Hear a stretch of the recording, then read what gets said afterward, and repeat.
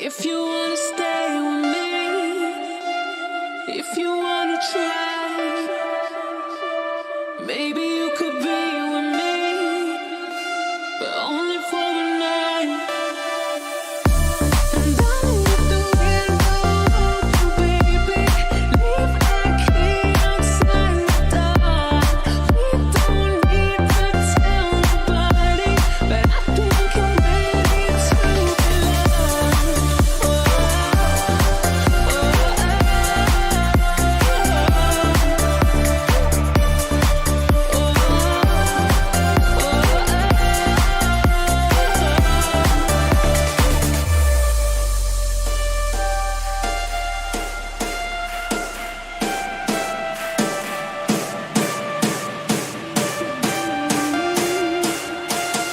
only for a night.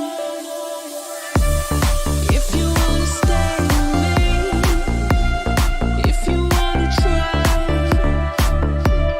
maybe you could be with me, but only for a night. And underneath the window, baby, leave my key outside the door. We don't need to tell nobody, but I think I'm ready to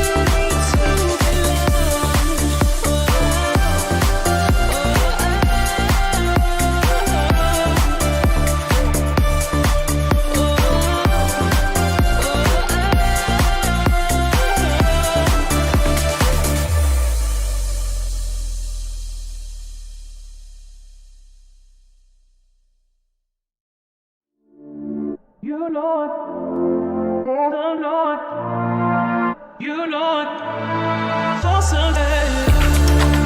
You know it, oh Lord, you know it, for Sunday. You know it, oh Lord, you know it, for Sunday.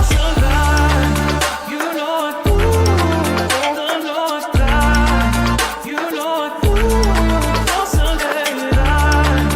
You know it, oh Lord, you know it, for Sunday. You know it, oh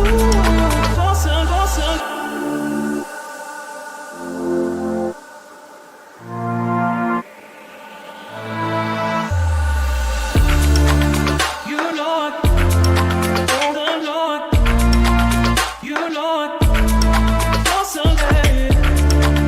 You know it, oh Lord, you know it, for Sunday. You know it, oh Lord, you know it, for Sunday. You know it, oh Lord, you know it, for Sunday.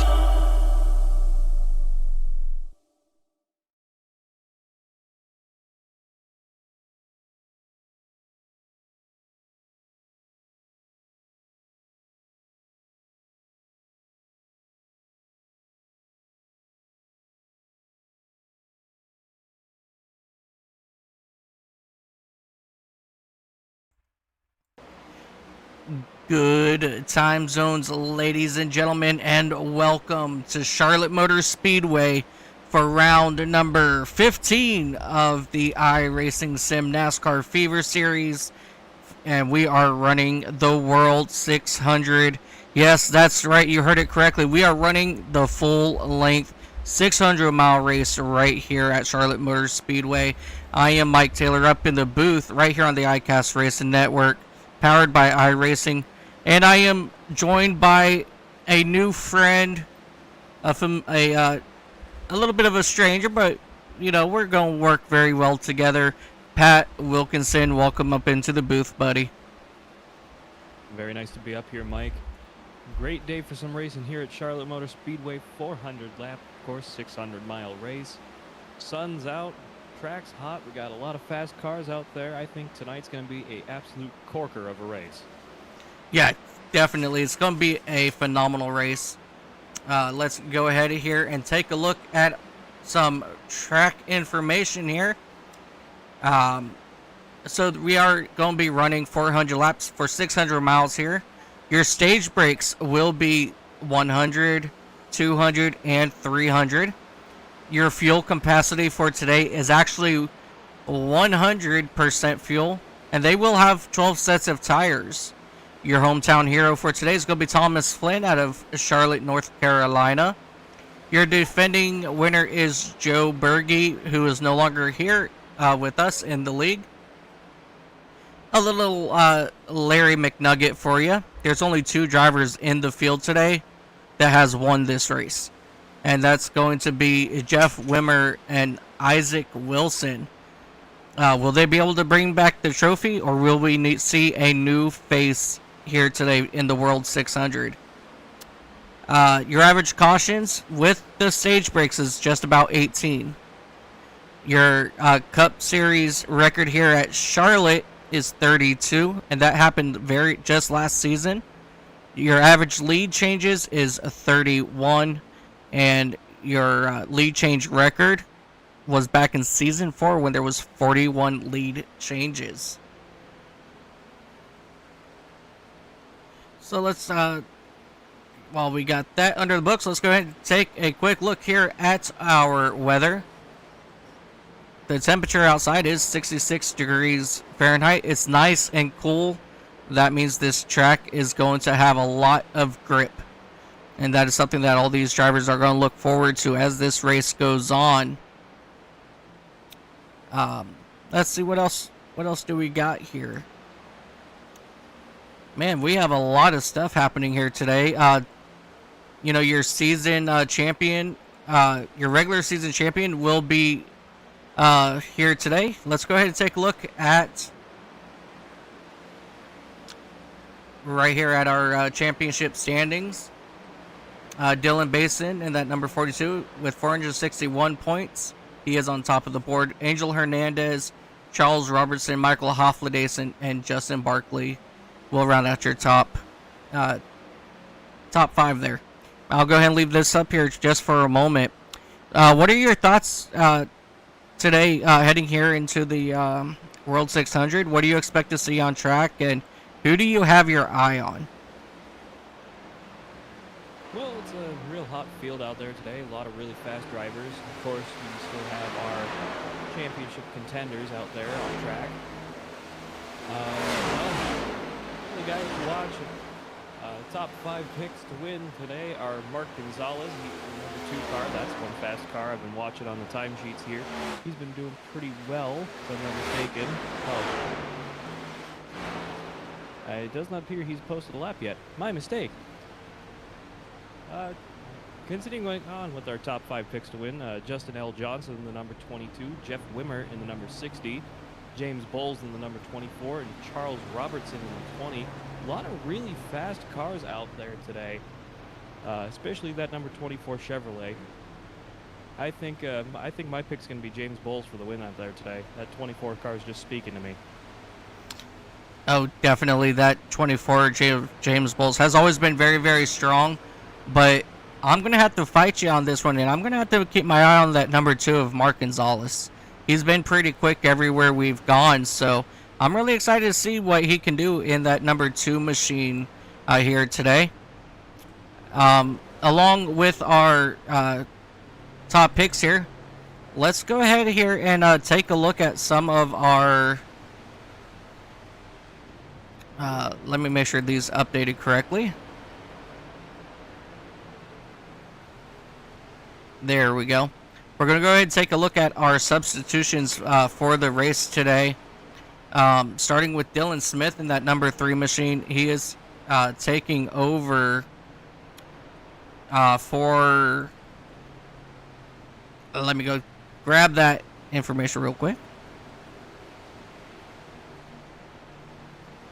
Here it goes. All right, so Phil Manzo. Timothy Perryman, he's going to be stepping in for Chris Otto. Jeff Percheski is stepping in for Eric Jorgensen. Jorgensen, he lost his mom just passed, so our thoughts and prayers are out to Jorgensen and his family. Will Austin will take over for that number 10 machine of Danny Salo.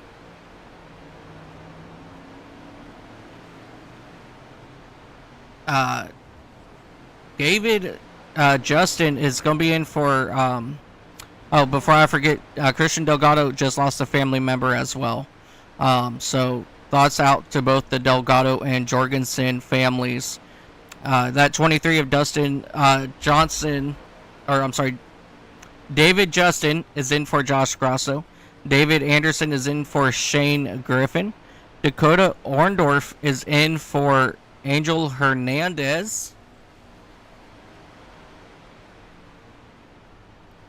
Matt Metler, he is going to be in for Andrew Miller. Isaac Wilson is in for Joey Maines.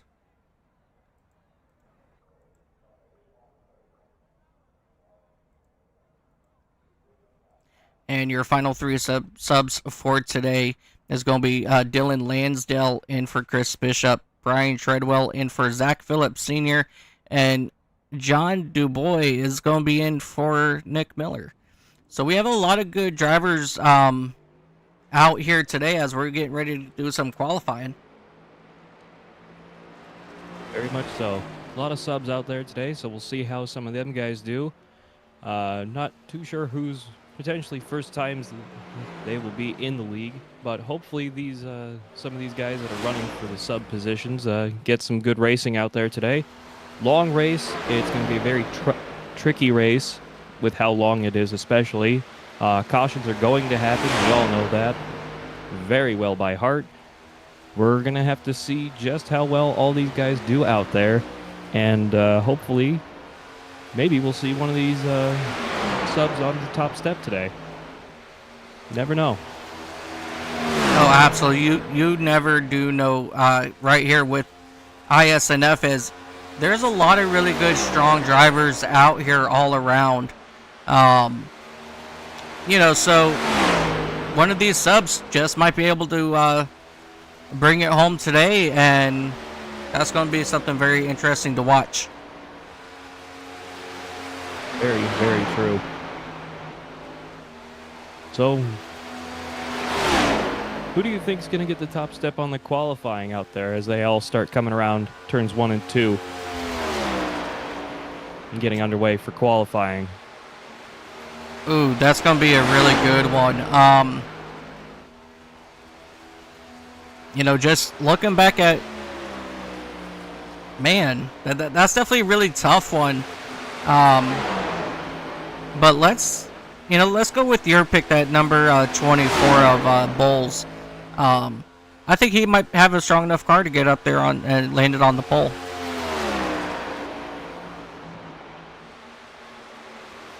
Very true. Right now, that 24 car does seem to be quite hot. It was quite quick in the practice session, so we'll have to see how he does here in qualifying.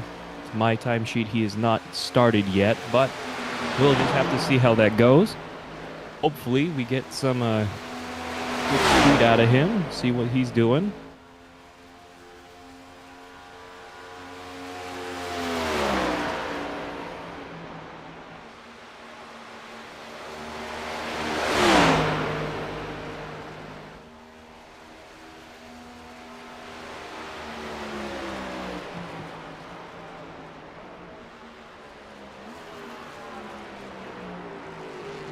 As we see Tony Frey, he's going to go ahead and finish up his qualifying session, qualifying laps here. Let's see who else is making their way out on track right now. We've got James Bowles. He's spin on his first attempt as I was watching on board with him just a second ago. Spun coming off the pit lane. He's just coming back out again for another attempt now. Just coming out onto the backstretch as we speak.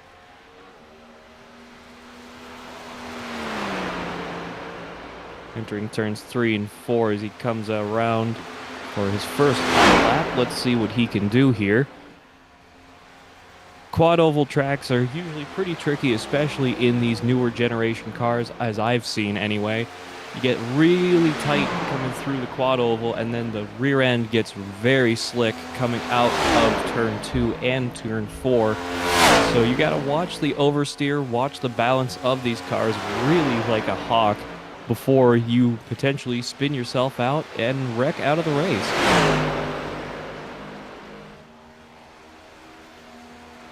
Comes around for his first completed lap.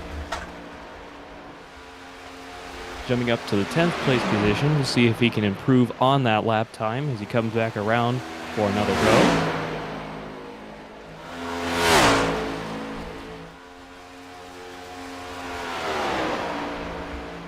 Yeah, something I've always noticed about Charlotte is that second lap is usually 99% of the time the quickest. Once you really get these cars wound up to speed, they really can carry some momentum, especially at shorter tracks like this and a few weeks ago at, Dover and some of the shorter tracks that we've raced here. You got to get these cars up to speed to really get them to work. And that's the thing that can really catch people off guard because you're not always prepared for that first lap to be so slow. You're not always, tires aren't quite warm, the brakes aren't in a good spot. So you got a little bit of adjustment you got to do before you come around for that second lap. You really got to wind these cars really high up into the speed and get the tires warm and brakes and whatever else you really need to do to get them where you want them for that second lap, because that's mission critical that you can go as fast as you can before you run out of time. Definitely, for sure. And it's funny that we sit here and we talk about time, as this is going to be a very, very long race. So all these drivers, they have to manage their time wisely here for sure. Absolutely. And especially, again, being at not a short track, but, a mile and a half, especially quad oval like this one, is definitely not the forte these cars are really built to drive. These cars are built with the super speedways in mind, realistically. Talladega, Daytona, and Atlanta. So you're trying to get these 2,000-pound, 3,000-pound machines better part of 170 miles an hour around this track. And despite the banking and despite the width of this track, especially comparing Charlotte to Texas, as they are very similar, you got a lot of room to work with right up until you get into the corners, and you only really have about, 2.5 lanes to work with? So if you go too hard, too quick, you might be running into people and potentially crashing and hopefully not ruining your race. Yeah, that's so true. So especially with a 600-mile, 400-lap race, you got a lot of things you got to be thinking about all the time. Where you're going to enter, who's above you, who's below you, how your tire's holding up, how's your fuel, who's behind you, who's ahead. It's constant thought running through your head, and you can't think too long, otherwise you're overthinking it, and you might crash because you're not focusing on the road ahead of you. I know I've put myself in that position many a time, and it is not a fun position to be in when you wreck yourself out by accident because you overthought the situation.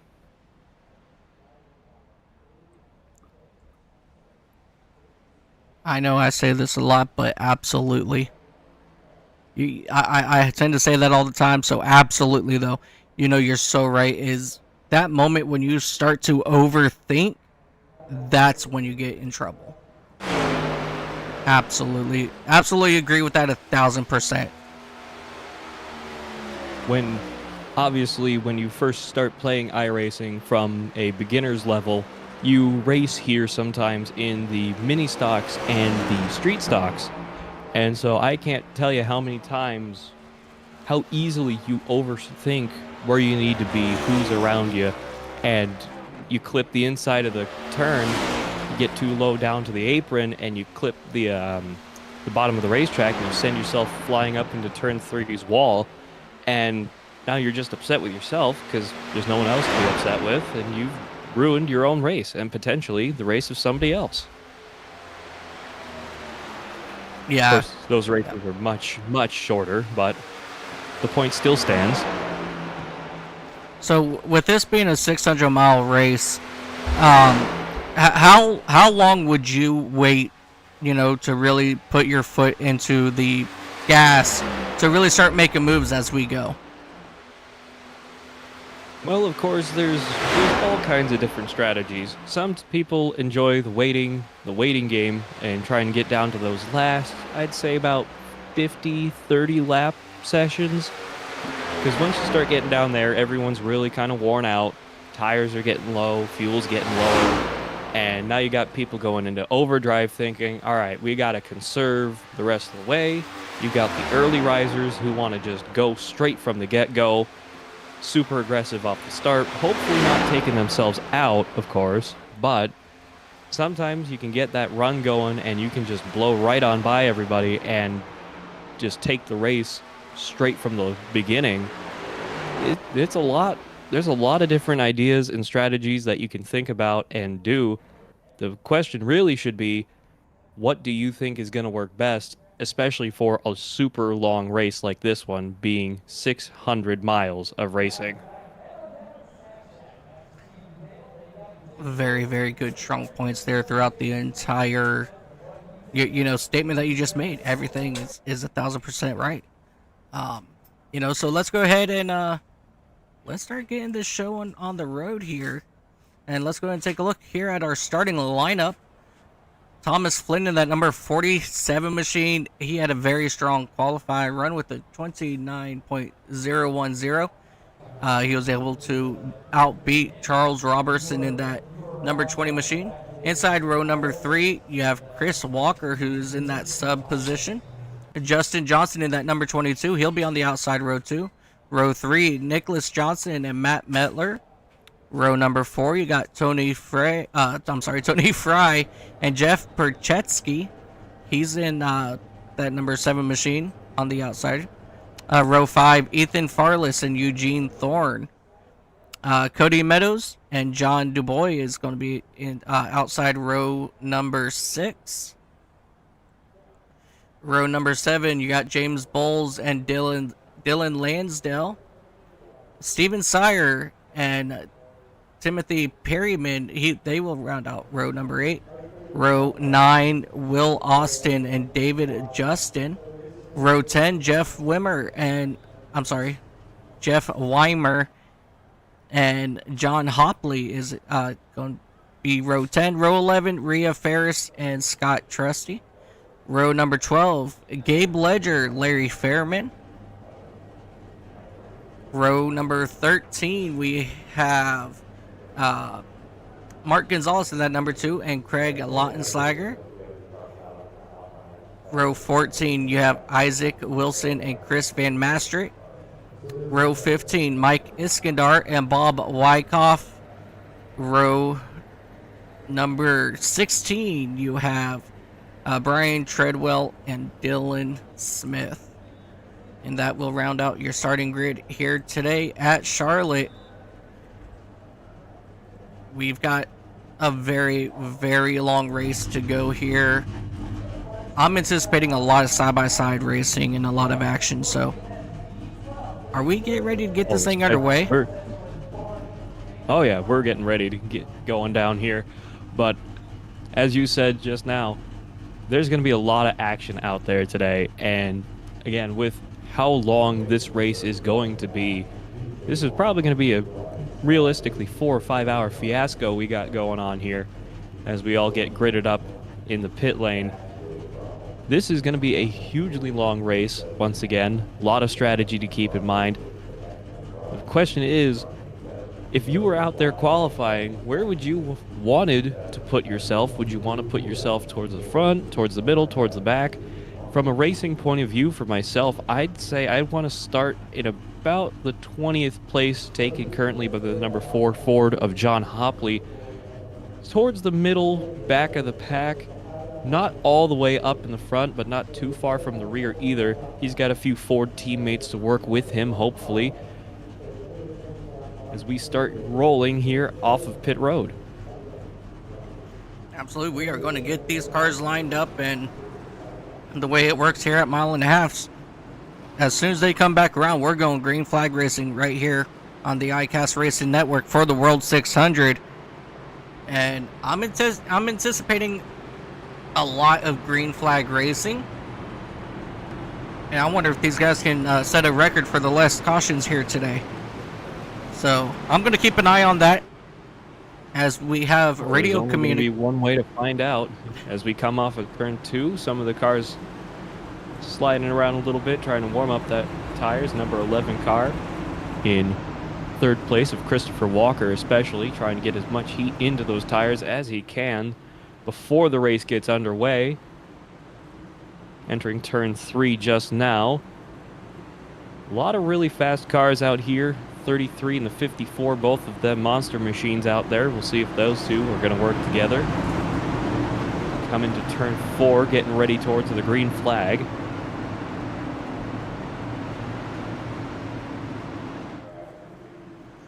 Alrighty, here we go, ladies and gentlemen.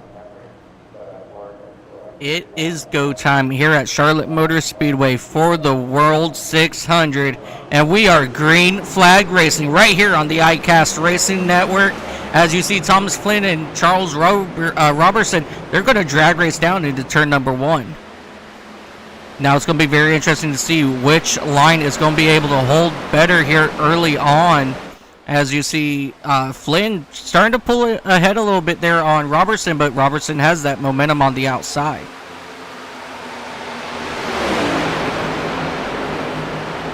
We have Christopher Walken on the inside there of Justin Johnson in that number 22 machine, who looks like he's having a little bit of radio communication error issues at the moment.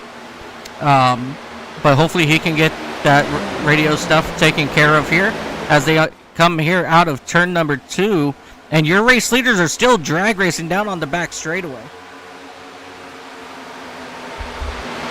Jump a little bit further back, the 11 and the 22 getting together a little bit just off of turn 2 there for just a moment. 11 getting a little squirrely, but keeping the momentum going, keeping the car straight. Very good save from them as the 20 and the 47 continue to duke it out back into turns 1 and 2. As we start really where the race gets interesting. This is where the endurance begins.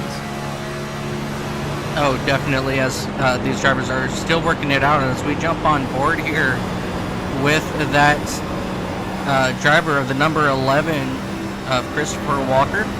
He's doing a phenomenal job out here so far. Just riding around in that third spot, as you saw right in front. Flynn, he finally was able to clear Robertson. And so they will now run side by side. Oh, I'm sorry, in a single file line here on the back straightaway. Now this is where the strategy starts to happen. They're all starting to realize, all right, side by side racing is good stuff, but we really need to think about the long game here as we come back around this time by. Past the start-finish straight. 22 challenging the 11 a little bit into turn 1, running up on towards the outside of the racetrack. Close to that second there. Breezes on by the 11.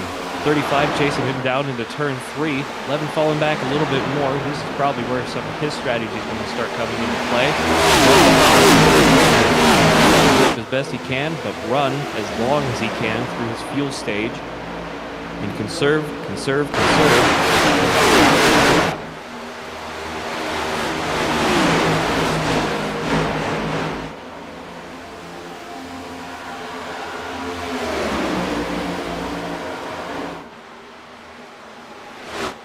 For it being such a very long race, and it's so silly to say, but these drivers, they're already thinking about fuel strategy. They've been thinking about fuel strategy before the race even began, especially at a long race like this when the caution comes out. If it looks like it's going to be for that number 60 of Jeff Weimer, he's back there. Rhea Ferris, it looks like she was possibly involved. Chris Van Master might have been involved here as well. Craig Lautenschlager in that number 77, he requested a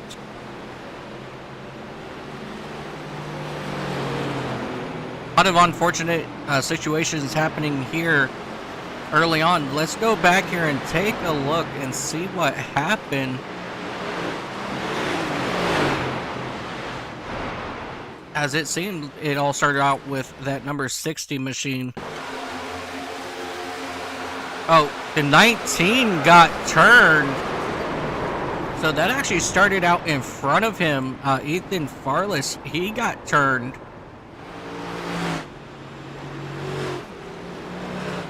Very unfortunate this early in the race.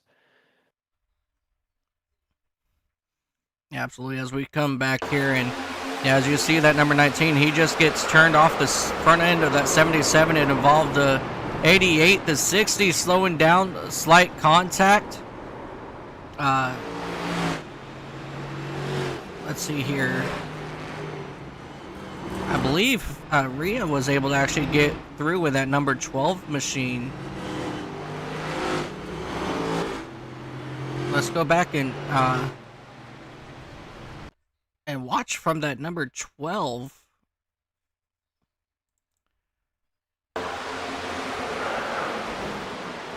As she saw it happening. I'm having technical difficulties on my side, but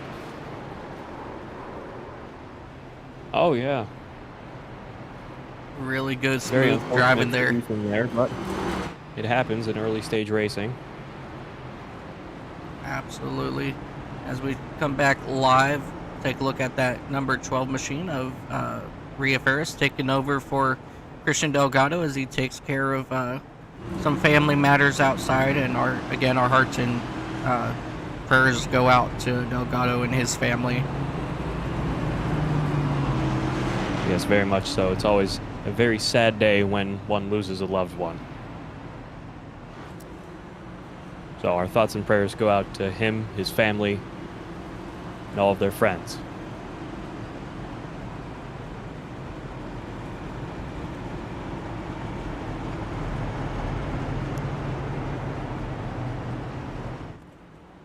Well, we're going to get to do it and line them up and do it all over again.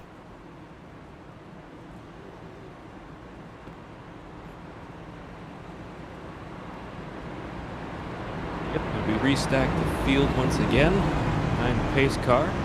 Our leader is still Thomas Flynn in the number 47 Chevrolet, Charles Robertson, in the number 20 Toyota, Christopher Walker in the number 11, Cody Meadows in the number 21, Tony Frey in the number 41, Matt Medler, in the number 54, James Bowles in the number 24, John Dubois in the number 8, Dylan Lansell in the number 9, in the number 71, read the wrong number, my bad, Timothy Perryman in the number 6, bringing up 10th place. Those are your top 10 at the moment.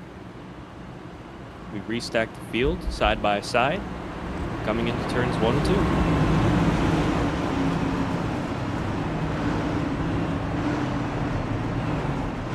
Yeah, so far there hasn't really been too much movement, amongst the top 10. And today, we're also going to crown our regular season champion. And currently, your current point standings look as follows. We have Dylan Basin, Angel Hernandez, Charles Robertson, Michael Hofflidason, and Cody Meadows. That is your current top 5 in points. So it's going to be very interesting to see, as this race goes on, how much points will everybody get? Very true. This is also what makes Charlotte so interesting, especially at this point in the year as we line up heading into the restart zone.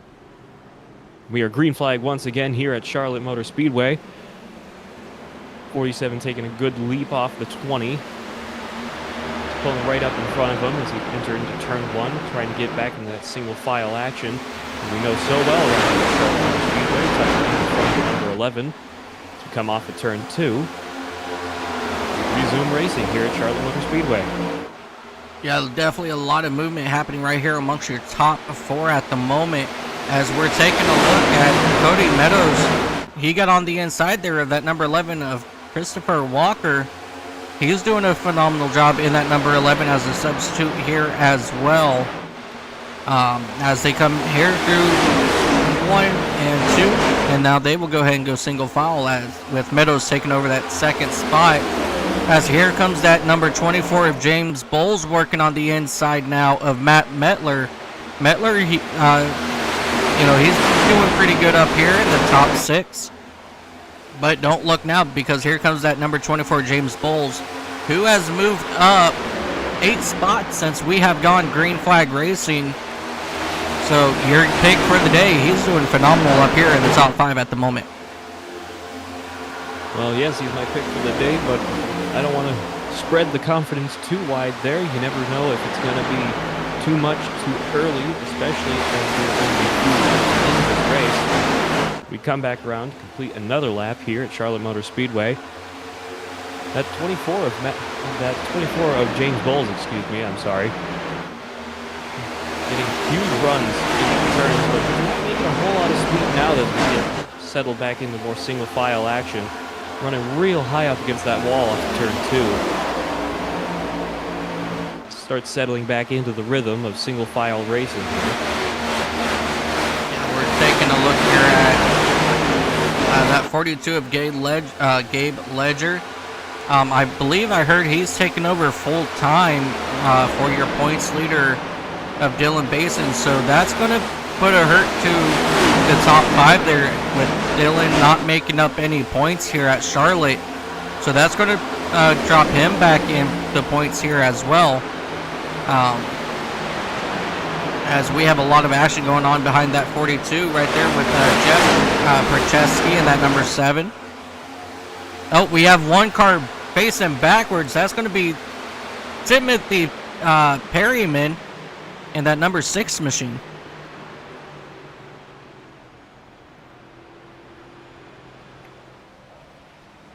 That was a very good, strong run for Perryman before the issue arose. Let's go back here and take a look. He just got hooked into the outside wall by, I believe that looked like to be the 42, yeah.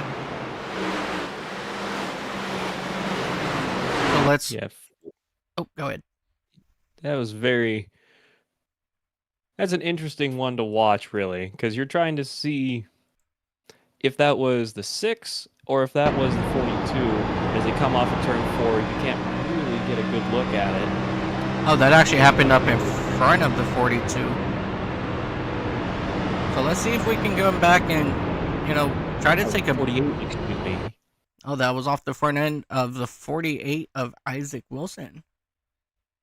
It looks to be. Yes, that's the number 48 Chevrolet there. My apologies. Yeah, 6 dipped a little low and tried coming back up. Just got turned around by the 48. Just a very bad position to kind of put himself in from my point of view. Yeah, very definitely. unfortunate, especially this early in the race, but these things do happen. Yeah, definitely. And, if I'm not mistaken, these drivers, they do have a fast repair, hooked up to them. So, and I mean, as long as that damage isn't too terrible, he may not even have to use that fast repair just yet.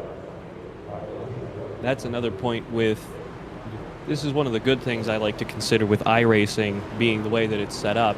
With the fast repairs, you at least have a snowball's chance, but you have to use it. You have to really think about when you're going to use it, and you have to use it wisely, because you only get the one, especially in league racing like this, where if you use it at the beginning of the race, especially with, being the World 600 here at Charlotte Motor Speedway, you've got a whole lot of racing left to go. We have a lot of strategies and a lot of race cars that are really fast out here today. You don't know who's going to turn you. You don't know if you're going to spin yourself out because you wore the tires out of it. There's too many variables, especially this early on. So, like in the case of the 24, making up 8 places on that last restart, huge move from James Bowles, but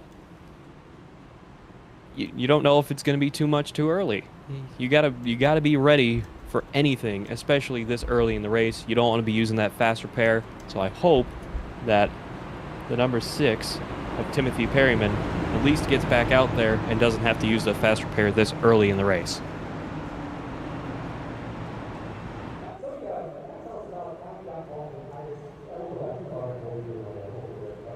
Yeah, I like to use, if my damage, depending on what it is, if it's like a minute and a half, I'll try to let, my crew work on it without using that fast repair. But if it's going to be to the point where I can't get it done within 2 pit stops here under caution, then I'll probably wind up using my fast repair early.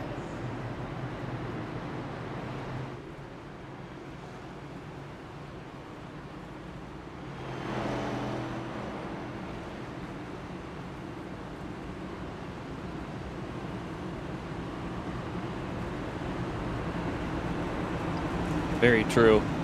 And with a long race like this, you can't always afford to be that slow off the restarts, and you can't always wait for the next caution. You never know if it's going to be you causing that next caution despite your damage already having happened. But sometimes that's just restrictor plate racing and short track-ish racing, 1.5 mile racing. Yeah. Long race, still left to go, but I think he's got a pretty good chance at staying out there, as he is now in the 22nd position, 1 lap down.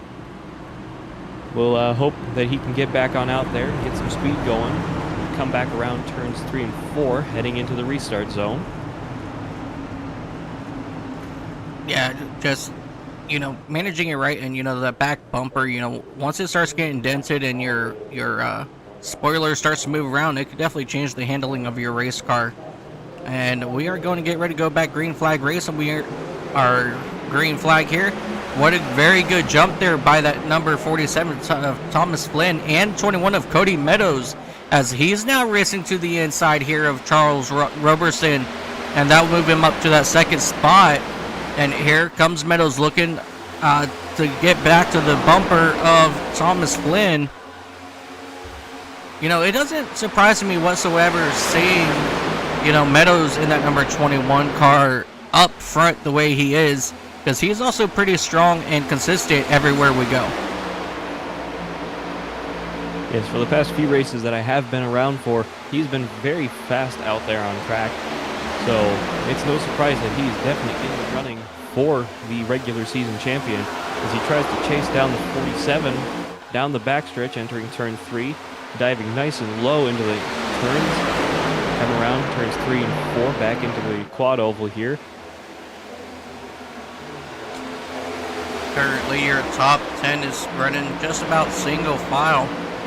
And we're going to jump back here to that number 5 car, Steven Sire, who is getting attacked right now by Jeff Bercheski and that number 7 machine, as he's trying to work his way outside of Sire to take over that 11th spot as they will drag race down the backstretch into turn 3.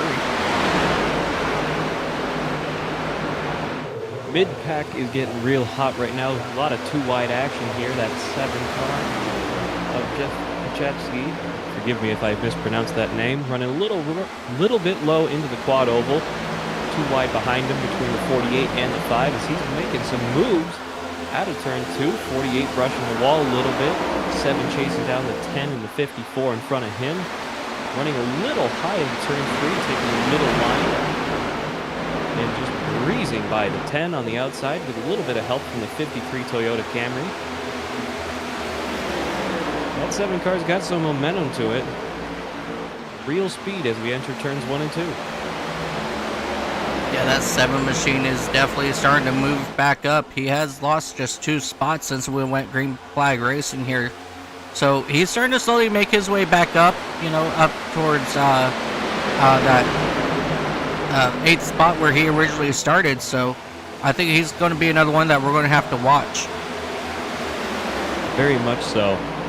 He's really got a good number down. He's hitting his marks exactly where he wants to hit them. He's making good passes, good, clean, fast passes. And I realize I've been saying the wrong number. The 54, Toyota Monster Machine, just ahead of him. Apparently I can't read today. That's my bad.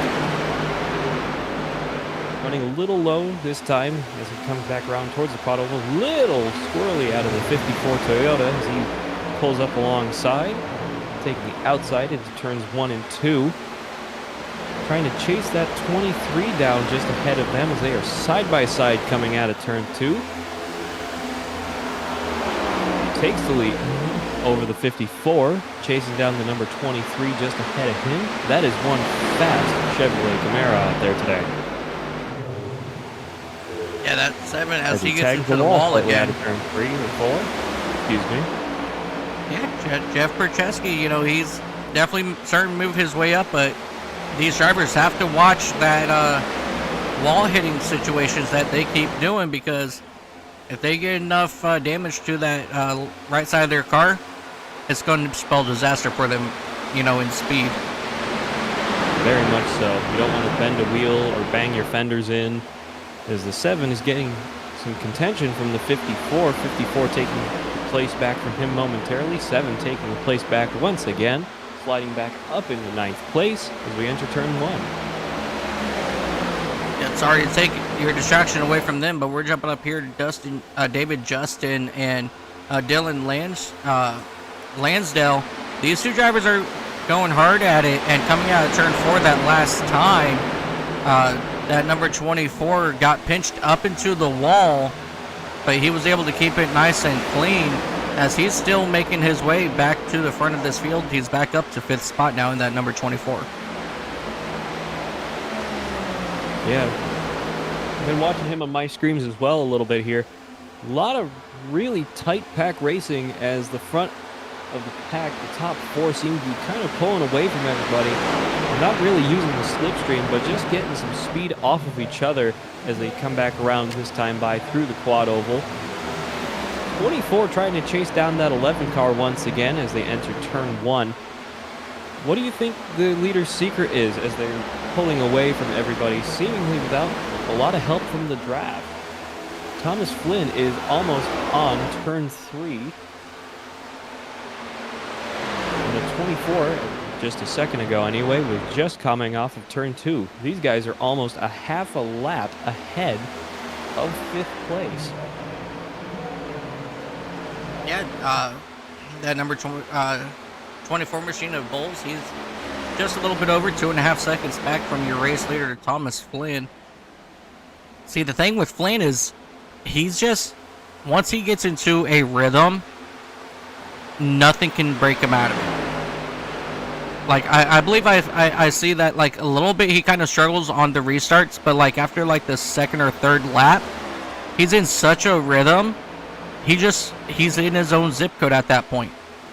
So it's going to be very interesting to see if any of these competitors can actually get to that back bumper of that number 47 machine. Well, the 21 of Cody Meadows is really trying to run him down, trying anything to keep the slipstream from getting away from him as the 47 comes through turns 3 and 4. 21 car about 4 or 5 car lengths behind him. Lot of racing left to do here at Charlotte Speedway, but this is where a lot of the strategy is going to start coming into play. Before long, we'll be entering, refueling, pitting for tires kind of zones, and we still got a lot of green flag racing left to do here before we complete this race here tonight at Charlotte Motor Speedway. Absolutely, and we are breaking this up into pretty much 4 100 lap races.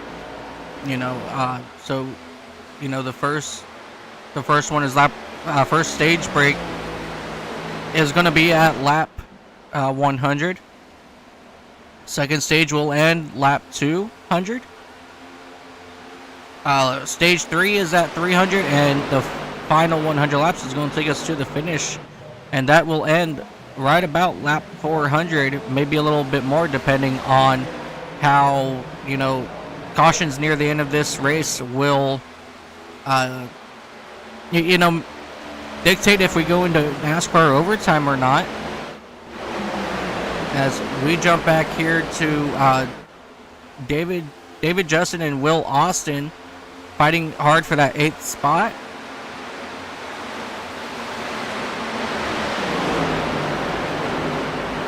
Just trying to see where some really good racing is around this speedway, as everybody is currently just about single file at the moment. Now just huge punt from the 23 on the 7.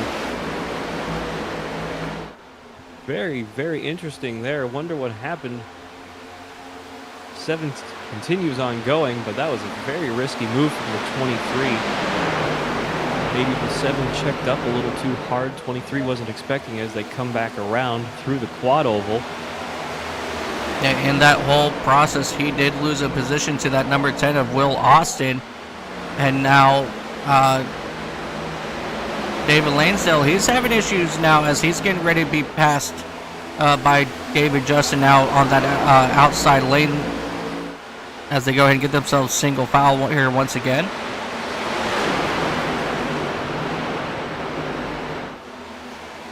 Percheski he's absolutely phenomenal around that outside lane.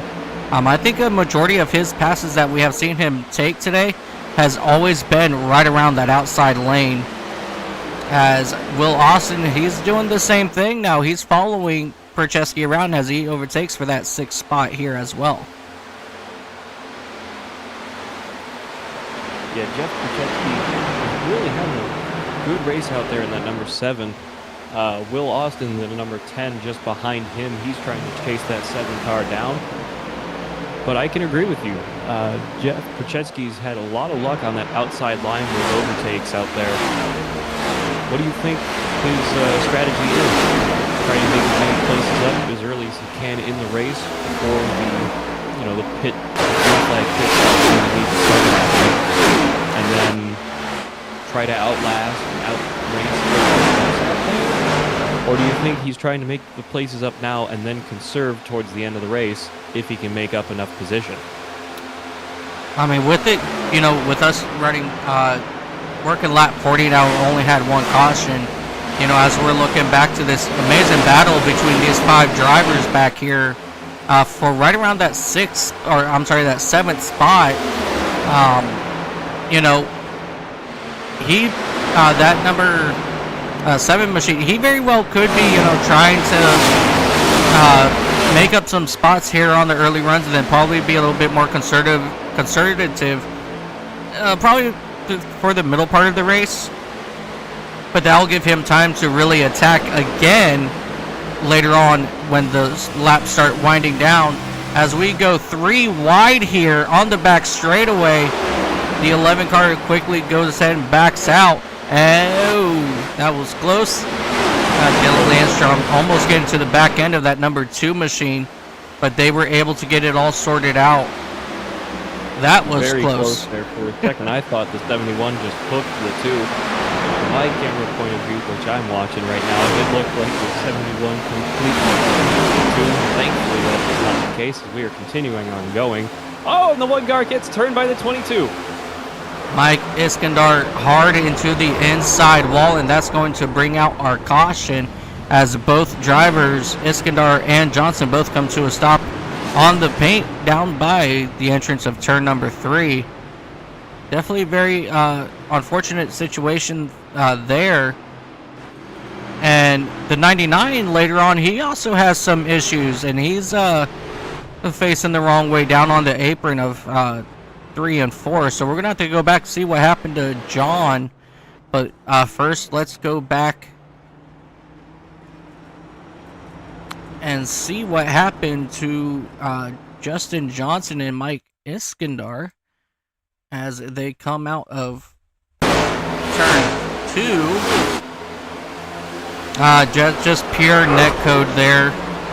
We know that that Johnson has been having some technical difficulties with his radio communication. So that's something that his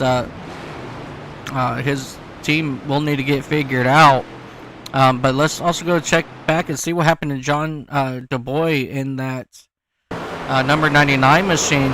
He was slowing down and he just got turned to the outside by that hard charging number 41 machine, and he just wasn't able to regain control from that point of contact. So he'll go ahead and teeter-totter right there on the apron. And looking at this view, that just shows how much banking is on this track surface, that if you position these cars just right, they will wobble back and forth on 2 wheels. Very true. Very unfortunate wrecks this early into this race.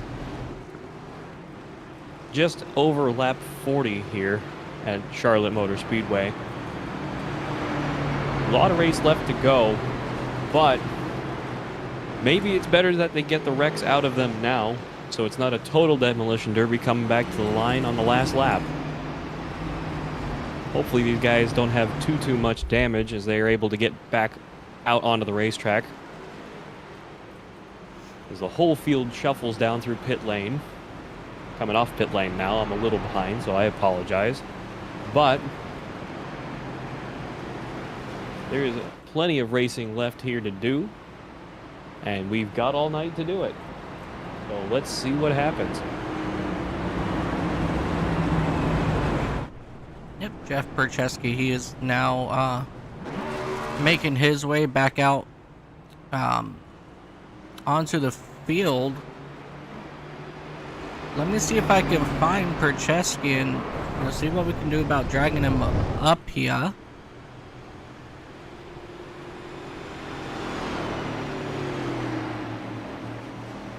Alright, I don't see Bercheski in here. That's alright, that's alright.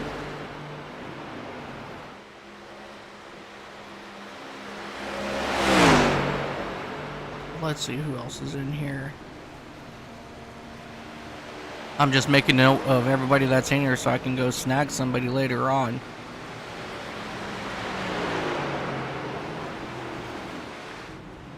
As we are doubling up here on the back straightaway once again. Alright, so we just had a pretty decent long green flag run there. So a lot of these drivers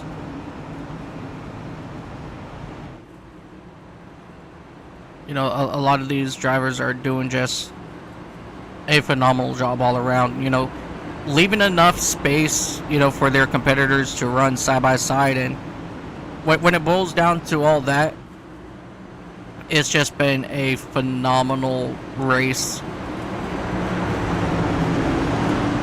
I couldn't agree more. As we're coming back around turn 4, pace car is off. Entering into the Echo Park restart zone. 20 pushing the 47 a little early there as we go green flag once again. 47 by the 20, by the 21 on the outside. All three of them trying to get a good run off the start here. I think that was a great restart all around. 24 a little bit further back, but that's okay as we get back, settle back into the green flag racing. Yeah, 47 by the 20 and the 21 as we enter turn 3 and 4. 24 chasing him down. Number 10 on the inside. And number 77 just behind the 54. And we are. That's the 71. 71, excuse me. I apologize. I got you. Too many numbers, too many names. Oh, the joy and love of racing. I do apologize, ladies and gentlemen. Now, talking about too many names, too many numbers, how about when motor racing first started and they weren't carrying any numbers or anything like that? Funny enough, because the road in my hometown, up the mountain, the original test track for Indian motorcycle and other vehicles that were built in Springfield, Massachusetts back in the day. They used to hold time trials up the mountain. It's a little fun tidbit of history of where I'm from. As we have some wild green flag racing here, a bit more towards the back on board with Dylan Lanzel, number 71. A lot of wild racing down here towards the midfield of the pack. Too wide, getting really kind of wild back here, but hopefully they start settling things down. Way too early to be going this hard this early as we're just completing the first 50 laps this time by. Yes, definitely. Oh, as there's contact out of turn number 4, but both drivers are able to keep it moving in the correct direction. Yeah, there's, whoa, the 71's turn. He saves it. What a sound. Oh, there it goes. and gets turned by the Oh! 2. The caution comes out. Hard And the 2 gets contact. fouled by the 19. The 19 involved, that 2 car of Mark Gonzalez, Ethan Farless, Lansdale. What just chaos just broke out there between these 3 drivers. A lot of damage on the 71 of Dylan Lansdale. That was a huge crash. I thought he had that saved for a minute there. That was an excellent save from that spin coming off of 2. A bit assisted by some contact, but that was an excellent save. Very unfortunate how it had to happen. Yeah, absolutely. Let's get a better look at this here. Let's actually take it back to that 71 machine. Just going for a wild ride. Saves it, but unfortunately he does come back down.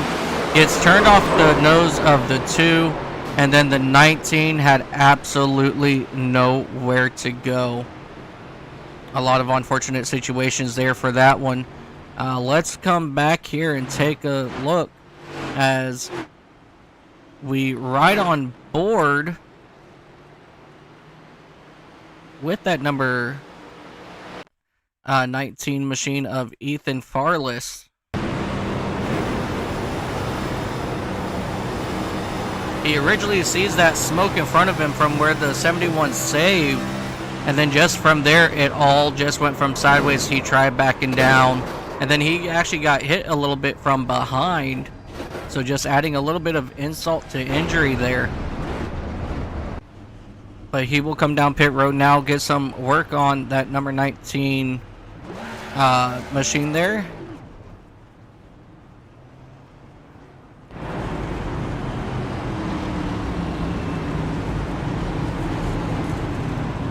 You know what, let's go ahead and pull up that number 24 machine here. Let's have a real quick conversation with him before we get going back green. How's that sound? That sounds fine to me. Apologies.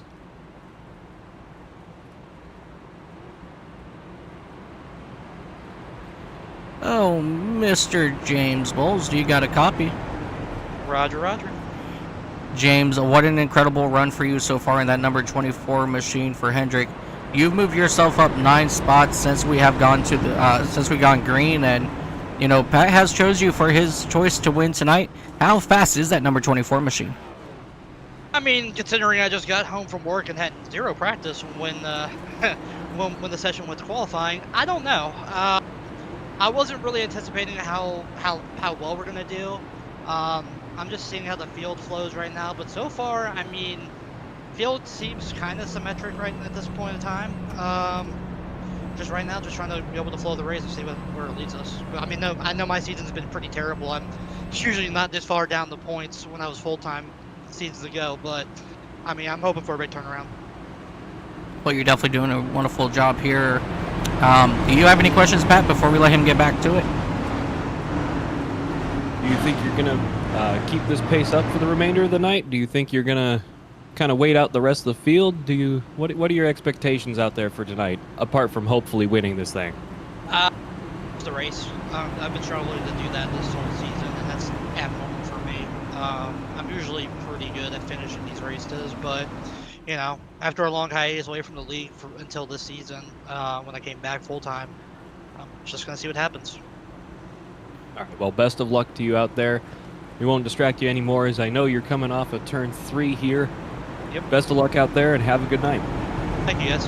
All right, ladies and gentlemen, let's go ahead and get him back over to his Hendrick Motorsports teammates. Ladies and gentlemen, that was the number 24 machine of James Bowles, as he elects to start on the outside here on the restart here.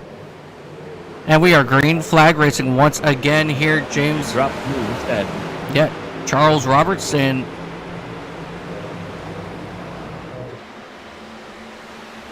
Number 1 be very, very dominant here as the top 4 get single file, and then we pick up with Will Austin and Matt Metler in that number 54 machine.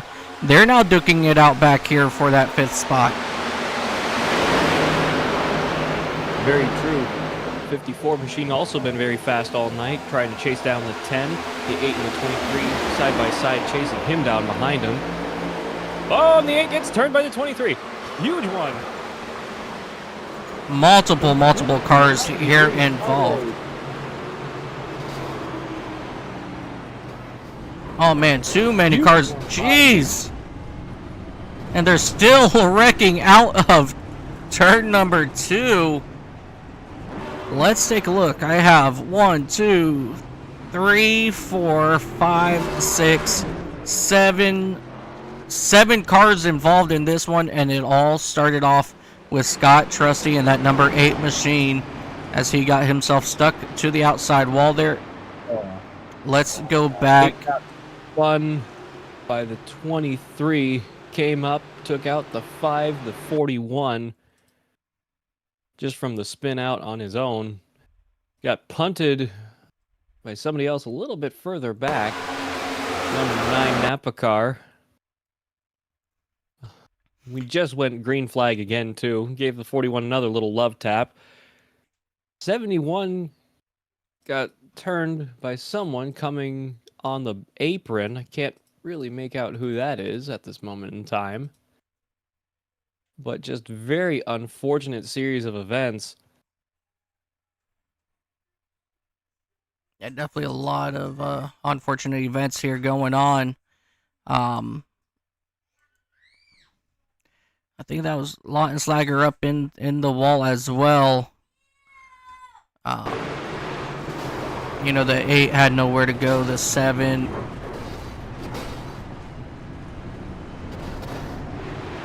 Actually, he was involved in this one as well.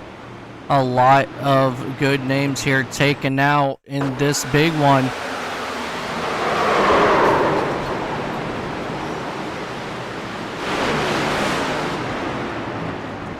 I think just with these past few cautions, these guys need just a quick reset from the green flag racing.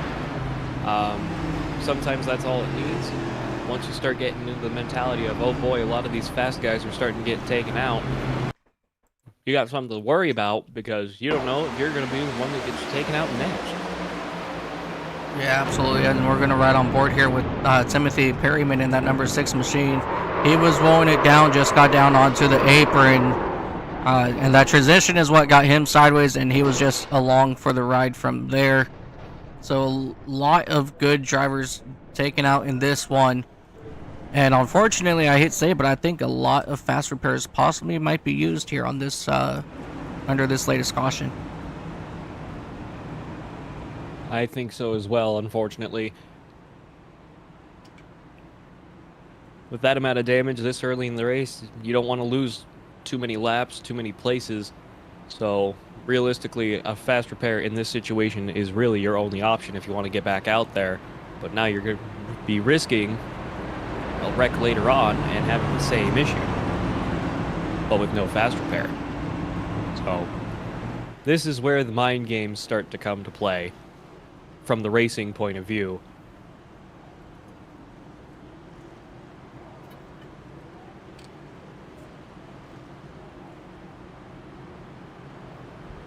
We come back 1 lap to green.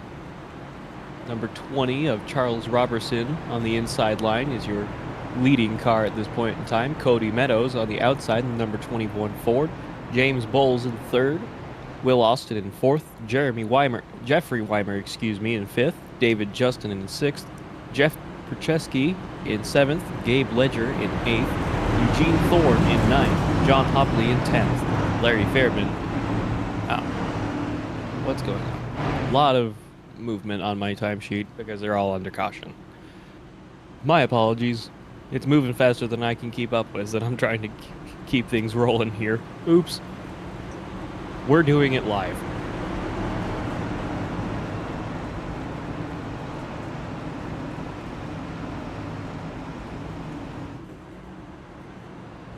'24, the 60, and the 7 on the inside line there, getting a little bit close to each other as we come back around turns 3 and 4.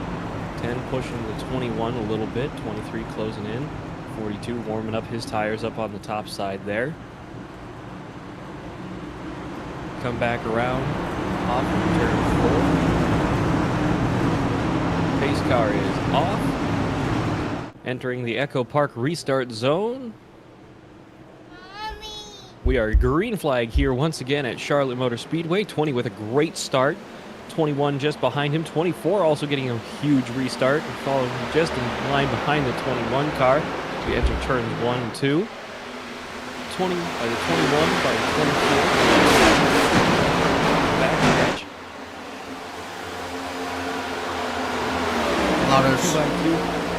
A lot of side-by-side racing back here for that 7th spot between David Justin and Gabe Ledger. Christopher Walker also in the mix for that position as well. And chase down that P7 of David Justin and number 23 Toyota. A lot of action happening out here on the racetrack. These guys need to really start thinking about calming it down, making these race work for them, and start making some magic happen later on in this race. And we're only just at lap 60 now. We haven't even hit the first stint yet. We got a lot of racing left to do out there tonight, and we got to really think about what's about to happen next. The caution comes out once again. And I believe I saw Perryman's name involved. Oh, it was for Rhea Ferris in that number 12, as she's got a lot of damage on the front end of her race car. Let's go back, see what happened to Rhea to bring out this caution.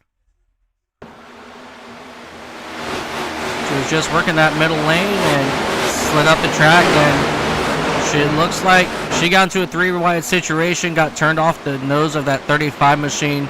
Hard impact to the outside. The 88 had nowhere to go, and she pounds the inside wall. So that 88 machine of Brian Treadwell also involved here. A lot of hard impacts here, so let's come back here, take a ride with Brian Treadwell. They're wrecking under caution on the backstretch. The 23 and the 11 just came together, and the 22 and 66 just had a few little crashes. What is going on out here tonight? That is actually a very good question. Let me come back here. Let me see what's going on here. So coming through turn 2, the 11 car slows it down. Oh, he just didn't slow down quick enough for the caution, and then everybody else just gets into it. The 66 is around. So that would be the 66 of Eugene Thorne, and once again that number 22 of Justin Johnson involved. And what happened here on the back straightaway?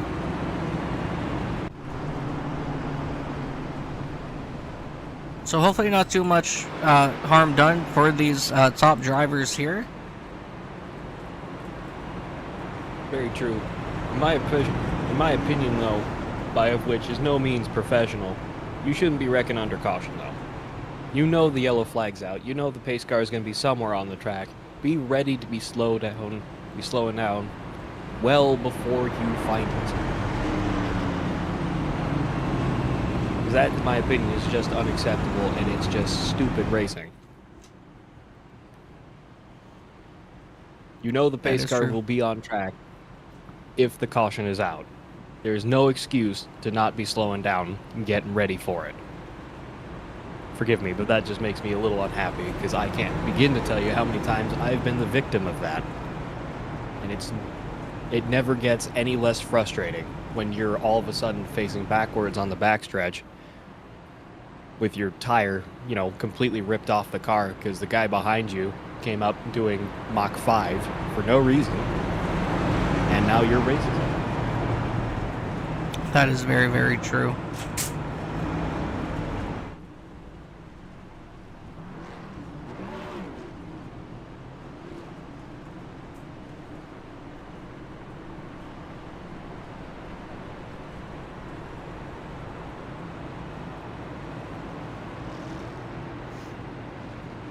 Give me just one moment here.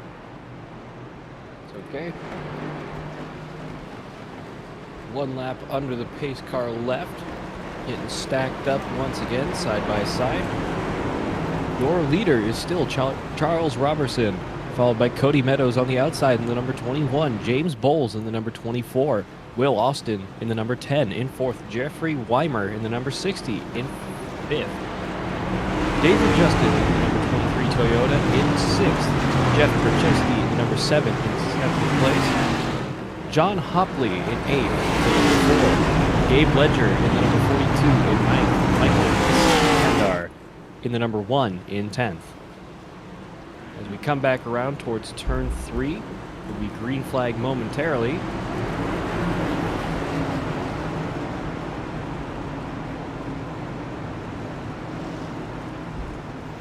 All right, boys, let's get this all done and ready to rock and roll again. As we come around to take the green flag, we will have 336 laps to go. So we're still pretty early on in this race. We're working caution number 6. And as you did state, boys, settle down a little bit. Let's get to at least lap 300 before we start seeing some of these drivers. Big, huge. Carnage once again. Whoa, timeout. Whoa.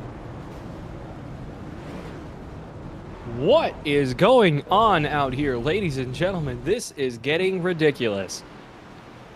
What in the world?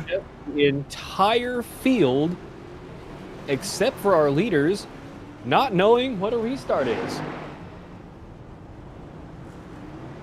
Wow, whoa, jeez. So, how are we going to decipher this one, as I think more than half the field was involved in this? I think what happened, from what I'm looking at, the 60 might have punted the 24. 24 got loose, shoved the 20 forward, and then the 24 still getting shoved by the 60. Just completely hooks right into the 10 and wipes the field clean. That's the best I can make out. Because that is ridiculous. Pure chaos right here on the start. And as we have drivers finishing snaking their way through, I believe we had... Let me go back and pause it for everybody so that we all can see. I believe we had about 25 feet of green flag racing. I think that's what we just witnessed. Alright, so I'm counting 1, 2, 3, 4, 5, 6, 7, 8, 9, 10, 11, 12, 13 cars, 14 cars, all had some sort of contact. And the only ones who were truly able to avoid was going to be the back end of the field as the 9 gets going and gets into the 6. Oh, the 66 got back into the 9. Chaos. Ladies and gentlemen, I just said, let's get to lap 300 before we start using up all of our fast repairs. And unfortunately, I believe a lot of cars are now going to be using up their fast repairs.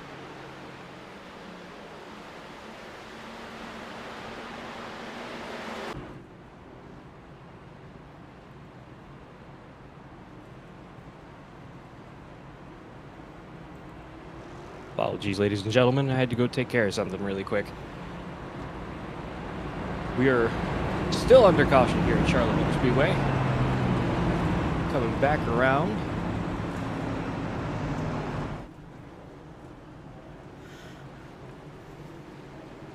See if the 12 car here gets the wave around as we start lining up once again.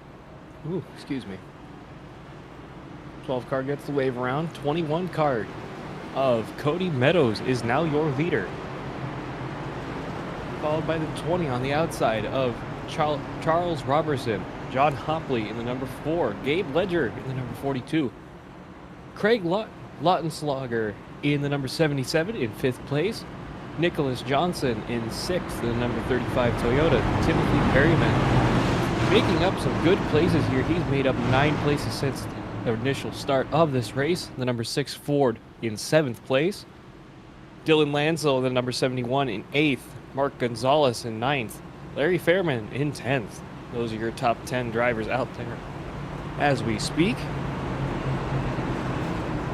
As of right now, I'm taking a look through the field. It looks like we currently have only 24 drivers currently on the lead lap. And Ethan Farless in that number 19, he will be the first car a lap down. Looks like Dylan Smith in that number 3 machine. He actually never actually ended up starting this race.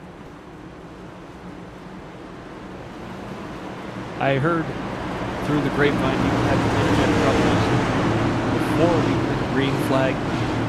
Very unfortunate for him that he was not able to attend tonight.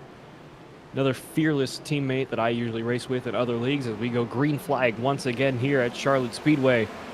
21 with a huge start off the line, 20 chasing him down right behind him. 4 and the 42 challenging each other. As they enter turn 2. 4 in place position, 42 sliding up behind him as they almost go 3 wide down the backstretch there.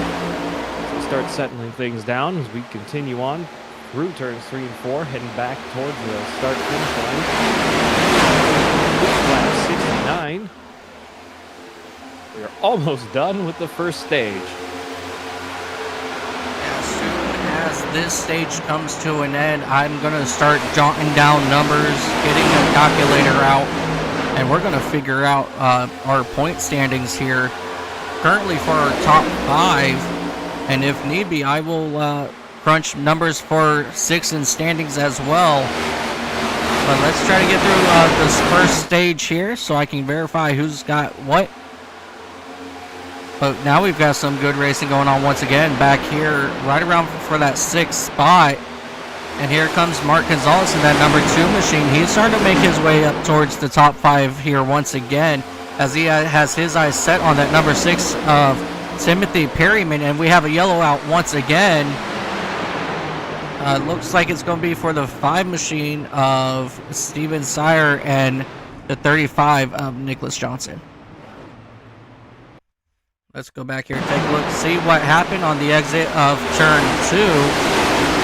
The 35 came down and got into the front bumper of that 8 machine, and he was just along for the ride down the back straightaway from there. And he took out the 1 a little bit doing it. Slid up into the 1, I believe that was. Very unfortunate. No, that wasn't the 1. Who was that? Forgive me, I'm trying to read numbers sideways here. I believe. Yeah. 85 slid up into the 1. 2. Very unfortunate for the 1 there. That's going to be a lot of right side and left side damage. Hopefully he can get that fixed and get that out there pretty quick. Number 1 car of Michael Iskandar, excuse me.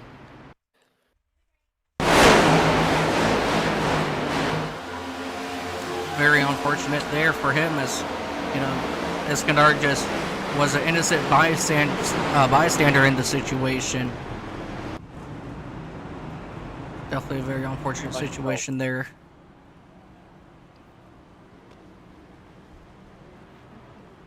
I said it a little earlier, and I'm going to say it again. These guys really have to start settling down. They cannot be making mistakes and wrecking out like this early into the race. It's just boneheaded to be racing this hard and this early in the race, especially since we haven't even completed our first 100 laps yet. We still got 300 more laps of this to go. At this rate, we're not going to have any finishers. Everyone's going to be wrecking out of this race, and of course that's not what we want. 19 of Ethan Farless goes on the outside as the lucky dog. A lot of these cars are trying to make the magic happen this early in the race. In my opinion, it's about the second and last stages where you really want to make your moves happen. especially in longer endurance style races like this, especially like the 600 mile, the 500 miles at Daytona and Talladega, and big races like that. You can't be running this hard this early. These cars at this track are faster than the track is able to work for you. So if you're running too hard and too quick, you're going to be burning tires, you're going to run out of fuel, and more importantly, you're going to be running all over everybody else on the racetrack because they're trying to conserve, and you're trying to go like a bat out of hell out there. It's not going to work. Yeah, that is very true. And these guys, it seemed like this last incident, it was just a spatial awareness thing. You've got to be aware of where your competitors are on track, because if you're not clear and you come down, well, guess what? You're going to go around and you're going to cause an issue. And looking back on that caution prior to this, on that restart, it looked like Robertson, he spun his tires, and so the inside lane just did not get going, like everybody anticipated, and that's what happened there. So these guys really got to get themselves back in order here and start focusing on hitting marks, being aware of where everybody's at. Again, we still got, at this point, I think we still got almost 500 miles left. I believe we're right about there. Yes, I think so. And again, these races are long. They're mentally taxing. You got to know where you are on the track. You got to know how wide your cars are, especially if you're running on a single screen, like a lot of the majority of players do, because not everybody can afford triple screen setups. You're trying to see everything from a set point of view. You don't have that extra point of view on your right and left side. You can't see that far over. So you come back around into the quad oval, into the Echo Park restart zone. Green flag once again here. Start of lap 75, 21 with a huge restart once again. Being chased down by the 20, sliding up behind him. Number 77 Chili's Camaro chasing them down. Chased down number 4. We come down the backstretch into turns 3 and 4 once again. 2 pushing the 77 a little bit. That's okay. Keep it going. Come around and complete yet another lap here at Charlotte. Hopefully this time we'll go more than 4 or 5 laps of green flag racing. Yeah, absolutely. As we have trouble, Bob Wyckoff, he's around on the front straightaway. A lot of damage here. Steven Sire, he's spun out here in turn number 1. But it looks like we're going to stay green flag racing here. Let's go back here and take a look, see what happened out of turn number 4. Again, just spatial awareness. The 23 came down on the 9, and the 9 wobbled back up on track, hit the inside wall really hard. And unfortunately, Steven Sire, he was just an innocent bystander to the whole situation. So... like I said, again, these guys really have to focus on, where everybody's at on track. And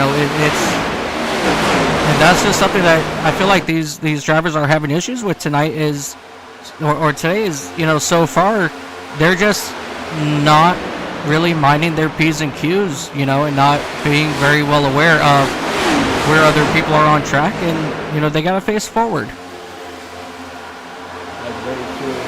The 9 car finally gets into the pit lane. I would not have waited that long if they were going to the top of the line. They didn't, but I really do not appreciate the wreck car being up on the bottom of the banking there as he came off of turn 3 and 4 into the pit lane. Especially when you got cars coming up behind you that are going 180 miles an hour. Sometimes they don't even register that you're there. You got to be ready to be moving out of the way from these cars. That's why when, especially in the case of lap cars at super speedways and smaller speedways such as this, and Las Vegas, Texas, tracks like, you want the lap cars to be way up top, or better yet, on the apron. If you're not racing these guys, they shouldn't be up on the track with you. Not saying they can't fight for their places, but they really shouldn't be walking your way if you're leading the race.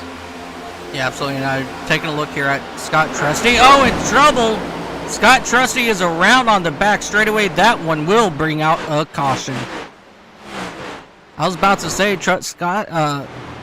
Scott Trusty, he got into the wall hard on out of turn 4, bounced off of it, shot down the track, but he was able to save it, and then they were running side by side out of turn 2, and you know, let's come back here now, take a look, see what happened to Scott Trusty here on the back straightaway. It looks like that 42 was on the inside, and it looks like Scott Trusty, he possibly swerved down a little bit right across the nose of that number 42 machine. Is it the number 42? It's the paint job I'm seeing is the number 60. So if it is might have been number the 60. then I apologize. Well, let's do what's one better. Let's go back, take a look. Yeah, indeed, it was the number 60. I apologize. Wasn't looking to correct you. I'm just making sure we're getting this right. Yeah, it looked like Trusty came down. They're both equally to blame here because it looks like the 8 kind of lost it a little bit, kept his composure coming off of 2, and then the 60 seemed to walk up into the outside and just lost it off of his point of view and just completely dumped the 8. And then we had more issues after that. John Hopley had issues. He was checking up for the caution. The 6 did not, and he tapped the 4, and the 4 just overcorrected it hard into the outside wall, and he came right back down, got into the 99. People had to avoid by going down pit road, but unfortunately there was hard contact for who was that who came down pit road? Yeah, I'm not sure who that was, but that's definitely very fortunate there.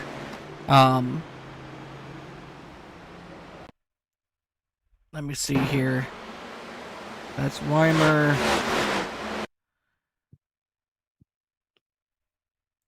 Oh, so was that Ferris who made that quick move down pit road? Let me take a look here.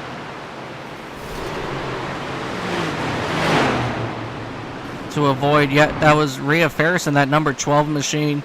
She came down pit road to avoid, but unfortunately she couldn't get it rode down, and she ended up hitting that pit wall down at the beginning of the pits there. So again, just unfortunately a lot of things happening here. Something happened here to the number 5 of Steven Sire under caution. It looks like the field checked up.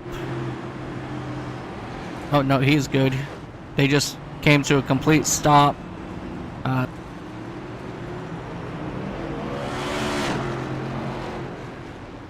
But no harm, no foul to those machines. Everybody's good. So if you look at the tower, I just want to point this out here. You have the drivers that's highlighted in yellow. Those drivers are currently locked into the playoffs. So Cody Meadows, Charles Robertson, Mark Gonzalez, all these guys are up there in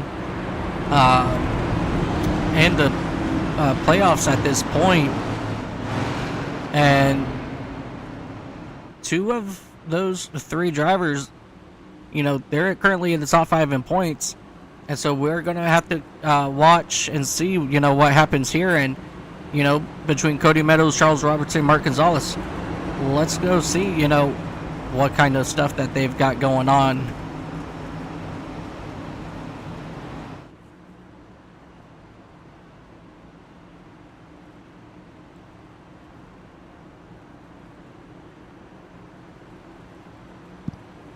Forgive me, I'm trying to fix some of my screens as we're coming back around turns 3 and 4, getting ready for another great restart here. Start of lap number 84 for Charlotte Speedway. Yeah, that's all perfectly fine, man. You do what you gotta do on your end. As we're going to come out of turn 4 back into the Eco Park restart zone, and we are green flag once again. Cody Meadows gets an incredible start here on the restart, and he'll pull it and clear the number 20 of Charles Robertson. As you see that number 77 of Craig Lautenslager making his way to the front. you know, he's trying to put some noise up here to these boys out front here, and he's trying to overtake that second spot. Still good side-by-side racing here out of turn number 4 between Robertson and Lautenslager. Robertson on the outside, Lautenslager trying to take the position from the inside, but he's just having trouble right now clearing.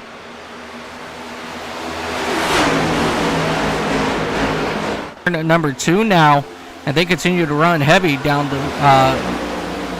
the straightaway here. Still side-by-side for that second spot. Usually when drivers around you are running side by side, you can either start gaining on them or pulling away. However, Meadows, he's not able to pull away from these top 2, and if he is, he's only doing it maybe like a foot at a time. Really good strong battle here coming down the back straightaway for your top for your second and third place here for the top for that second spot. Currently Robertson has it, but Lautenslager trying hard to keep it hooked down to that inside, as he will get alongside of him again out of turn number 4. Back to the start-finish line. Lautenslager will pull out just by a nose at the start-finish line. Back it here into turns 1 and 2.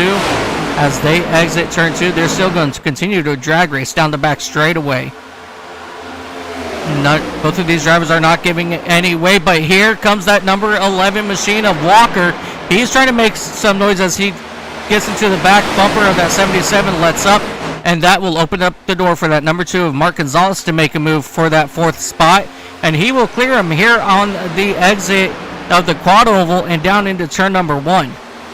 Top 10 drivers now single file, as these drivers are starting to make a lot of headway to finish out this first 100 laps. And we're just about 11 laps from that stage caution, as your top 4 are now single file. But here comes Timothy Perriman in that number 6 machine.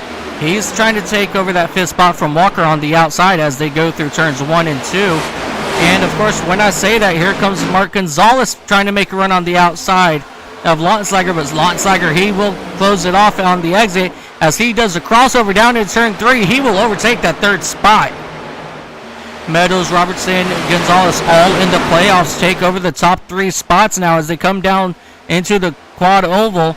Gonzalez, I don't think he's done at trying to make spots up here on the front straightaway as they dive down into turn number 1. As we move back a little bit here, back into this field, catching up here with Christopher Walker and Will Austin in that number 10. They're now side by side down the back straightaway. And Austin, he will complete the pass out of turn 2. But here comes James Bolin, that number 24 Raptor Chevrolet. He's going to rock it around on the outside, tag the wall a little bit on the exit turn 4. But he will make the pass, and he said, "See you later, Walker. I am out of here." As it is now Dylan Lansdale's turn to try to work around that number 11 of Christopher Walker. Walker having a little bit of issues here on this very short run, as we just got word that Rhea Ferris, she's made her way back out on track from that in that number 12 machine. As you see Walker and Lansdale now going to go single file here. Let's start moving back up through the field here just a little bit. Seeing, if there's any action going on out front. Nothing's really standing out just yet. Let me skim through the field here. Let's see if I can find some really good tight racing somewhere. But at the moment, I am not seeing any good racing. Meadows, he is now out to almost 3/4 of a second lead over Charles Robertson. Cody Meadows very, very strong late in this first stage here as things start to settle down now. As I say that, here comes Gonzalez looking to make a run here on Robertson in 3 and 4. Unable to make any sort of move just yet, so they will stay single file here back onto the front straightaway. As the drivers behind them, they're starting to pick it up a little bit back here as well. As you see the 10 car of Austin starting to make some moves on Perryman in that 6. And you see Bowles going back to where he loves the most on this racetrack, right around that outside lane. As you see, it's 77, and I'm sorry, Mark Gonzalez now making a move on Robertson. Robertson shuts the nose on Lautenslager as they will go 3 wide on the front stretch. But they will go ahead and go back double file, and Lautenslager trying to decide where he wants to go. But unfortunately, the 2 and the number 20, they're both taking up all spots on track. So unfortunately, he's going to have to back out of this race for now. But here comes Gonzalez back onto the inside. Robertson heading down into turn number 3. Lautenslager right behind them. He's going to go ahead and wait and make a move here on the inside as well. As they come out of turn number 4, it's going to be Gonzalez at the line here, and they are going to continue to run side by side heading down into turn number 1. Lautenslager still trying to find a hole to get around these two, but these two want to do everything they can to keep him behind, because right now we're closing up here on the stage in just about 3 laps, and so these guys do want to keep as much points as they can heading into lap 100. As they come out of turn number 4, Robertson's doing his best to keep Lautenslager behind him, but Lautenslager gets a run out of turn 4, and he's going to take over, or try to take over that 3rd spot here on the front straightaway. And the 19 had issues. He's pulls it down into the dirt, and that's going to keep him out of the way of your race leaders as they continue to run side by side down the back straightaway. Lautenslager unable to complete that pass on Robertson, as they will now come out of turn number 4 here once again to begin lap number 98. Still side by side now. He's trying to make this move and trying to make that pass, but Robertson's so strong coming out of these corners on the outside. As of right now, that 77 has made the move, but here comes... Oh no, that's a lap down car getting ready to pass the number 20 machine of Robertson. That threw me off for a little bit, as he's now running side by side with that number 10 machine. Is it the 10 machine? What number is that right there? 10 machine is in 4th place. He's the one actually chasing the number 77 and the 2 down. Our mistakes, ladies and gentlemen. Wow. Okay. This is what we can actually see. Are apparently very confusing today. Oh, Charles Robertson is racing for the position as well. He's down to 5th place currently. Apologies again. We're doing it live. All right, so I just had some more coffees. Let's see if that helps, as we have Lautenslager trying to take over that 2nd spot in that number 77 machine, as our caution will come out. And whoa, I believe that is the stage as we are at lap 100. Yep, that is going to be end of our stage. It is going to be Cody Meadows, Mark Gonzalez, Craig Lautenslager, Will Austin, Charles Robertson, James Bowles, Timothy Perryman, Dylan Lansdale, Nicholas Johnson, Christopher Walker will round out your top 10.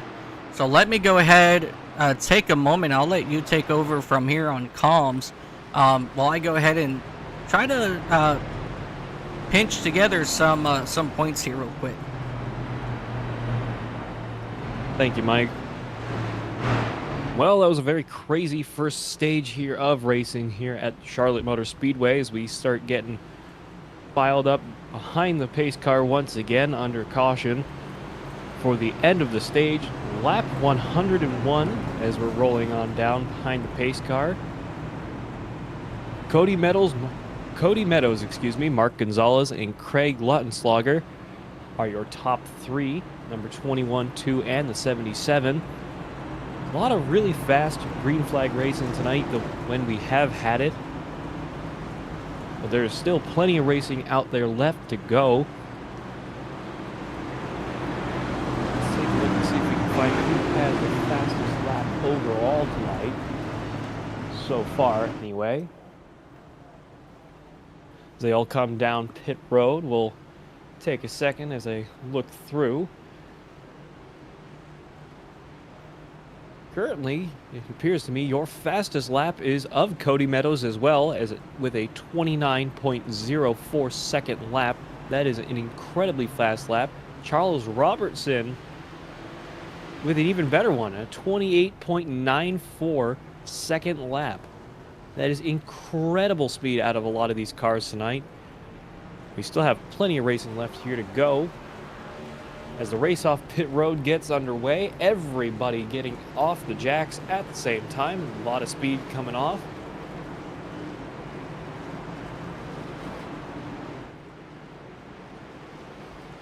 Now the whole field reshuffles. Cody Meadows wins the race off pit road, being chased down by the number 77 of Craig Latin Slugger, Charles Robertson, excuse me. English is hard, apparently, for someone who's lived here forever. Charles Robertson in third, Will Austin in fourth, James Bowles in fifth, Mark Gonzalez in sixth, losing a few positions off of pit road. Eugene Thorne in the number 66 Ford in seventh, Christopher Walker in eighth, Timothy Perryman in ninth, and Dylan Lanzel in 10th, the number 71 Chevrolet. 2 lap cars ahead of our leader here. We will see that they get past the pace car, and we start preparing to get underway once again. 77 pulling up alongside the number 21 as they file up behind the pace car. 1 lap to go till the green flag, excuse me. Cannot understand why my English is so bad tonight. I do apologize, ladies and gentlemen. Roll through turns 1 and 2, restack the field. 21 by 77, by the 20 by the 10, 24 and the 2.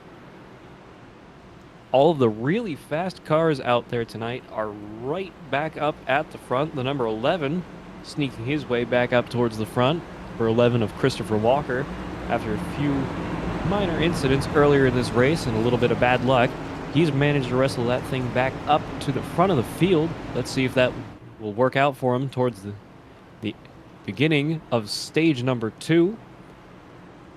100-ish laps of the second stage to complete. We'll see how long we can keep it going as we roll onto turn 4, getting ready for the restart. Pace car is off. Rolling, slowing down a little bit, stacking the field up into the Echo Park restart zone. We are green flag once again. Huge start by the 20, pushing the 21 right back up to the front of the field. 20 pushing the 20 pushing the 21 all the way down to the bottom of the racetrack. 77 running up to the outside, being helped by the 2. 20 and the 21 running away with it on this restart as we get back towards turns 3 and 4. 10 and the 24 just behind them, rocking the bottom line. 11 around to complete the first lap of stage 2. As we're still watching these drivers run side by side, I'm currently searching for how the points work here in ISNF. And yeah, I know that's something I should have looked at earlier, but that's not a problem. I can quickly find it, as we still got good side-by-side racing going on between Lautenslager and Robertson, just like it was right before we took that yellow flag for the stage, as we came around and completed the first 150 miles here. And they're still running side by side, and there's that 24. We're still working on the outside of that number 10 machine of Will Austin. So those 4 drivers still trying to work it out. Big, oh wow. Okay, good save by Robertson out of turn number 2, and that will allow Lautenslager to take over that second spot. But here comes that number 24 Bowles, working hard around Robertson on that outside. That 24 has been very strong around that outside, and he will make that pass just fine as he moves himself up to the 3rd spot. And now he's got his eyes set on that number 77 Lautenslager. Bowles working that outside now out of turn number 4, unable to make it work. But here comes Robertson back to the inside on the front straightaway. Side by side as they come out of the quad oval. The 24 will climb up the bakings once again, try to take over from that third spot from Robertson. Robertson still working strong on that inside, kind of pinched the 24 Bulls there to the outside wall as they continue to run side by side into turn 3. A lot more of aggressive racing going on here as we continue green flag at Charlotte Motor Speedway. Some of these guys lifting off through the quad oval, as you can see with a little bit of the exhaust firing off there. 24 running the outside, a little bit high on the racetrack as they come back around off of turn 2, chasing down the number 20, the 10 right on his quarter panel, sliding up behind him as they come into turns 3 and 4. 11 and 2 just behind them, trying to chase them all down. This is a small pack of the leaders. We continue lapping here at Charlotte Motor Speedway.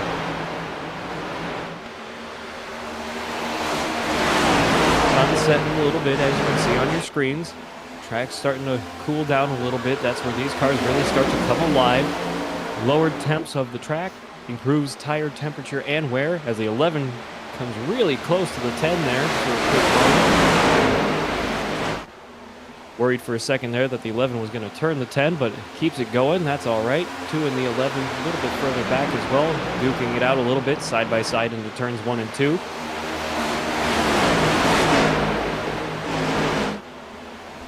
Cody Meadows still running away with it up in the front of the pack in the number 21 Ford Mustang. He is just hitting all of his marks out there. A lot of speed out of that car out there tonight. And the track conditions are only going to get better as time goes on. 24 scraping the outside wall, coming into the quad oval. It keeps it going straight as we're starting lap 112 of 400. We still have plenty of racing left here tonight, and we'll have to see how it goes. It is still anybody's game with plenty of racing left out there. And definitely still plenty of racing left right here at Charlotte Motor Speedway as 2nd through 5th here. You know, you can just throw a blanket under them and, you know, they can cuddle nice and tight here as you see that 24 climbing the baking once again, trying to make a move on Robertson out of turn number 2 as they will drag race here down the back straightaway.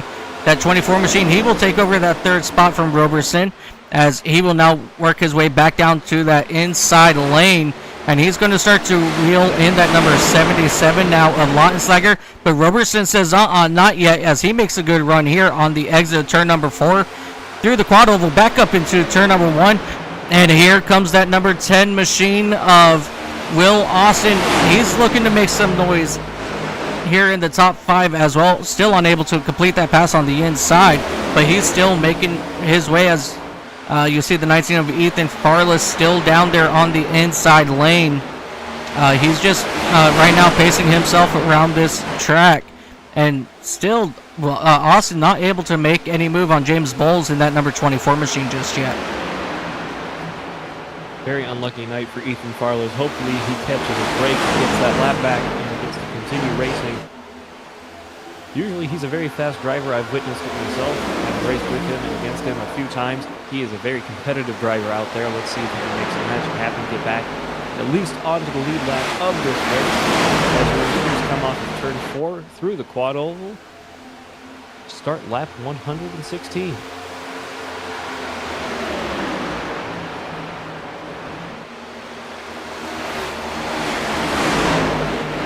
So I did find the breakdown endpoint, so I'm going to go ahead and get all this stuff updated right now for us.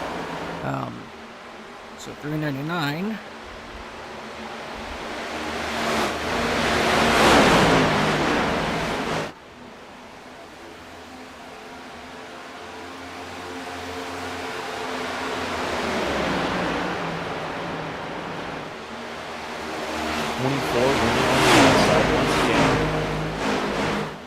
Contested by the 2 and the 10 just behind him.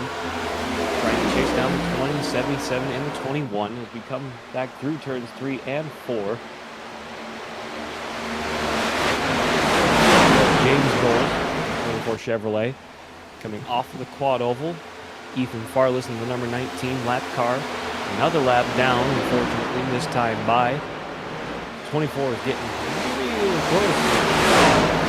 Up behind him, Ethan Farless rejoining the racing surface, brushing up against the wall. Being chased down by the 2, the 24, and the 10. As more of this lead pack gets on by, Ethan Farless over the bottom of the racetrack for right now. We'll see if he moves away from the field, lets them on by, see if he runs high up into the corner. 10 and 24 chasing each other down as they enter turns 1 and 2. Ethan Farless in the black car 19. Remaining with the lead pack for right now, trying to help them out in any way he can. A nice tow to the number 2 Ford Mustang and to the 24 and the 10. 24 running the high side off of all of these corners. Not sure if he just doesn't have the tire grip to do the bottom line anymore. Not sure if he's just running higher so he can be a little less on the gas. Let the car float. Save a little gas on the throttle. And keep that thing going as he runs basically all the way up to the wall. Coming off of turn 2. The 10 car still trying to chase him down. 24, James Bowles, making that top line work for him pretty decently, admittedly. As we roll on by turns 3 and 4, entering the quad oval once again. Our leader is still Cody Meadows. Cody Meadows in the number 21 Ford, being chased down by about half a second behind by Craig Slugger. Charles Robertson just behind him. Mark Gonzalez in the number 2 Ford in 4th place. James Bowles in the number 24. In 5th, Will Austin in 6th in the number 10. Christopher Walker in the number 11 Toyota in 7th place.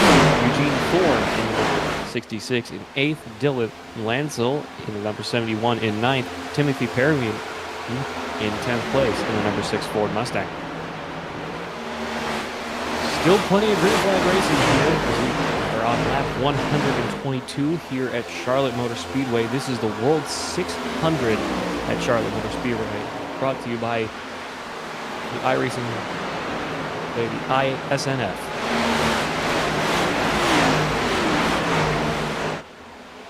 Yeah, and very incredible racing so far here tonight. Give me just one moment, Alan.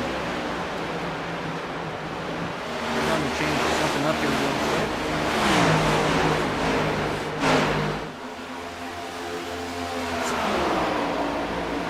So, Charles Robertson has led 12 laps here tonight. So far, Cody Meadows has led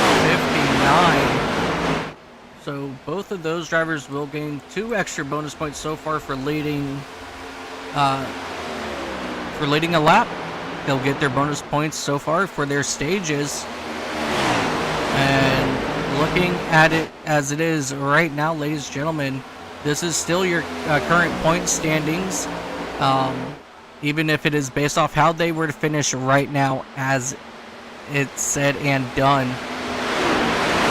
So it looks like Dylan Basin will still be up there in that top spot with 461 points. Angel Hernandez with 459 points. So we're going to have to see how all this will play out as this race continues to wind down. Very true. 21 rockets around turns 3 and 4 once again, down the front stretch and through the quad oval. Really trying to just keep that, maintain that lead he has over the 77. Not overly far enough to take the draft away, but far enough out to where the draft would not be as effective for that 77. And he's also trying to conserve enough, as you can see with his early entries into the turns, trying to conserve as much tire as he can up towards the top. Little loose there, coming off of turn 4 into the quad oval. He's probably starting to struggle with his tires as start settling in once again into the green flags stages of this race. This is starting to be where the mentality wear and tear comes into play. As the 21 gets chased down a little bit more by the 77, holds the bottom line a little better this time, keeps it straight off of turn 4. 77? It is a 77, okay.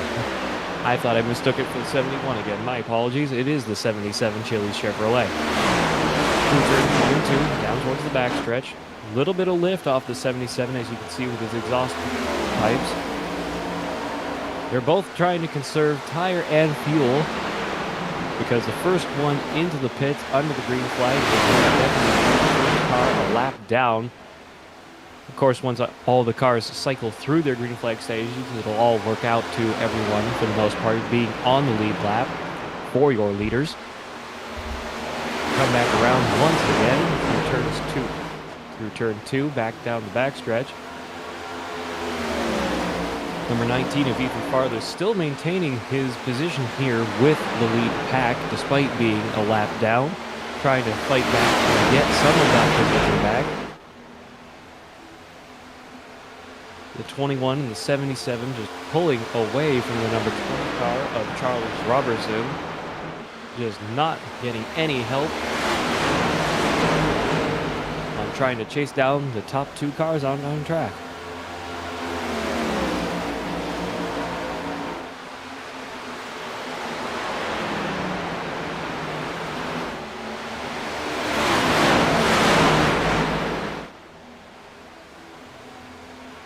.130 laps completed of 400 here at Charlotte Motor Speedway as we start lap 131.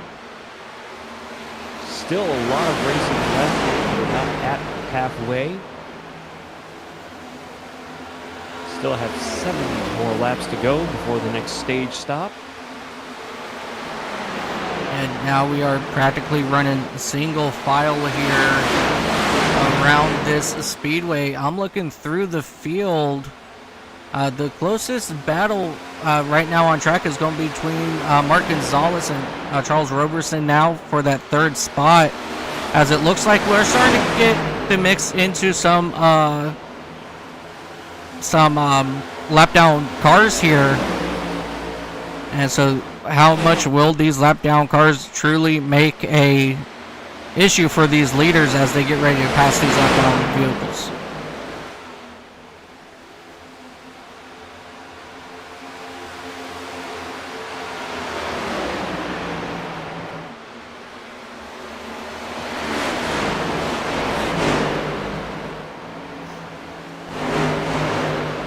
Just fall back here just a little bit.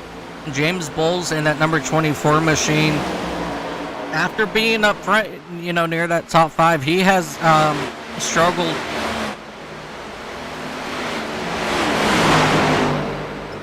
falling down to that 8th spot, so he's going to chill out back there for a moment, trying to save some of his equipment. As I'm still searching through the field looking for a good old battle going on, but everybody has pretty much made themselves a single file for the moment,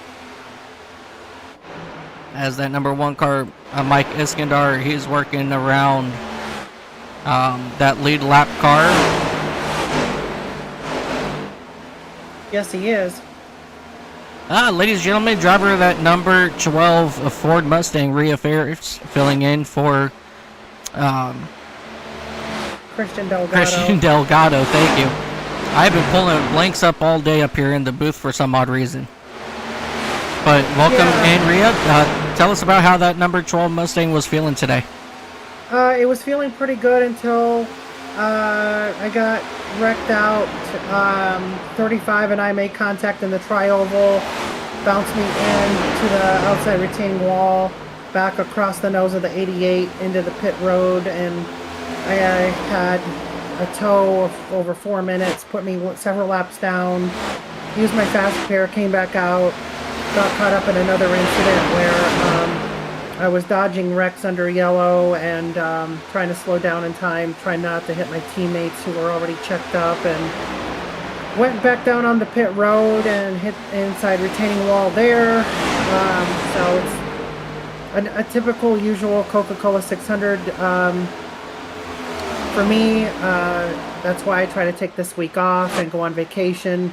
I took my vacation a little earlier this year, and the race itself was a little later this year, so here I am, when I didn't really want to be, but I'm done for the day, but I did pop in just to give you an update on the points cutoff area. So the number 41 car of Tony Fry has elected to drop out of the points situation. And so there'll be a spot available in his car going forward as well. So that moves up the bubble.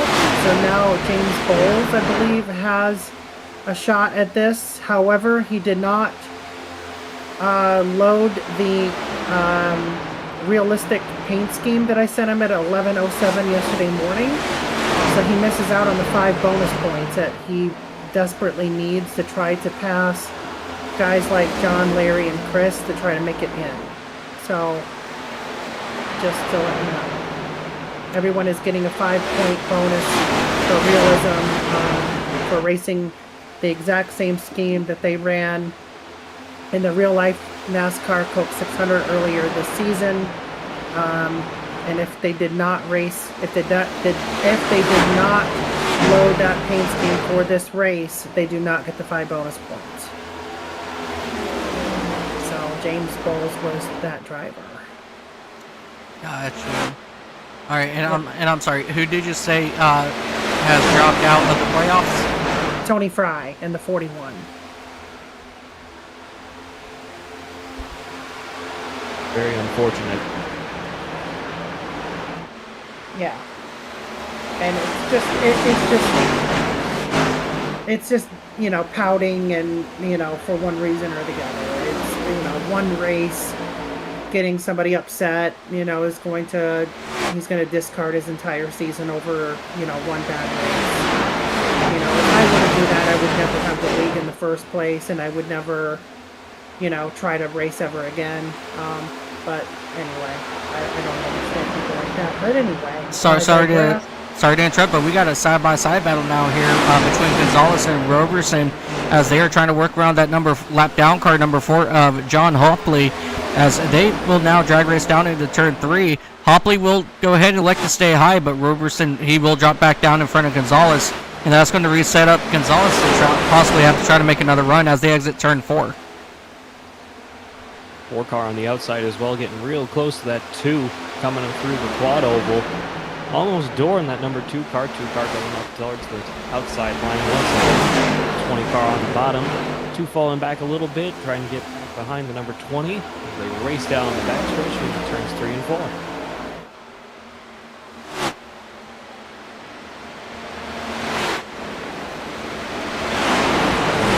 By the 10, running back into the quad oval. 20 cutting a little close to the inside of the quad oval there, but that's okay. Keeping it going straight. 2 running on the high side, trying to get the run off turn 2. Getting back down on the bottom, being chased down by the 10. 10 about 2-3 cars back. 20 and the 2 racing each other all the way down the backstretch. 2 trying to dive down on the inside line, gaining a little bit more speed for it. 2 right on the bumper of the 20 as he goes to the inside of him through the quad oval, side by side as they race it down through into turn 1 and 2 once again. 2 running the bottom line, trying to chase down the leaders now. Definitely a really good race now for this top 4 spots, actually, as you see Mark Gonzalez once again working the inside here of Charles Robertson, and Robertson, he's not giving up that spot so easily.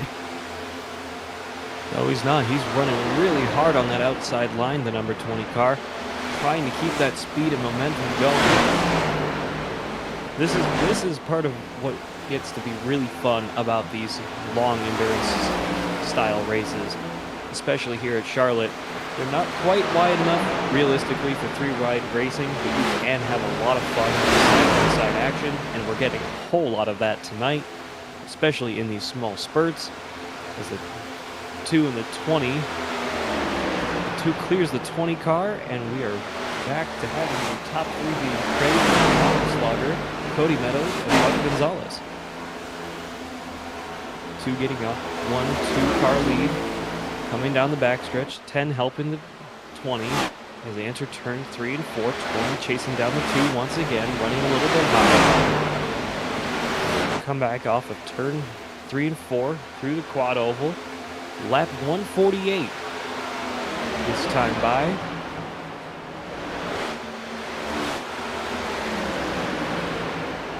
And back down towards the backstretch. 2 is pulling away like a rocket from the number 10 and the 20. Enters turn 4, 20 getting a little bit of a push into turn 3. Running way up high. Getting passed by the 10 as the 20 goes down into the pits. Hold it as the 20 spins down on pit road. A bad mistake by Charles Robertson in that number 20 machine, as he will get that vehicle facing the right way down here on pit road. That is definitely not the kind of mistakes you want to have, but luckily it has happened only on lap 150 of this event. So luckily he still has about 250 laps to make it up. But big mistake for Charles Robertson. That's going to drop him out of the top 10 after pit cycle. And that's going to drop him a lap down with that mistake. Very unfortunate, especially at these shorter speedways like this. Locking up your brakes coming down into pit road because, again, you're not really braking here. You're just letting off the gas. You're just trying to conserve. Using your brakes, especially at this point into the fuel run, is just wasted fuel. You're wasting your speed. You got to make all of that back up every time you press down on the gas pedal. And when you use the brakes, they're cold. You don't have any heat in them. So you're going to lock those tires up really quick, and spinning out is unfortunately the most common occurrence of that. Yes, for sure. You start getting more. Yep, I'm sorry. Christopher Walker, Eugene Thorne, Will Austin, they're all down on pit road now. Isaac Wilson in that number 48, he's down here on pit road as well. So this definitely is going to be starting our green flag pit stops, as Lautenschlager, he will take over that top spot as these pit cycles have now commenced.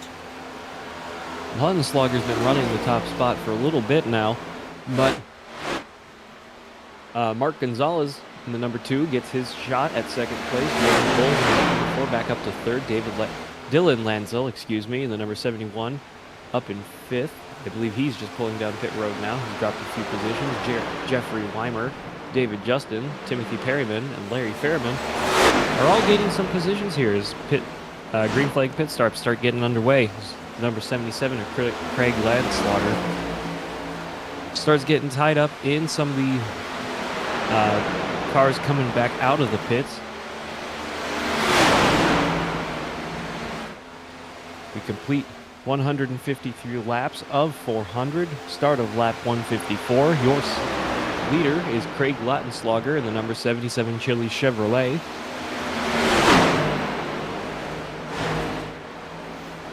And this is where the strategy starts coming into play.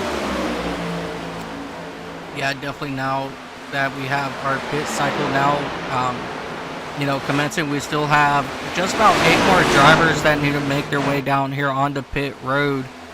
This is definitely where it all starts to change now, with them hopefully getting all those incidents out of the way in the first 100 laps here. This second stage, so far, we've been clean and green. I think maybe except for one caution, I think, this stage. But other than that, we've been nice and clean ever since we went back racing here. And so now these guys are really going to start to have to, figure out their fuel stuff as it comes down to it. As Lautenschlager makes his way onto pit road, and Mark Gonzalez will take over the race lead, and he will get his bonus points for leading a lap here today. Very true. The number 2 car finally taking the lead of this race of Mark Gonzalez, being chased down by the number 24 of James Bowles. 2 very fast cars out there finally getting their shot at the lead of this race. If the 24 can catch up to the number 2, depending how far back he is. 2 is just coming into turn 1 now. Yep. James Bowles is just coming across the start-finish line. So a solid 2-3 second gap at least. 5.5 second gap. 5.5, excuse me.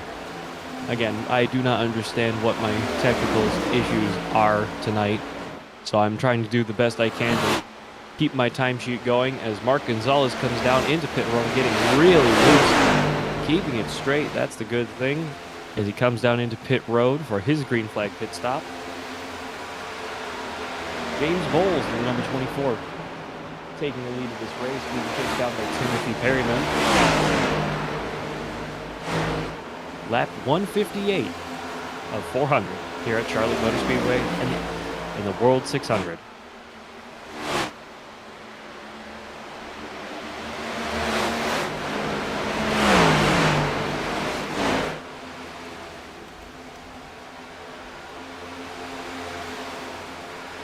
Yeah, definitely. As we're getting ready to close out all of our pit stops here, as we're still waiting for James Bowles, Timothy Perryman in that number 6 machine, Jeff Weimer in that number 60, David Justin in the 23 to come down pit road. James Bowles coming down the pits right now. Very slow entering it as he comes down into pit road, falling down the places for his green flag pit stop. Timothy Perryman taking the lead of this race, being chased down by Jeffrey Weimer. I do not understand why I keep thinking Jeremy for some reason. I apologize, ladies and gentlemen. David Justin in third. Larry Fairman taking fourth place. Cody Meadows once again moving back up to fifth. And there's still plenty of action left to go. Yep, Cody Meadows in that number 21 machine. He was your race leader when all this pit cycle starting to come around. Since he's already made his pit stop, that means he's going to take over that top spot. And Will Austin in that number 10 machine is less than 2 seconds behind him. So I believe after all your pit cycle is done, that is going to be your top two. Followed by Craig Lautenslager, Christopher Walker, and Mark Gonzalez. That will take over your top 8. Charles Robertson, he's fallen back 10 seconds back behind everybody else. And then Eugene Thorne, he will bring it up into your top 7. James Bowles and Jeff Percheski should round out your top 10 when this is all said and done here for the pit cycle. Jeffrey Weimer coming down to the pits right now. Great slow down into the pit lane. David Justin taking the lead in the number 23 Toyota. Oh, we have caution. Nicholas Johnson looks like he's having issues in that number 35 machine. Wow. Okay, so that changes a lot. You know, we just finished up our pit cycle here. We are now working. What was that? 163. So it's been about 13 laps since some of these drivers saw pit road. And this is a worst case scenario for all of them because now they have not hugely worn, but definitely more worn in tires than a lot of the guys that may or may not have pitted yet. If they decide to go again, if they recently pitted, they're going to have fresh tires right on the restart. Yeah, let's go back, take a look at that number 35 machine and see what happened. He just came up on the 9, spun the 9 out on exit of turn 2, and that's going to take that 35 machine across the infield here. And no harm, no foul to the 35 or that number 9 of Bob Wyckoff. So both these drivers got lucky. No hard damage there for these drivers. So now the question is, do you come back down to get fresh tires once again, or do you stay out? As it looks like everybody's deciding to possibly stay out. David Justin and Larry Fairman, they're coming down to get fuel. Christopher Walker, Charles Robertson, Chris Van Master, they're all coming down to get 4 fresh tires possibly. As we take a look here at Christopher Walker, let's see what these guys decide to do as they make their way down into the pits. Oh, and let's see, left side's going up. Yes, sir. Left sides are going to go up. Robertson missed his pit stall. He had to back up to get service, and he sat there for probably about a good 3 or 4 seconds. So that's Charles Robertson once again having issues down here in the pits. So something that probably was going to help him early in this stint is not going to be very well worked out for him as he exit. However, I'm looking at it now, actually that might have saved him, as he only falls back to the 8th spot on my list. So we will see as these cars come back around. I believe they're going to get the 2 to go signal this time, or the 1 to go signal this time. So let's see how it all plays out here. We will have to see, definitely. Very unfortunate night on pit road for some of these guys, overshooting their stalls, spinning out into the pits, as we saw just a little bit earlier. And sometimes, in my case, I don't think it's happened out there tonight, sometimes you can just forget what you're trying to set up when you're going down the pits. Sometimes you need a little adjustment on your track bar, you need a little adjustment here and there, and you forget to do it when you come down. That could ruin your race tonight too. If there are adjustments that you weren't able to make when you come down, the last thing you want to do is have to come down again to either A, serve a penalty, or B, finish your adjustments on your car to get that thing where you want it. But we still have plenty of racing here to go tonight. Lap 166 of 400, excuse me. Plenty of racing left to go. Sun continues to kind of set. I don't know if it's fixed weather, but it does seem to be getting a little more golden out there on the racetrack. Yeah, I do not believe it is fixed weather, which I can actually take a quick look as time is moving in the sim. So we are on realistic weather. So I think by the end of this, we actually may see some lights turned on here at Charlotte. 38 chasing down the 23 and the 35, trying to reclaim his position. 60 car trying to sneak up, reclaim their positions and come back around. Turns 3 and 4. Pace car is off. Coming down towards the Echo Park restart zone. 21 car of Cody Meadows is leading. Green flag. Oh! 10 car gets a huge shove on the restart. And 36 is there it around, goes. picking out the 11.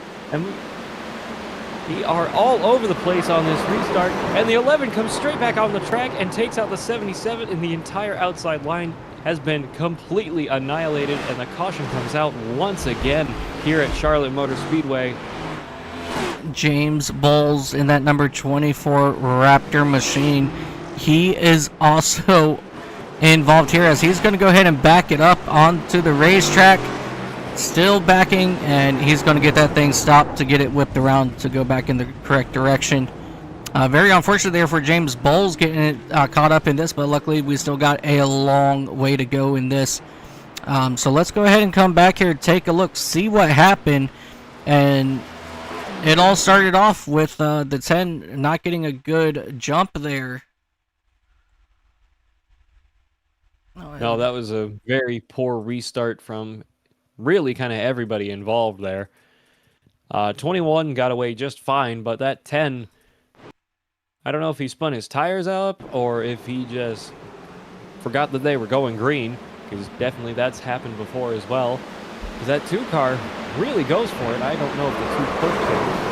The 20 car gets into the 36, and the 36 takes out the 11, and then the 11, not slowing down, takes the entire outside line out, and that's all she wrote from there. Yeah, if you watch on that replay, the 11, the moment he hits that curbing for the infield, it kind of upsets his car, and he just loses it at that point when he tries to come back on track. So I think it was one of those like just unfortunate situations where if he hit the brake a little bit, maybe he could have slowed down enough, but he was out of control after, jumping over that entry into the roval of this racetrack. So unfortunately, a lot of damage done to that number 11 machine and plenty others as well, as we see many cars back down here on the pit road.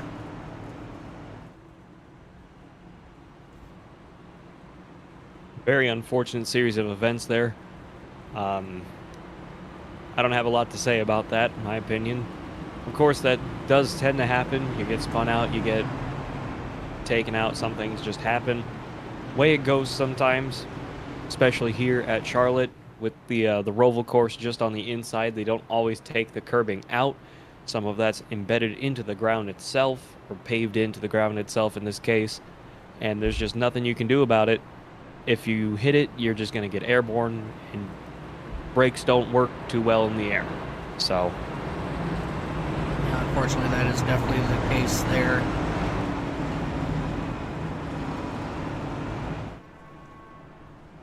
Give me just one moment. Let me find something else out, because I know that, with this, this is the final race of the regular season. So what a way to finish out your regular season, where we will crown our regular season champion. But not only that, we're going to figure out who's in the chase and who's not. So let me see if I can track down to see how many drivers advance into the chase, or into the playoffs here. The top 16 Right, well, in you regular do that. season points, including all stage points, yada yada yada. All right. So top 16 drivers in regular season points, and then obviously you have to be in top 30 with a win in order to be eligible for that playoff. So or Current- you do that, yep, go ahead. coming through turns 3 and entering turn 4 as we are almost underway once again. 29 laps to go this time by. Lap 171 this time by. As the pace car shuts its lights off, we are stacked side by side. 21 by the 77 Cody Meadows and Craig Lautenschlager duking it out for first place as we come into the quad oval and the Echo Park restart zone. 21 with a huge launch as we go green flag once again. 77 getting a great launch as well, being pushed by the 20 as we enter turn 1. Chasing down the number 21. We're green flag once again here at Charlotte Motor Speedway.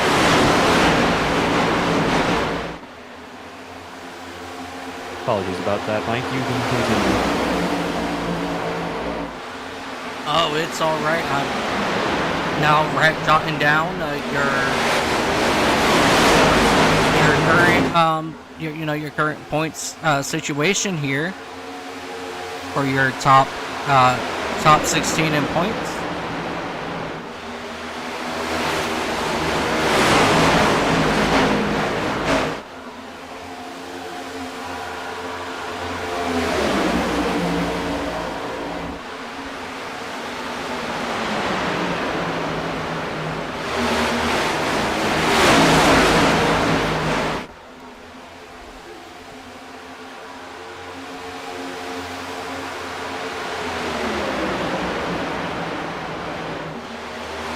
Really good racing back here for that 6th spot between, it looks like that number 60 machine is Scott Weimer and Eugene Thorne in that number 66. That 66 has been pretty strong all day up there in the top 10. That's Jeffrey Weimer in the number 60 machine. I'm sorry. Who did I say? Nope. You said Robert, I believe, or Richard. But it happens. We're doing it live. It's a live stream. We're human beings. It happens. If you listen to me all night, I've been doing awful.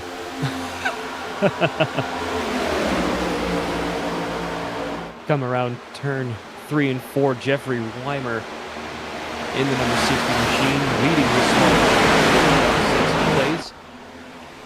the top 5 kind of start running away from them. They've got some side-by-side action with the number 7 and the number 38 behind him.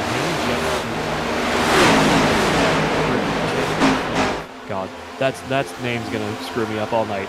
Jeff Perchetsky and Chris Van Maastricht. Maastricht? Yep, Maastricht, I believe. Chris Van Maastricht. Yeah. Got some really hot racing back there. A lot of 2x2 action here at Charlotte Motor Speedway as they come back through the quad oval. 38 by Chris Van Maastricht and Larry Fairman running together. See if they can make some magic happen, try to get back up towards the front of the field. We have a battle Chasing here. down the number 7 in Jeff Perchetsky. Yep, we actually have a battle here for that 4th spot between Will Austin and Justin Johnson in that number 22. Justin has finally made his way back into the top 5 after this recent pit cycle. And so it's good to see him back up here running strong as he's looking to overtake for that 4th spot. Running the 10 all the way up to the wall on the back. Impressive, but that's okay. We have a caution comes out. It looks like that's going to be for Timothy Perryman in that number 6 machine as he's facing the wrong way up in turn number 3, turn 3, I believe. So let's go back here and take a look to see what happened to him.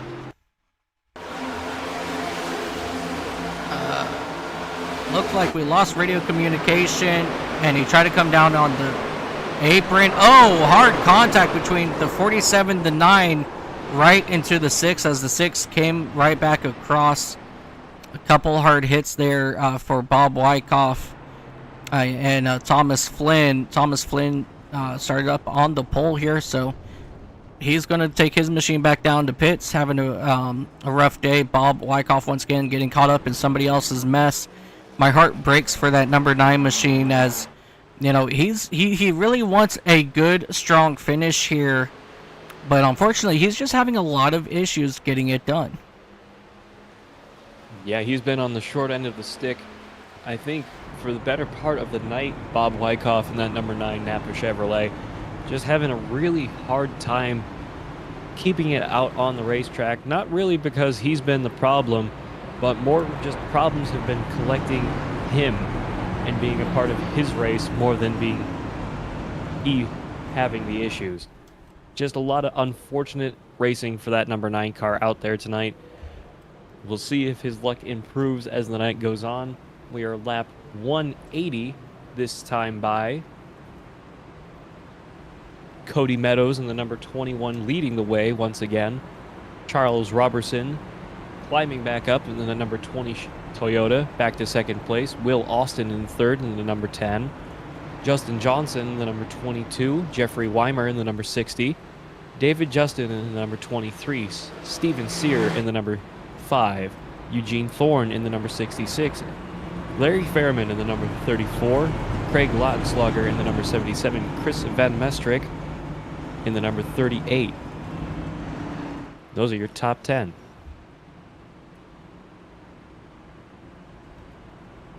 $179 laps completed of 400, just shy of 20 laps this time by to the end of the stage.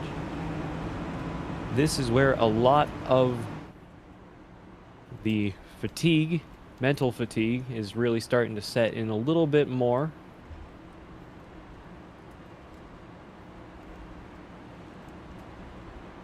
We come back around through the quad oval. 21 choosing the outside line this time as we have 1 lap to green. 21 in the 22 on the outside, 20 in the 10 on the inside, followed by the 60. 23 on the outside behind the 22. Come through turns 1 and 2 down towards the back stretch, following the Ford Mustang iRacing pace car.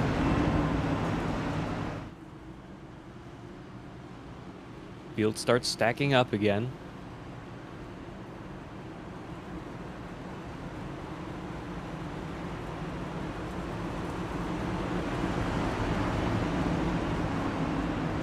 Question is now, if we have another caution before the end of the stage, do you pit again just for more fuel? Do you pit for 4 tires and fuel?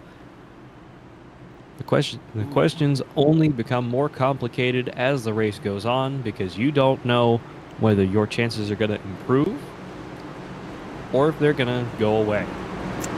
So, Turn 3, 4. Pace car is off.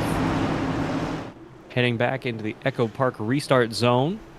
Stacking up the field. Green flag is out. 21 and the 22 on the outside. 21 getting real squirrely on that restart. 20 on the inside getting a huge run. 22 and the 21 running together on the high side as they enter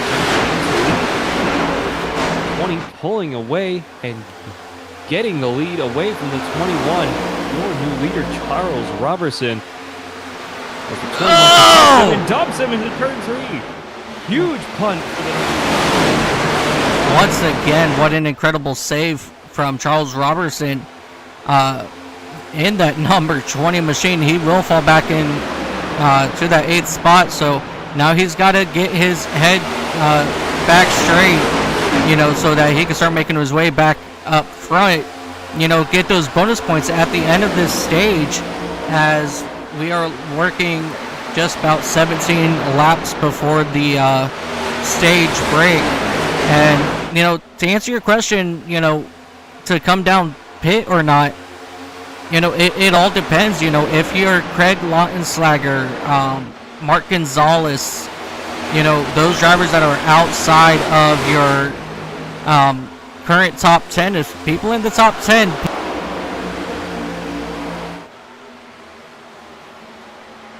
out as those, every single bonus point you get, especially through stage points, is going to really matter at the end of this stage, as you see Charles Robertson making his way back up into that 7th spot as he starts reeling in these front runners again.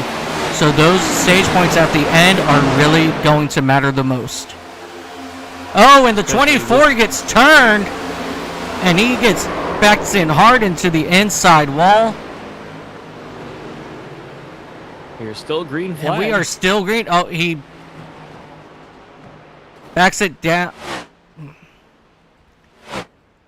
And then Isaac Wilson. There's the caution.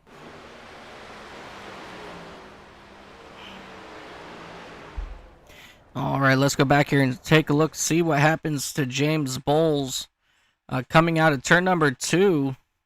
He actually got spun off the front end of his teammate in that number 48 machine. He gets it going straight. He starts moving. And then he just loses it, and then he gets slammed. It looks like Isaac Wilson. No, Wilson is in that number.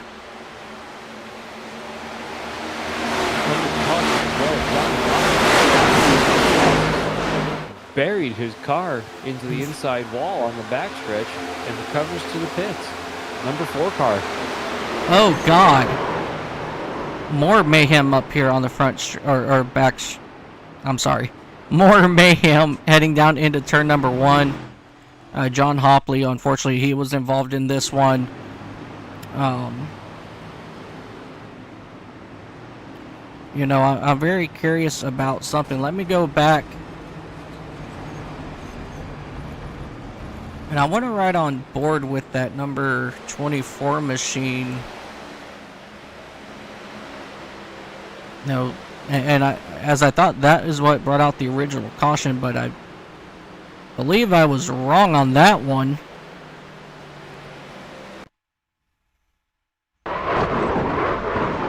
So he starts to move here on the front straightaway.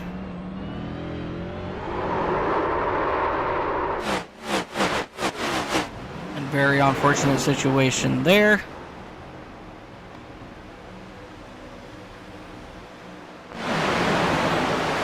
Alrighty.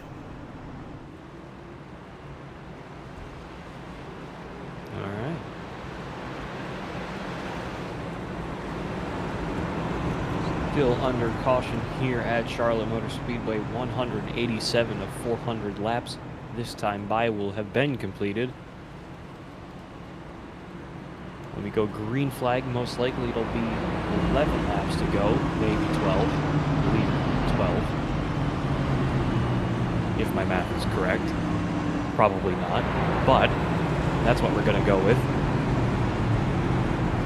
Your leader, Cody Meadows, followed closely behind by Justin Johnson, Will Austin, Jeffrey Weimer, David Justin, Steven Sear, Charles Robertson, Larry Fairman, Jeff Percheski, Chris Van Maastrijk, Craig Lautenslager, Mark Gonzalez, Eugene Thorne, and Christopher Walker are all cars on the lead lap. And those are your top 14.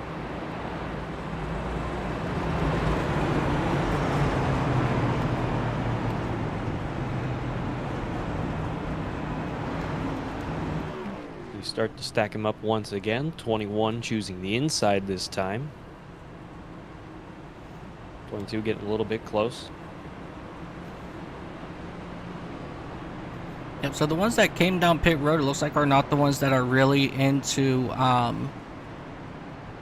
you know, your championship point standings here. So they're comfortable losing a little bit of positions here, coming up to this end of this stage, as we have just about 13 laps before we get there. So, yeah, it's going to be very interesting to see how it all will play out now. Very true. Come on, 1 and 2. Lights are off on the pace car. Everybody getting stacked up and reset. This last 12 lap shootout. The end of stage number 2. Yes, stage 2. Forgive me. I've not done a race this long before, and I am happy I'm not out there in the field. I was not mentally prepared for that today. But, long way to go. Still plenty of racing left. Absolutely, and we've got a, you know, beautiful sunset starting to form here on the exit of turn number 4, which is going to get down into the driver's eyes. So that might mess with them a little bit as your pace car is in, as we're going to go back green flag racing this time. Back into that Eco Park restart zone, and we are green flag racing here once again. Cody Meadows gets out to that little jump there on the restart, enough to clear Justin on the outside, as Justin will go ahead and pull it down to retake that second spot. And here comes Will Austin in that number 10 machine. He's going to take over that third spot, and Jeff Wimmer in that 60 machine. Good recovery race for him. Weimer, he is one of your drivers in the field today that knows how to get it done here at Charlotte Motor Speedway in the World 600. So it's going to be very interesting to see if he can bring back the trophy back into his arms when this thing is done at the end of 600 miles. Very true. I've been watching him on and off all night, all afternoon on my screens at least, and he's been really hot for the majority of the night. A couple crashes early on, a couple small incidents, but he's kept it going pretty okay for the majority of this race, especially now that he's up towards the front. Hopefully he gets to continue charging for that top position as we come through 20 car, trying to challenge the number 60 for the 4th place position. Charles Robertson trying to chase down Jeffrey Weimer. David Justin just behind him in the number 23. They come back around through the Echo Park restart zone and complete one lap of 191. 22 car chasing down the 21 outside. 10 sliding back in line with the number 22. A lot of radio issues for the number 22 car. He is blinking in and out of existence almost every lap. Let's hope that doesn't cause any problems in the future, as he is right on the tail of the 21, chasing him down into turns 1 and 2, running high once again. keeping that position. Chasing down both of them is the number 10 Chevrolet. 22 once again on the outside, trying to get past the 21. Getting some momentum onto the straights, but not enough to keep it going. 22 falling back from the 21. Come back around. Excuse me. Yeah, Will Austin is doing a phenomenal job in that number 10 Grizzly machine for Colleague Racing. You know, he's just, you know, kept his school, moved up 14 spots, you know, coming up. And I think he might be a contender to win this thing at the end of it tonight. It certainly looks like it. Of course, we can't rule out the person who's led the majority of this race so far, Cody Meadows. He's been just running away with the field completely in his dust. He's just not been slowing down at all for anything, really. He's just got something in there that nobody else seems to have, as he's once again under some contention from the number 22 running all the way up over him on the outside. Slowing down once again. 10 cars catching up to the 22 and the 21 in front of him. Back down towards turns 3 and 4. 22, small run on the outside. Not a lot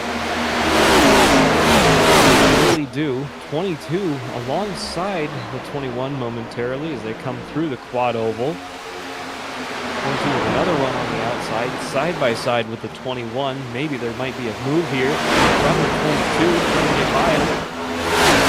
21 all by himself. 22 is nose to nose with the 21 as they come through turns 3 and 4 once again.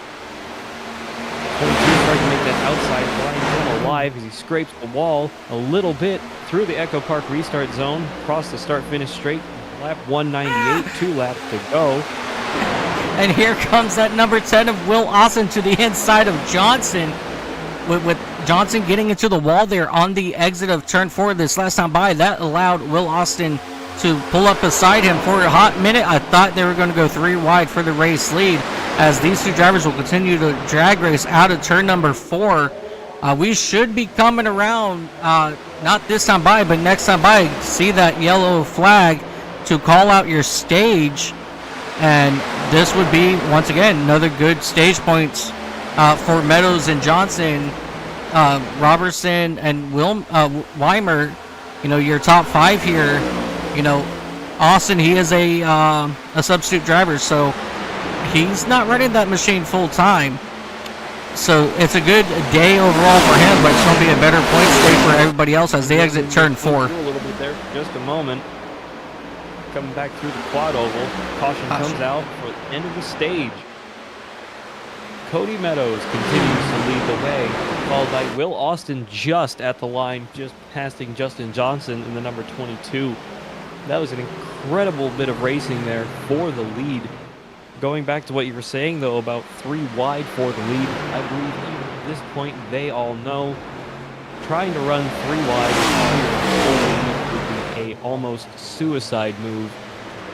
That would have ruined their races, especially at a point when we're only just halfway. 300 miles of 600 completed. 200 laps to go. Yeah, and we get ready. Now this is more along the lines of a length-long Daytona race for the Xfinity Series when they run 250 miles.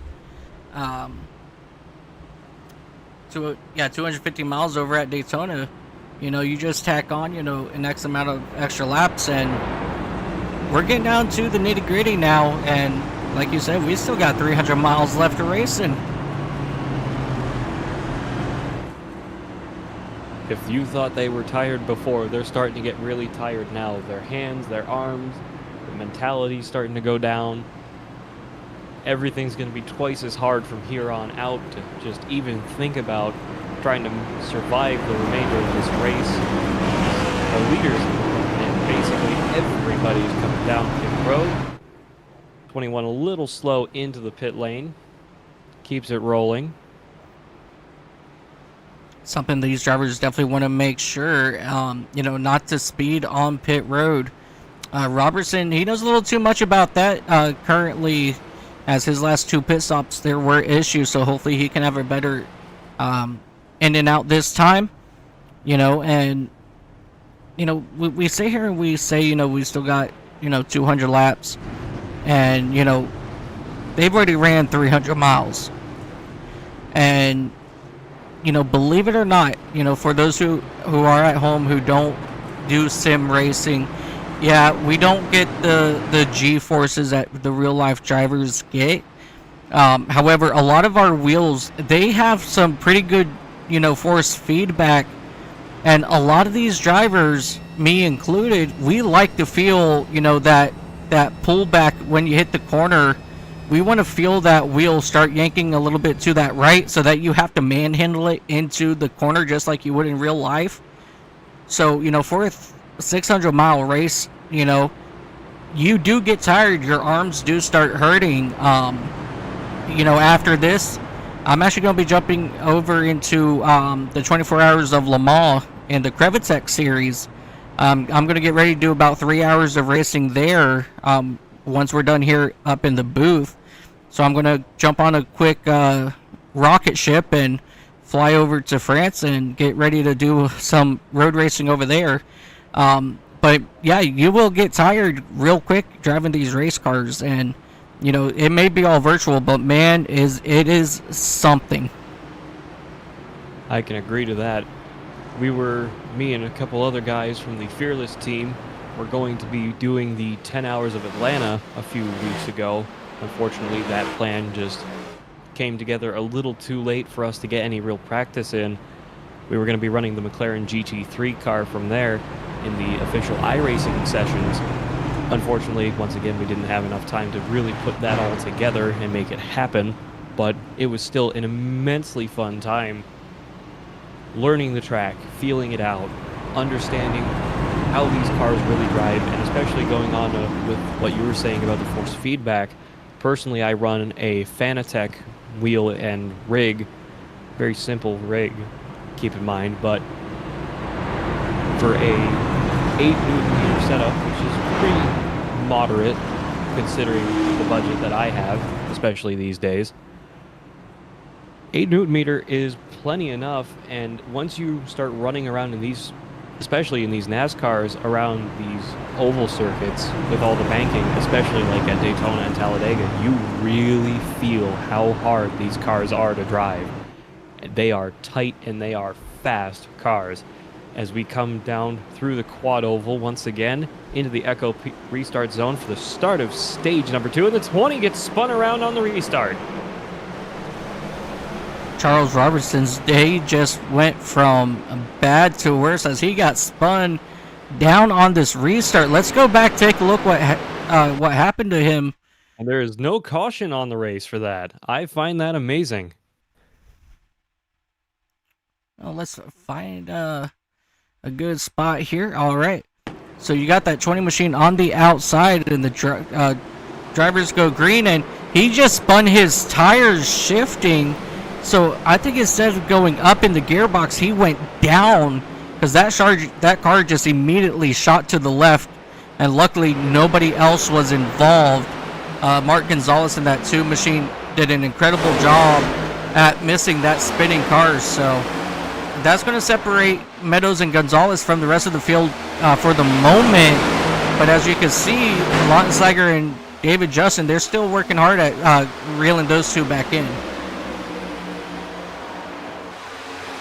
Very true. Hopefully that's going to be our chance to catch somewhat of a break out there tonight.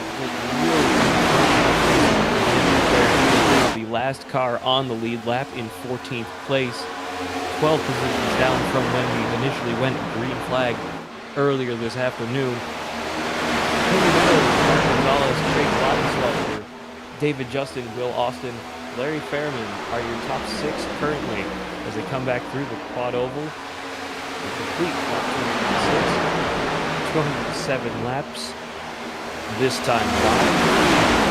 Plenty of racing left. And again, I've said it before multiple times, and I'm going to keep saying it all night. This is not really a battle of who's got the fastest car, got the best strategy, got the best anything out there. It's about how long you're going to be able to mentally really do this kind of racing. Because after a while, it all starts blending in together. You just get tunnel vision, and once that starts, it's really hard to get out of it. Yeah, for sure. You know, when I first started here on iRacing back in 2010, you know, the only really thing that really brought me here was I get to run the Daytona road course. You know, so when I joined, you know, that's when I learned that I had to move up, you know, to be able to run at Daytona on the road course and everything like that. So when I started, you know, working on bringing up my road course stuff, I'm like, man, this is so hard. And then I get somebody in a server, you know, that comes from the roadside, and they're like, man, I thought this was a lot easier because you're just, you know, on the gas and turn to left. And a lot of road racers out there don't realize that, just like road racing, it takes a lot of talent to run an oval, especially at high speeds. Especially in these cars, or in the Legends 87 cars, Monte Carlos, Ford Thunderbird, Plymouths, and Dodges, I believe the other two manufacturers are for that. You don't realize, especially with the force feedback wheels that we are able to have now, primarily from my experience with Fanatec, you don't really understand just how hard those cars are to turn. They're flipped through the floor, doing 207, 8, 9 miles an hour around places like Talladega and Daytona. And these are cars that are, in real life, sheet metal cars. These cars weigh basically nothing. The heaviest component in them is nothing but the engine. And you're Yes. trying to wrestle this 1,000 horsepower plus monster around 2.5 miles of track with presumably 35 other guys out there in similar equipment. It really starts to get at you after a while. Absolutely. Those 87 machines, especially at Daytona and Talladega, you know, if you get right behind somebody just right heading into one of those corners, man, that air just gets sucked away from you so fast that you won't even have time to react before you know you're facing the wrong direction. Whereas these cars are a little bit more planted now. You know, so they have a little bit more downforce, so you can, you know, run right behind somebody, you know, without that worry of taking that person out because of, you know, the air getting out from underneath of them. But there is some cases, once in a blue moon, as you see Johnson getting on the inside of Weimer here, you know, there is still that possibility that the air could be just taken right off the rear of these cars, and before you know it, you're spun around. That's very true. As we're watching the number 7, Kurcheski lining up behind Justin Johnson, the number 22, overtaking the 60 of Jeffrey Weimer, sorry. But yes, despite these cars being, as we were saying, very lot better at being aerodynamically adept, these cars are still, at the end of the day, very flat, box-shaped vehicles. These cars were really not brought up at this speed with this kind of aerodynamic package on it, especially if you consider the fact of the Garage 67, I believe it is, the Le Mans program from Hendrick Motorsport. Garage 56, excuse me. The Garage 56 program, they brought the first back to Le Mans since the 70s. And the last time they did that were, I believe, some of the late model Camaros and some of the early versions of the Dodge Daytonas. and that was the last time they did. Right. So And you got cars at the time, especially how Le Mans was at the time, on road at 100 miles an hour in cars with no power steering, drum brakes, and a survival rate of a shovel. You've got a lot of really fast race cars, and then comparing that to how the Garage 56 program went with the cars of today, considering they finished where they did to begin with, is commendable for really a carbon fiber brick moving at 200 miles an hour. oh yeah, that's so true. You know, that Garage 56 car machine was so cool to see. iRacing, you guys better get it done quick. No, I would love to get that Garage 56 Chevy machine here in iRacing. That car looks so fun to drive. So I always joke with iRacing saying that they need to get that into the server, and I'm not the only one who thinks so. No, I fully agree. I'm going to be biased here. I'm a full Chevy man myself. Almost all of my oval racing cars in iRacing are the Chevrolet products. Same. Chevy Silverado pickup truck, Xfinity, Camaro, Cup Camaro, Monte Carlo, all of them. I'm a Chevy man through and through. They are just some of the best machines I will ever get to drive. And considering, unfortunately, on my behalf anyway, I'm probably way too late to get into real racing such as this, as we're rolling on around Charlotte Motor Speedway here. I'm never going to get to really drive real Chevrolet NASCAR, but I can enjoy at least the hopes and dreams of driving one here in a video game. Oh, absolutely. As we could jump back up here to your race leaders, Mark Gonzalez in that number 2 machine, he's made up a lot of ground here on your race leader, and he's now trying to make his way around Meadows to take over that top spot. As he goes high, Meadows goes low, and you're going to see what kind of a launch. Oh, Gonzalez just got into the Huge wall contact there. Big contact out of turn number 4. You know, these cars, you know, they can take a beating to a point, but when you got big contact like that coming out of these corners, that's going to possibly could damage your toe link in your wheel. Especially here with the quad oval setup, that wall there is much sharper a turn than you realize. Of course, we always go back to the famous now wall ride of Ross Chastain and the Hail Melon, excuse me, a few years ago at Martinsville. That move only works so often in the correct situation. But when you're ping-ponging off the walls like this, like the two just did off of the quad over across the finish line, you got to be real careful with how you're doing that. You may actually damage something a little bit, because it is a little bit loose through the center of the turn. To come back around through the quad oval once again, entering turn 1 and 2, trying to chase down that 21 once again, being chased closely behind by the 77 of Craig Lattenslogger. I just want to point out, since that contact, he's had a little bit of trouble getting moving again, and Lattenslogger has reeled him in just a little bit here. So I wonder if that damage, you know, caused enough downforce issues where he's losing a little bit of speed through these corners.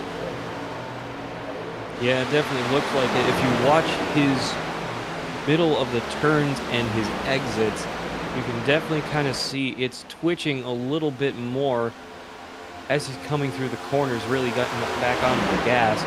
I'm not really sure if he's got a whole ton of damage, but it's definitely done something to that race car. He's losing speed.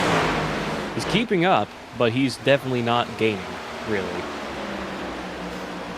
Yeah, I just want to make a quick note. We have Christopher Walker in that number 11 Toyota. He came down pit road, but I mean, we've only been green for about 23 to 25 laps now. I think that's just a little bit too early for him to come down pit road. And I'm starting to wonder if he has something else up his sleeve. Maybe. This is, again, where the strategy starts coming into effect. Do you pit, especially since these drivers have 12 sets of tires for tonight, being a full distance race, do you pit early and run some extra tire, a few extra sets of tire around and try and make up as many places as you can at this point in the race and hope for more cautions towards the end. Save a little more time through the green flag stages, or do you wait everyone out, burn the heck out of your tires, wait till the last possible second, and then wait for the cautions to come out towards the end of not only just the stages, but the race, as we have just over 170 laps to go.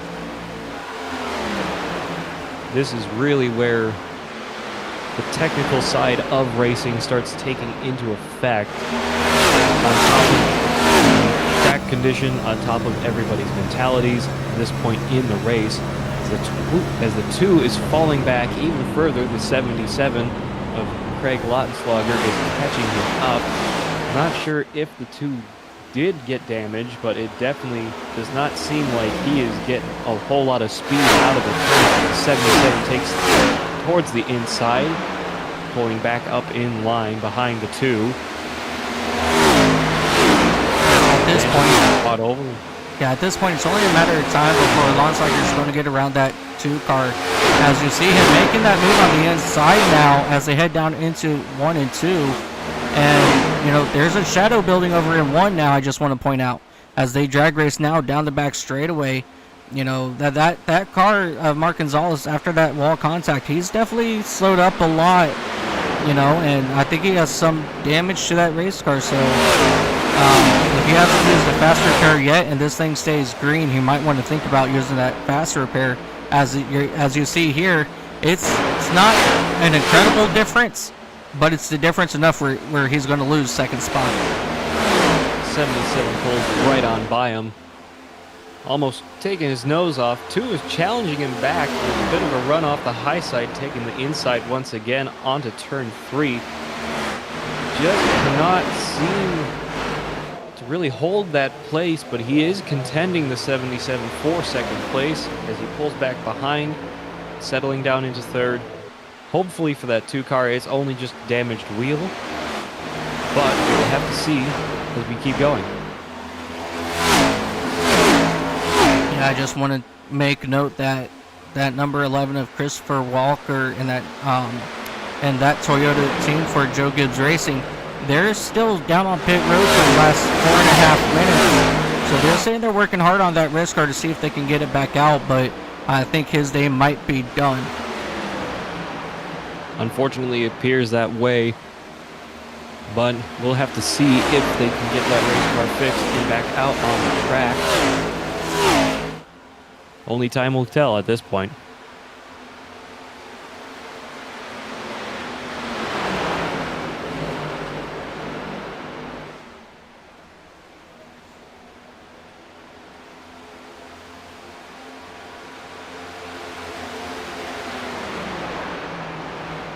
And I just want to also throw out there for those who have been watching our ticker. Starting with the number 48 machine in that 22nd spot, he has loaded his Hendrick Motorsport Chevrolet up onto the hauler along with his teammate of James Bowles.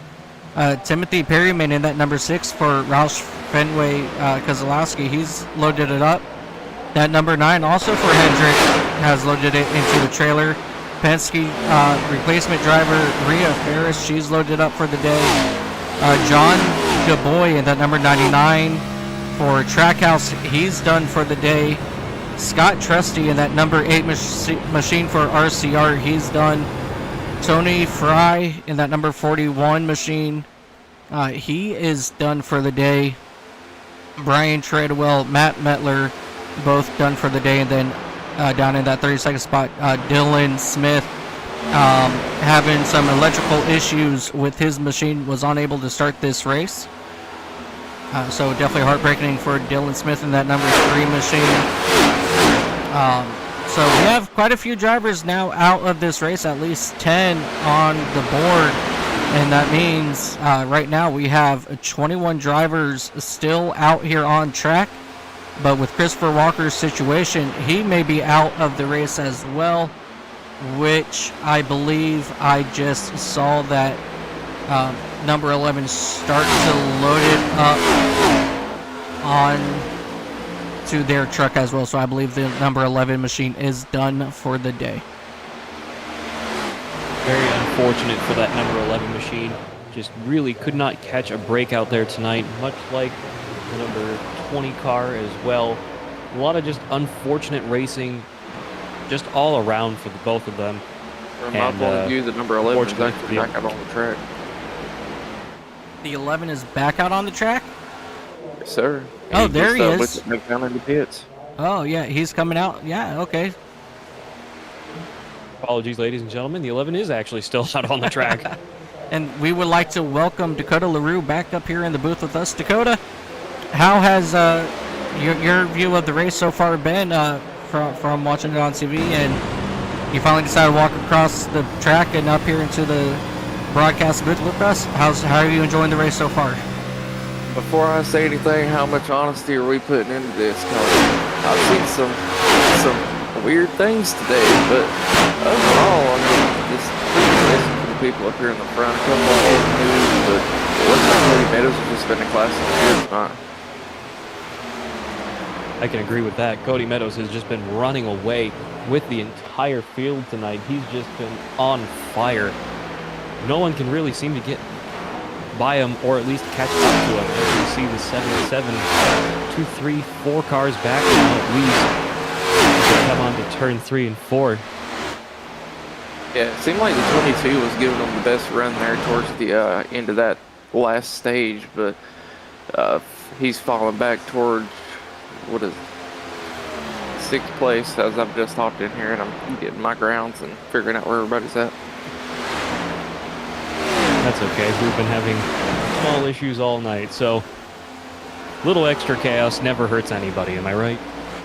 Yeah, well, I mean, it ain't a proper broadcast if something doesn't go wrong at least once during the broadcast, right? You know, I always say that, it's not an iCast Racing Network broadcast if I don't have some sort of difficulty up here in the booth. So, we're just holding on to that disclaimer, always going to be at least one issue up in the broadcast booth. Amen to that. I will note, though, I will have to leave in about an hour to go handle something else, but y'all have me until then. Hey, Well, we appreciate it immensely. Thank you for coming. Me Dakota as that number 77 of Lautenschlager, he's just hanging out just about 0.7 seconds behind your race leader as he's getting ready to pass that number 19 of Ethan Farless to put him another lap down. I will say, the top 3, though, the second and third place is running slightly faster laps than the later turn, but not very, very much. It's only like a 0.1, 0.2 difference. I've been noticing that as well. Oh, sorry, 100. 77's getting caught up behind the number 19 of Ethan Farless. Just a lot of really interesting racing out there tonight as the number 19 moves up top, letting the 77 car go on by. 2 cars still falling a little bit further back. I think he may genuinely have some wheel damage on the right side. Hopefully he can get that fixed with his next pit stop whenever he decides to go in for that, as we start lap 245 of 400. Still a long way to go left in this race. Yeah, so we'll take a look here at our the last 5 laps between your top 3. Your race leader Meadows this last time by, he was quicker, but the 2 laps before that, both Lautenschlager and Gonzalez were faster, so they made up a little bit of time on your race leader. So, I mean, it looks like Gonzalez might have that race car figured out how to work with the damage on that machine from that contact to the outside wall. So it's still going to be very interesting to see how this all plays out. And, we still got 155 laps to go. 154 when they get back to the line this time by. As the sun sets down on this track, it's definitely going to change how the drivers are going to be able to react and handle the heat. It's definitely going to be cooling off and getting a little bit slicker in some places. So that having run here for several different sessions of races, the street stocks, mini stocks, and all the way up to Cup Series cars over the past few years that I've been on iRacing, this track really does change a lot in a very short amount of time. You can be, from full sunlight, it can be extremely loose. Then, as the dusk sets in, like it is right now, it's running a little hot, it's running really fast, you're getting some really good racing action going. And once it comes back down to nighttime, you're going to be loose all over the place again, because the track's just going to be that cold. Yep, you're going to be loose but fast, and that is a dangerous combo, as it's real easy to lose the car. Yeah, one thing. Oh yes, especially these. Yeah, one thing these drivers have to keep in mind is these guys, they are on a fixed setup. So they're going to have to adapt to the car. You know, normally, you know, if we're running an open setup, you know, we can yell at our crew chiefs and say, hey, you know, it's too damn tight, or it's just all over the place. And they can make changes to the car, you know, for when you come down pit road. But in these things, there is no changing setups. You know, it is what you have. And so it takes a lot. This isn't just, you know, about who's the fastest. It's who knows how to drive. Races like this, it's about who can be the most consistent over a long run here. As this is basically a mini endurance race with 400 laps, one of the longest races of the season. Yeah, it's definitely it is probably the longest race of the season for ISNF, as they do run the full Daytona 500, but that's only 500 miles. So we have Eugene Thorne in that number 66 machine. He's going to give up that 10th spot and come down pit road. So we're on pits as well. Yeah, so we're right about that time where we're going to start seeing green flag pit stops, as Cody Meadows in that number 21 machine. He's going to give up the race lead and come down pit road. Now, Something else I'd like to point out between the differences of Daytona and here, you know, Daytona, you can cruise. Here, you got to be on your toes and keeping a good pace, because it's a lot easier to go a lap down here with mistakes, especially if you lose out on the draft early and you don't have the exact pace you need. Versus Daytona, as long as you got the draft, you still have a chance to be in the front. yeah, absolutely. And it's going to be all about, you know, especially now that we're in green flag pit stops, is don't speed on pit road. You know, you're not going from, you know, 190 miles an hour, you know, with pitting with 10 people behind you, but you're coming down here by yourself. But you got to also be careful. You know, this is, you know, the pits come up quick here. So that's something that these drivers are going to have to watch out for, and not speed down pit road. Yeah, and another thing, pit exit, if you just get into the gas the wrong way and turn too much, it's very easy to slide out on the apron here. Very true as well, especially with how sharp the entrance to pit lane is here. You're trying to go down from, what do you get, 165 for these corners pretty comfortably? You're trying to get down from 165 down to pit lane speed here is 35 miles an hour? Yeah. Yeah, it should be. Off of that steep banking with a hard left turn. That is a hard feat to do in any car, let alone these. Yeah, that is very true, as Craig's going to assume our race lead currently, but he's still yet to pit. Mark Gonzalez is opting to stay out a little longer as well. We'll see how that fares for them, as the 21 of Cody Meadows on fresh tires right now is going to be gaining even more ground once he does try to get caught back up and back in front of him. Yeah, for me coming down this pit road, I'm going to stay up on track as long as I can. And then right where that blue line ends, hold on. Oh, what do you see? What do you see? I seen a lot of smoke going into the pit lane. I'm not quite sure what happened there. I've been getting into the 21 a little bit as he comes across the start-finish line as well.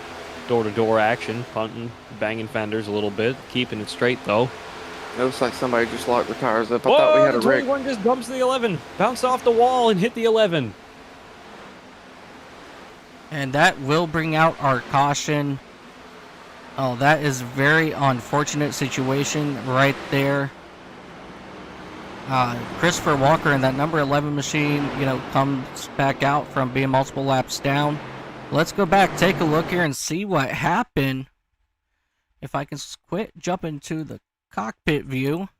While we're trying to find that, so Cody Meadows, who's been leading the whole race the entire time, is going to have to take a wave around at this point.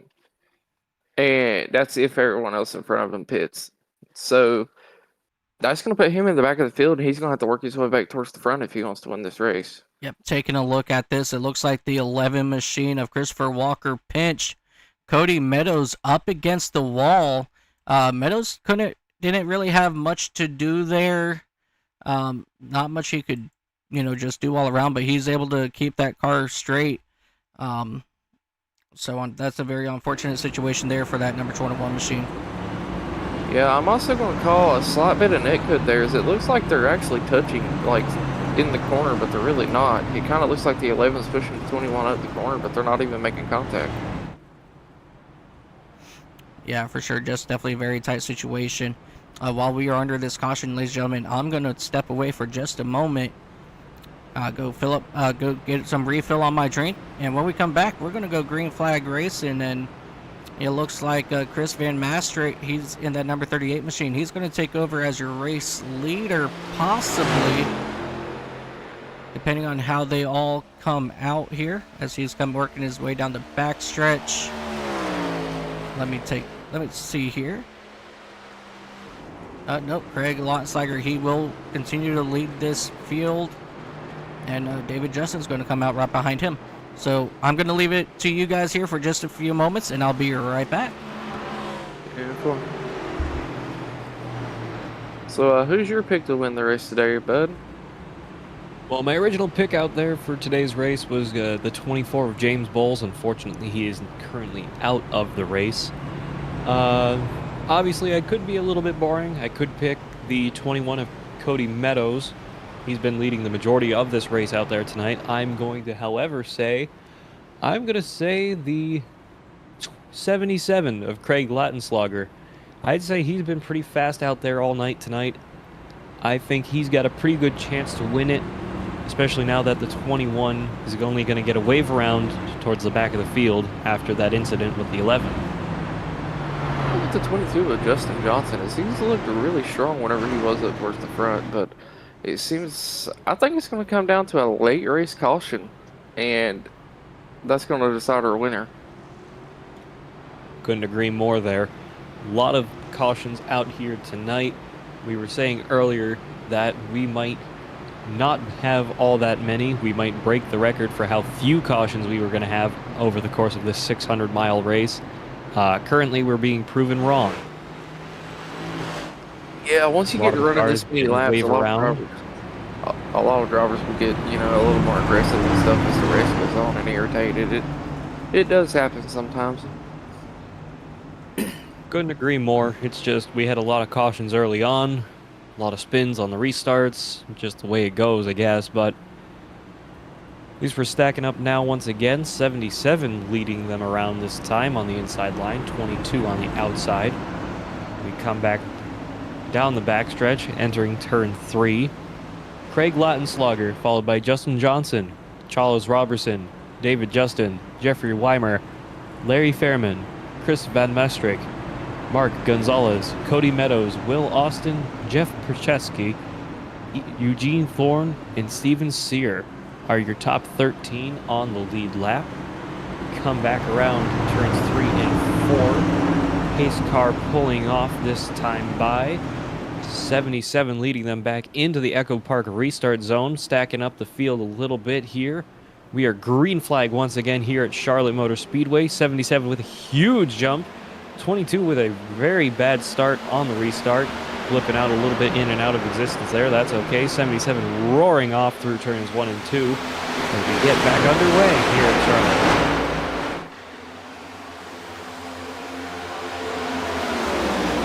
Yeah, and I was noticing earlier, the 22 likes to run the high side to try to get up here towards the lead. That is not necessarily the best move, especially when you got a 40 lap run going towards the stage, as you're going to burn your tires up and lose a lot of pace. Couldn't agree more. He's been running the high side all night. A lot of cars choosing high side over the bottom for overtakes out there. Do you know if that's a better move here at Charlotte, or would you really rather try to stay towards the inside coming off of turns 2 and 4 for attempts at overtakes? I don't mind to use the outside because the outside is technically faster here if you use it properly. But it just eats away at your tires. So if you get stuck up there in a side-by-side battle with somebody that's able to run the inside of it, it's really not worth it. You're better off to stay behind them and try to save tire better than them and then go for the move later. As the majority of the field starts going single file into turns 3 and 4, 77 of Freddie Linesauger is still your leader, being chased down by the number 20 of Charles Robertson. Finally getting some luck out there tonight as he's back up into the top places, being chased down by the 22 of Justin Johnson. Charles Robertson finally catching some good luck out there as he's back up to second place. Long overdue after several little incidents and spins. He's finally catching a break. Speaking of the outside line, the one corner's been on the Larson line, if you notice through these corners, like he's right up against the wall, which is really, really high. Like when I'm talking high side, I mean like middle of the track, kind of high, not. But he's making it work for him. Sometimes you just need a little bit of extra wiggle room.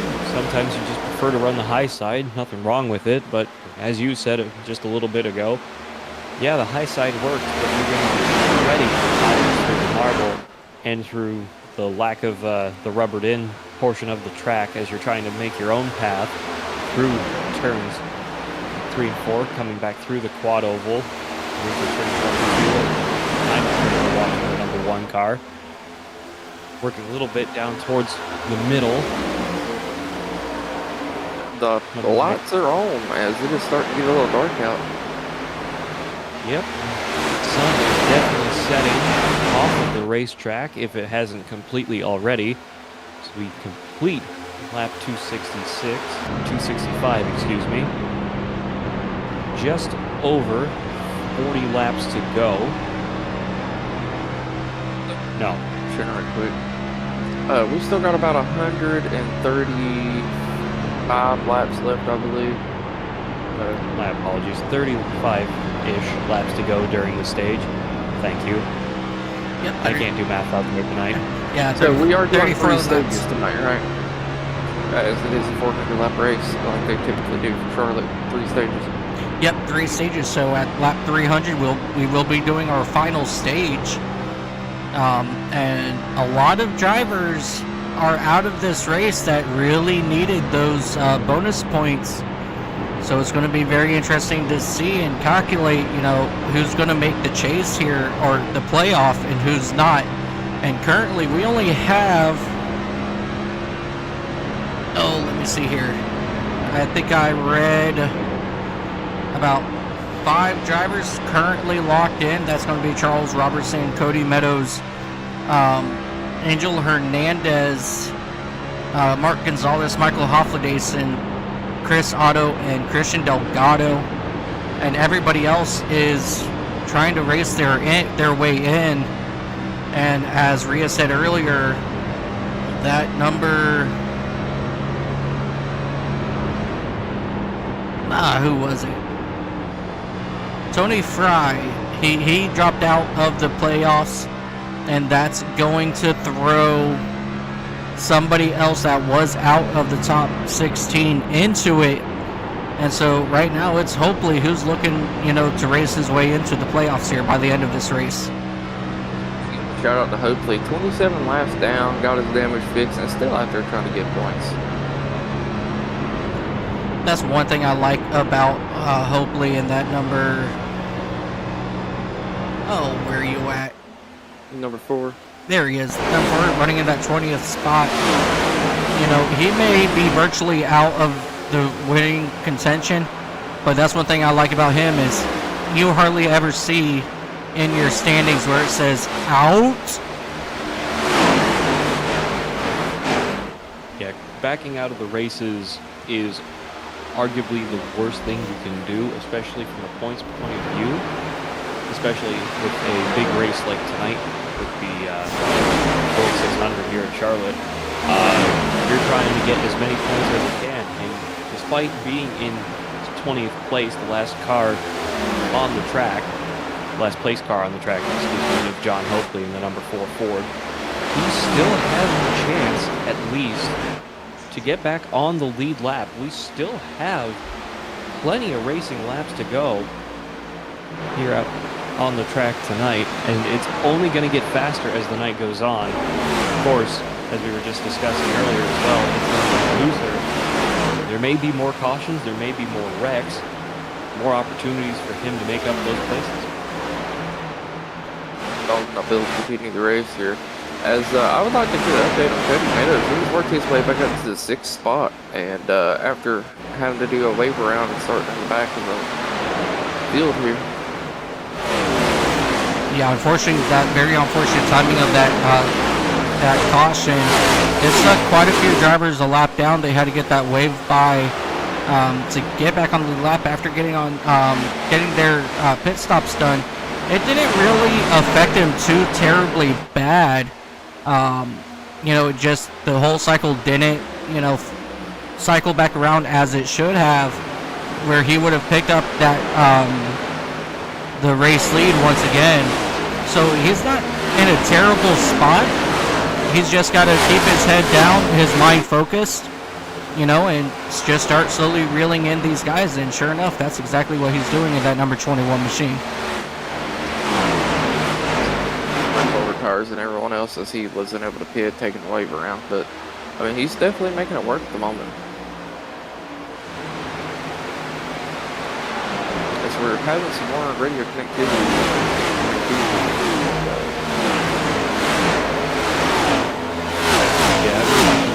For the majority of the night, he has just been all over the place with his radio issues, as we'll call it. I don't know if that's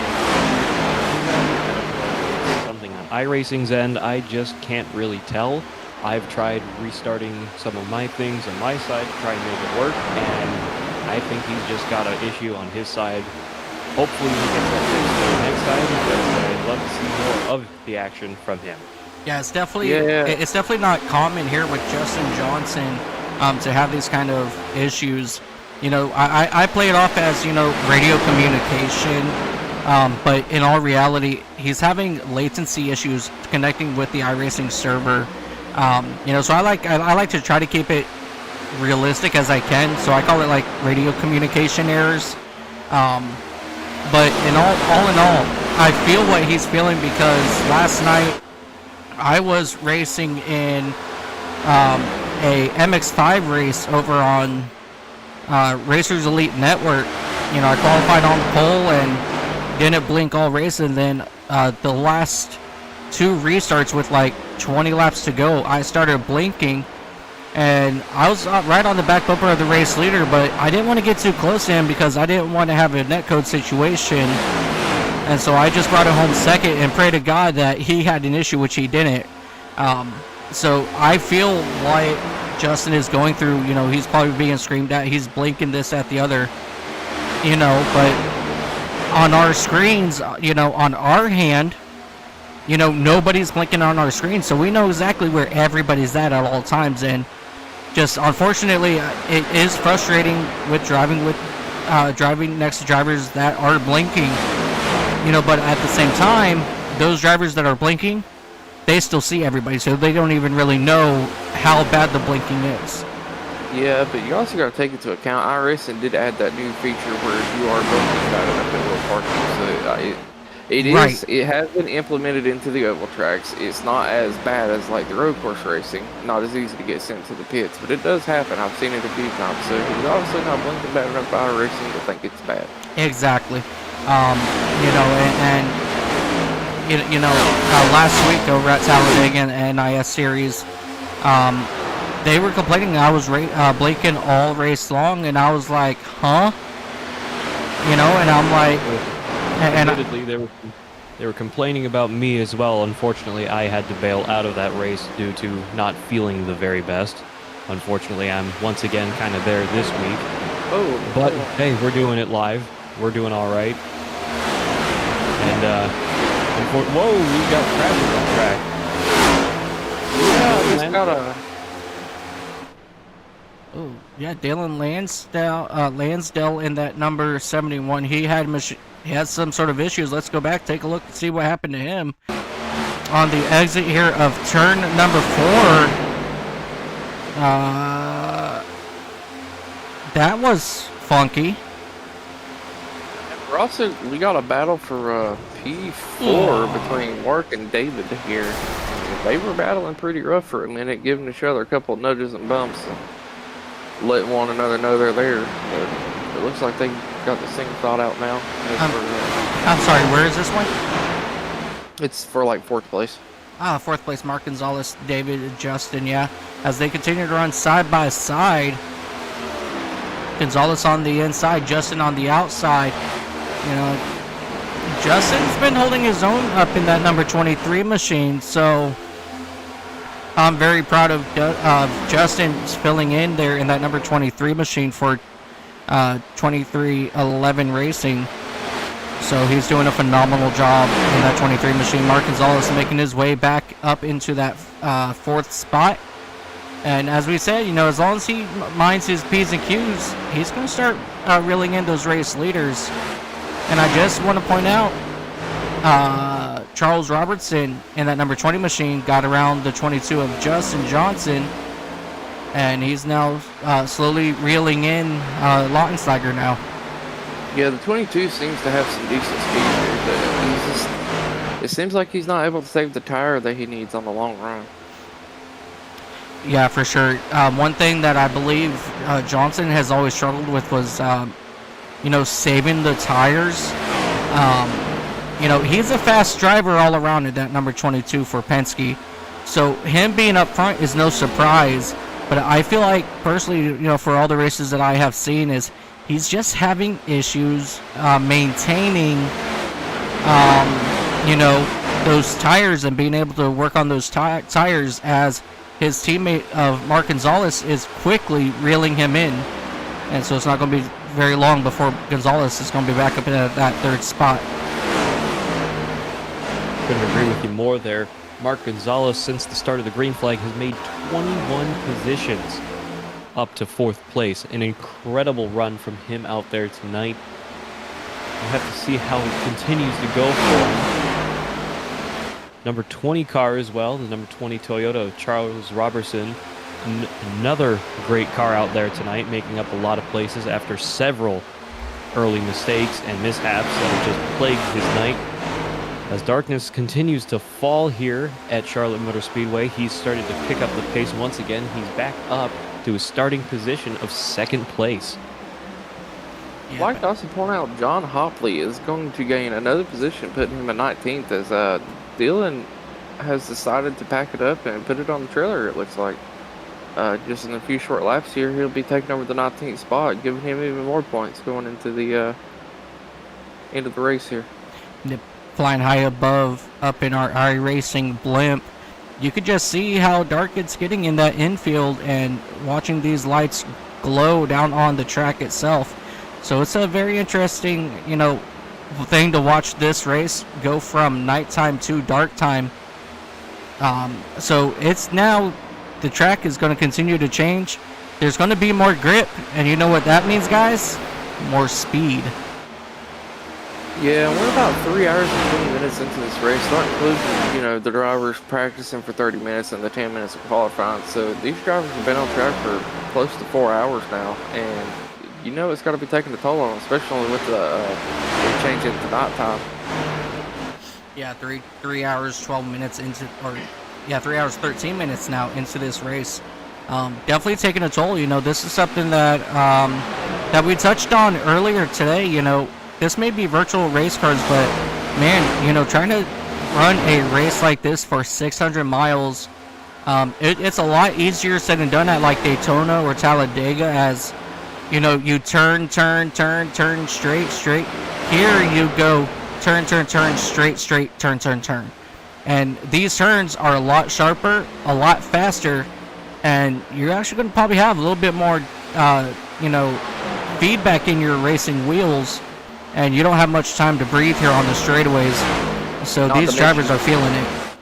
And not to mention, you also have to worry about tire wear. The car's a lot looser here. I mean, the side-by-side battling's a lot harder. You know, this is not necessarily a hard track.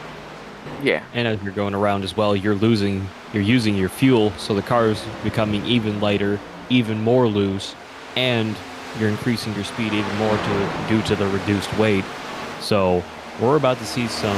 If we thought it was wild before, we're going to see some even crazier stuff at this point in the race. So we're getting questions in the chat about how to join the league. If anyone would like to go. Yeah, if you would like to join the league, you know, go into your iRacing UI, click on that leagues, and you just search up ISNF, and you're going to be able to see all our leagues there. You can also visit. Let me go ahead and pull it up for you guys here, so that you guys can personally see it here as well. Under our race information down at the bottom, you can join us at isnfleague.com. Get an invite to our Discord. Again, that is isnfleague.com.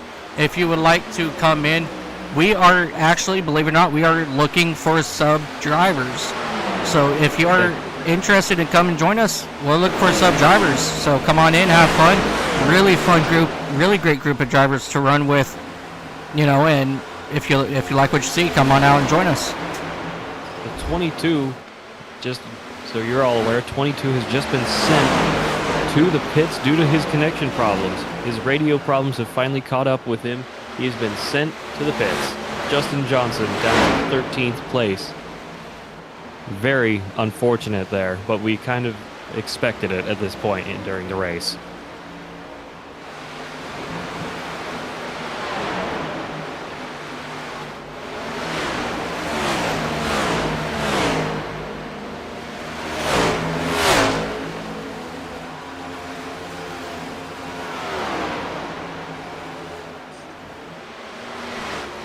Less than 5 laps to go to the end of the stage. Lap 296 this time by 77 of Craig Lautenschlager leading the way, being chased down by the number 20 of Charles Robertson, being followed by the number 2 of Mark Gonzalez, are your top 3. Amazingly, we've had a pretty clean stage number 2. As we start gearing up for stage number 3. Yeah, we have just about 3 laps remaining here for Craig Lautenschlager in that number 77 machine. You know, he's up here making some noise. And we got a comment from the 22 that it's JGR's fault, and the 22 is going to end up packing it up on the trailer. Very unfortunate for him out there tonight. You mean from Penske? I mean, he said it's JGR's fault. I guess JGR is hacking into his radio device or something, causing issues. As we have 2 laps to go in the stage. JGR, renowned radio people since God knows when, because I don't know when that team was founded, but we're gonna do it anyway. Joe Gibbs Racing has been around for a very, very long time. Yes, we are talking about the one and only Coach Joe Gibbs, who also owns the Washington Commanders. So. Who? Uh-oh. Hang on. My computer's freaking out, guys. Uh-oh. Run! The JGR joke, we got banned. The JGR Dang did not it. like that and decided to screw with your computer. They did. iRacing has kicked me out of the server. Oh, no! So if you guys don't mind, go ahead and keep calling the shots radio style while I get this sim back up and running. I'm gonna. Right now we're under caution, so we're not We're really under missing a lot. caution So you're for the end of the stage, lap 300. Your leader, number 77, are Craig Lautenslager, followed by the 20 of Charles Robertson, followed by the 2 in third place of Mark Gonzalez, in fourth, Cody Meadows, in fifth, Will Austin, in sixth, David Justin, in seventh, Jeffrey Weimer. God, I cannot get that name down tonight for some reason. I'm sorry. In eighth, Jeff Percheski, I think. Percheski, excuse me. In ninth, Larry Fairman. In 10th, Eugene Thorne. In 11th, Steven Sear. In 12th, Chris Van Mestrick. And those are your lead lap cars. As we are catching up to the pace car, everybody's slowing down once again. Lap 301 of 400. And on that note, ladies and gentlemen, we're going to take a brief commercial break, and we'll be back with you guys momentarily. With a head of steam moving to the outside his chin, Richie says it can't be done. Tony Shallen says turn on the reggae music. If you're gonna pass me, you're gonna do it high. There is just one more lap remaining, and look how close Modoff is. He got the slipstream. There we go. 2 laps to settle it in the Blue Emu Firecracker 400. Whatever you got to give it now. Back to green we go. On the final lap, side by side, they still run wheel to wheel. Now, through the snake, the S's we go. Crow edges ahead. Modoff is still there. White flag, one more to go on the Daytona 250. Kepler leads that lap. Who's going to lead the last one? To the line, look at that. Dave Chapman's going to send it around the outside final corner. Has he got it done? Continuing to go side by side for the lead through 3 and 4, and they manage it safely. Now through 5. And hunting for a way by it all. Between Phil Sell and Rico To the outside. White flag is out side by side. They make contact in the turn number 1. Ooh, gets onto the grass now, down to the inside. Andy T, a little bit of a wiggle and the perfect crossover there from Polly Portson to defend the position. Andy T totally sideways. They're still sideways going into Siberia. And getting ready to cross, he goes around the outside, but it's not enough.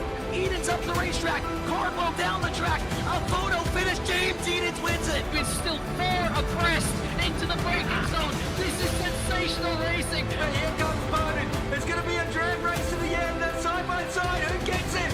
Williams tries to cover him off, but once again, pulling the over-under.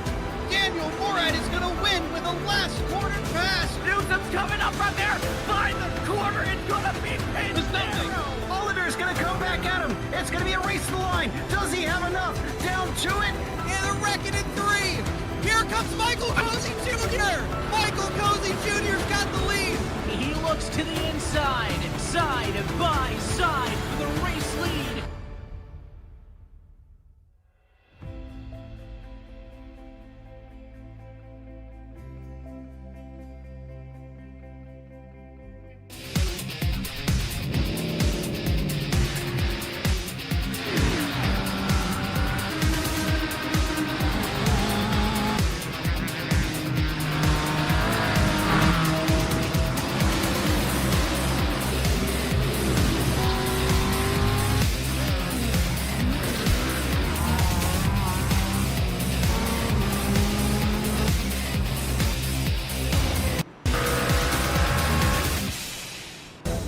You scared the fuck out of me.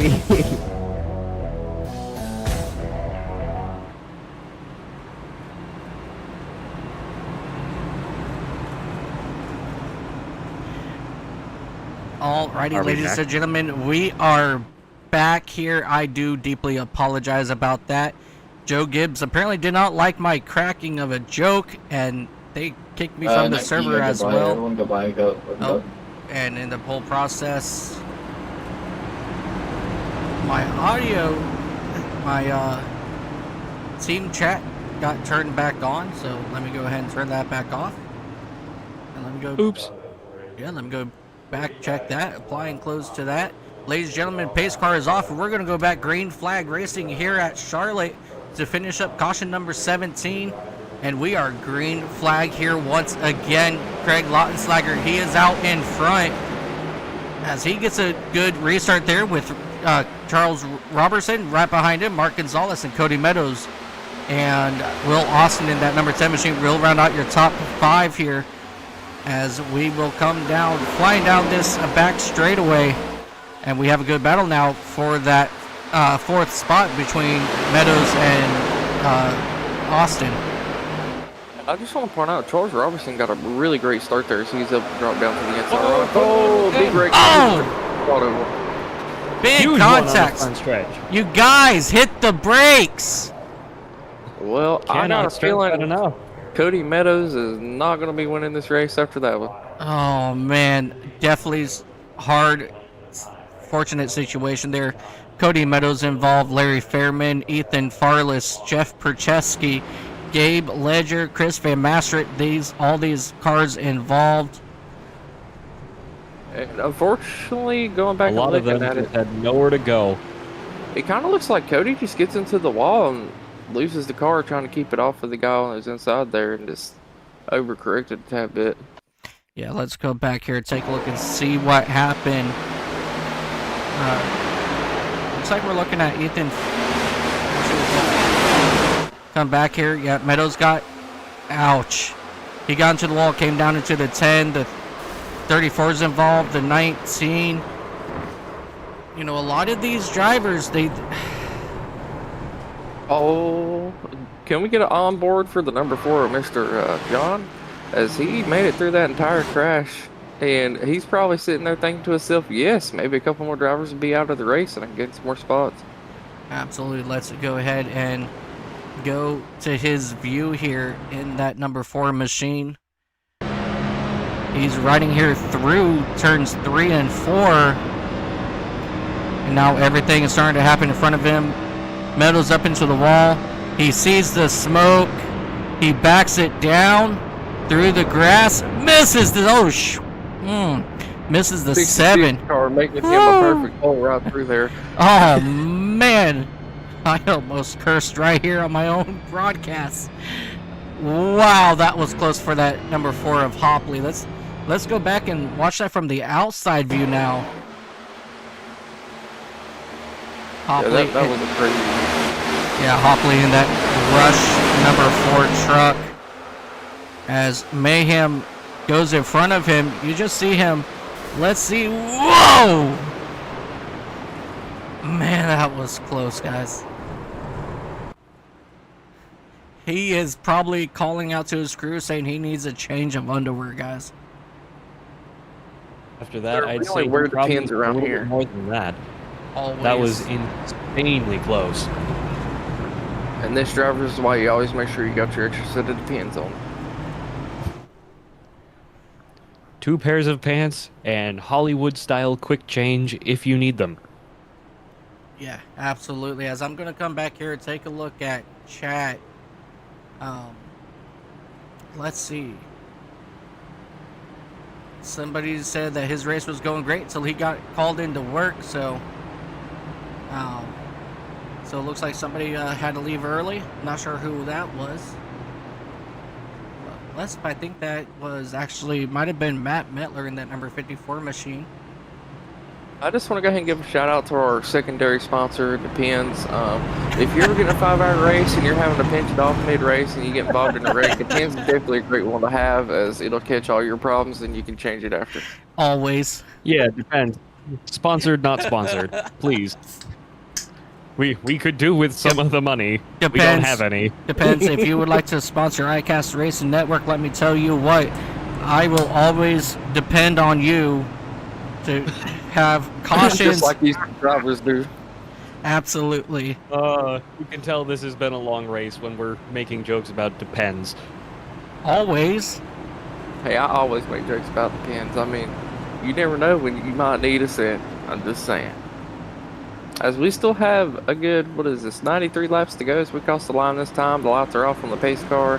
And the 77 of Craig is going to be leading us to green here. Absolutely, and I can neither confirm or deny that I'm wearing Depends right now for this 600-mile race. No, kidding. I'm kidding.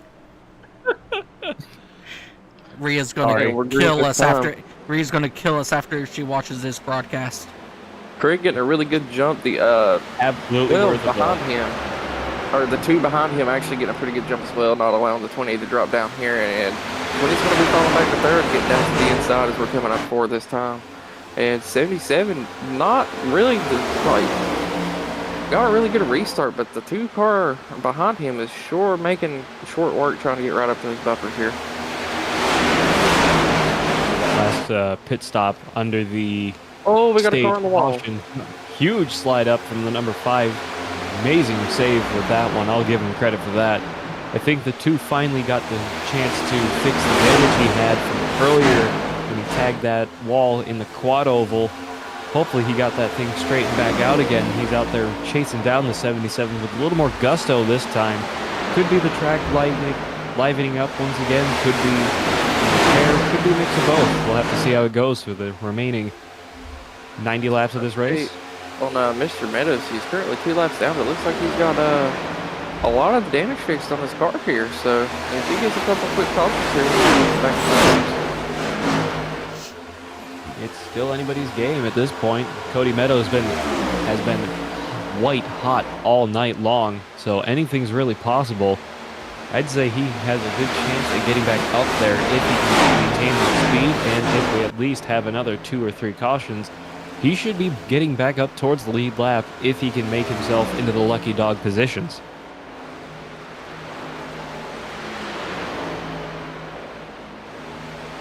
Cody Meadows currently, I'm showing 2 laps down. The first car that is a lap down at the moment is that number 47 of Thomas Flynn.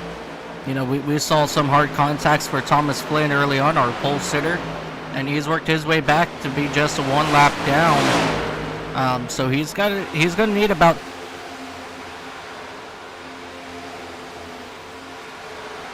probably need, the radio connection. Yep, going to need about 2 or 3 more cautions here before Meadows will be able to get back into that top spot. So very unfortunate way for Meadows' day to fall short. So we're just going to have to wait and see how that happens here. To the end of the stage, he could try to pit early or something, like if we have another caution, and take a wave around at the end of the stage and everyone else goes into pits, and then he'd only be 1 lap down in prime position. Yeah, absolutely. That's, you know, he's a very fast driver, so it's not going to surprise me if he's able to find a way to sneak back up here by the end of it, as we have 87 laps to go this time by. Mark Gonzalez is now right on that back bumper of Craig Lautenslager in that number 77 machine. Yeah, definitely seems like Mark's just letting him know that he does have the speed if he wants it. Oh, absolutely. And a win here would actually put Craig Lautenslager up into the playoffs here at the end of this. So, I mean, he's already pretty much to the good. He doesn't have much to worry about here, but this is going to be absolutely big for Lautenslager if he can bring that number 77 machine home. Very true as well, but that 2 car really is starting to chase him down, the 2 of Mark Gonzalez. He's got a lot of speed in that thing since the last restart, or well, since the last stage restart anyway, because we all know how that last restart went, really. But he's got a lot more speed in that car since that last stage, since that last incident in the quad oval that we were talking about earlier. He's getting a lot of speed through the turns, and he's really keeping up with the number 77. Cody Meadows has crashed. Yeah, his day just went from bad to worse as he had issues. Let's come back here as he has a lot of damage to the front end of the machine, as he will bring that machine down on pit road. Let's come back here and take a look. That's an unfortunate look as I'm looking at it while you're in the process of getting back there. Oh, yeah. The 35 got into the wall, bounced down into that number 21 machine. And unfortunately, I believe that might end the day for the number 21 of Cody Meadows. Definitely And a very unfortunately, no caution for that as well. yeah. All right, so I'm it looks amazed at the caution from that as well. That was a big accident, sliding all the way across both sides of the racetrack. yep. Nicholas Johnson, that number 35 machine, he's got a lot of damage now to his tire, and as you guys saw right there, the 21 machine's crew disappeared, so he's loaded up and he's done for the night. Big disappointment there for that number 21 machine of Cody Meadows. I think commentators' curse is just getting the best of some of these people. As I said something about Justin being able to win on a late race caution, and we were talking about Cody Meadows dominating the race earlier. Just unfortunate look for both of them. I've already talked about Craig Lautenslager, Mark Gonzalez. We've talked about Charles Robertson, who's seen his bunch of issues today. David Justin, he's been up there quite in that number 4th spot, in that number 23. So he's having a good day. Jeff Weimer in that number 60 machine, he's had an up and down day, up in that top 5. Larry Fairman, he snuck his way up into the top 6 in that number 34 machine. Mike Iskandar having an incredible day in that number 1 machine. Eugene Thorne in that number 66 machine, he's having a great day running P8. Chris Van Master in that number 38, he's having a good day as well. And Steven Sire in that number 5 machine up in that 10th spot. So there I hit all top 10 commentators curse. Boom.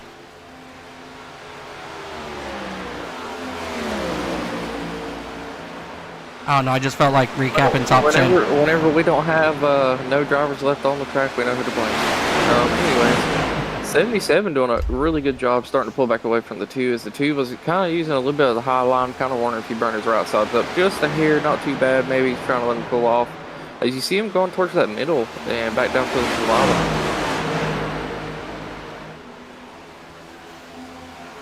But it does appear that the 3rd and 4th place of Charles Robertson and David Justin is starting to catch up to our leaders here, as they're making up a little bit of ground these past few laps.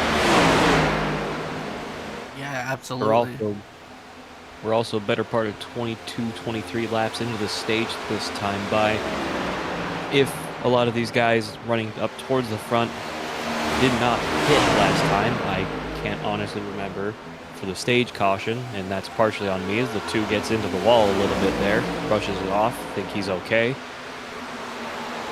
If these guys didn't pit, they're going to start losing tire, and you can't afford to be pitting this early, especially when you have a fast race car like the 77 and the 2. The 2 once again brushing up against the wall. He's beaten the heck out of all of these walls as they come around turns 1 and 2. He beat the wall off of turn 2 last lap. He beat the wall out of turn 4, and he beat the quad oval, leaving that. So he might be getting really tight in that race car up there. He might be losing his grip on the right side as he taps the wall again. I don't think that one was a tap there. That was a full-fledged trying to take down the wall hit at a turn 4 that time by. So a lot of damage now building up on that number 2 machine again for Gonzalez.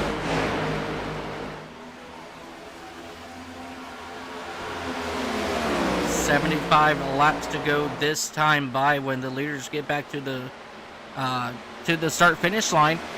You know, we still got one more pit stop to make. So that'll be like right around lap 50 is, you know, between 50 to 55 is where we're seeing drivers start coming down. How soon are you going to come down, you know, for this final pit stop? I feel like we're going to see our drivers go just a little bit longer, as we did have a secondary caution there right after the restart. A couple drivers did get nice on fuel. Probably not run it out to have the freshest set of tires there towards the end of the race, so they could push as hard as they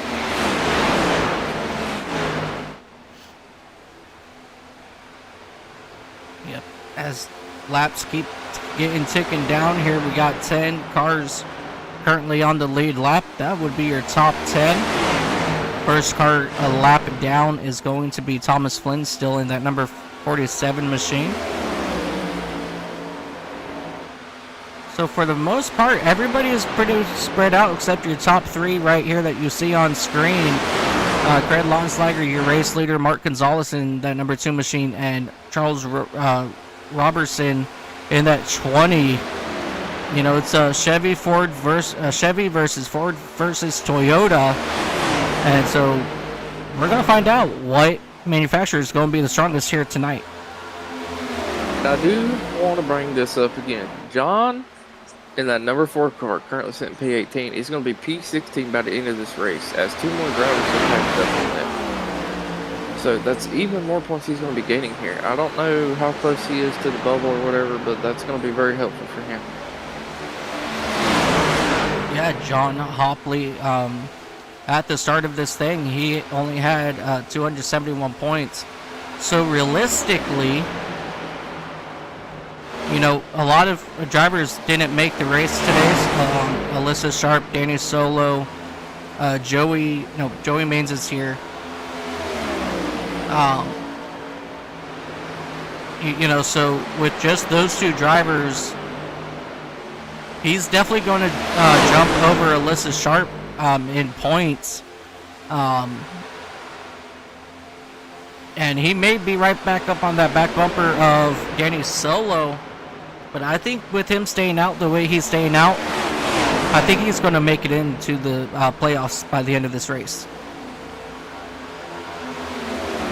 Definitely looks that way. He's in a very good contention for it.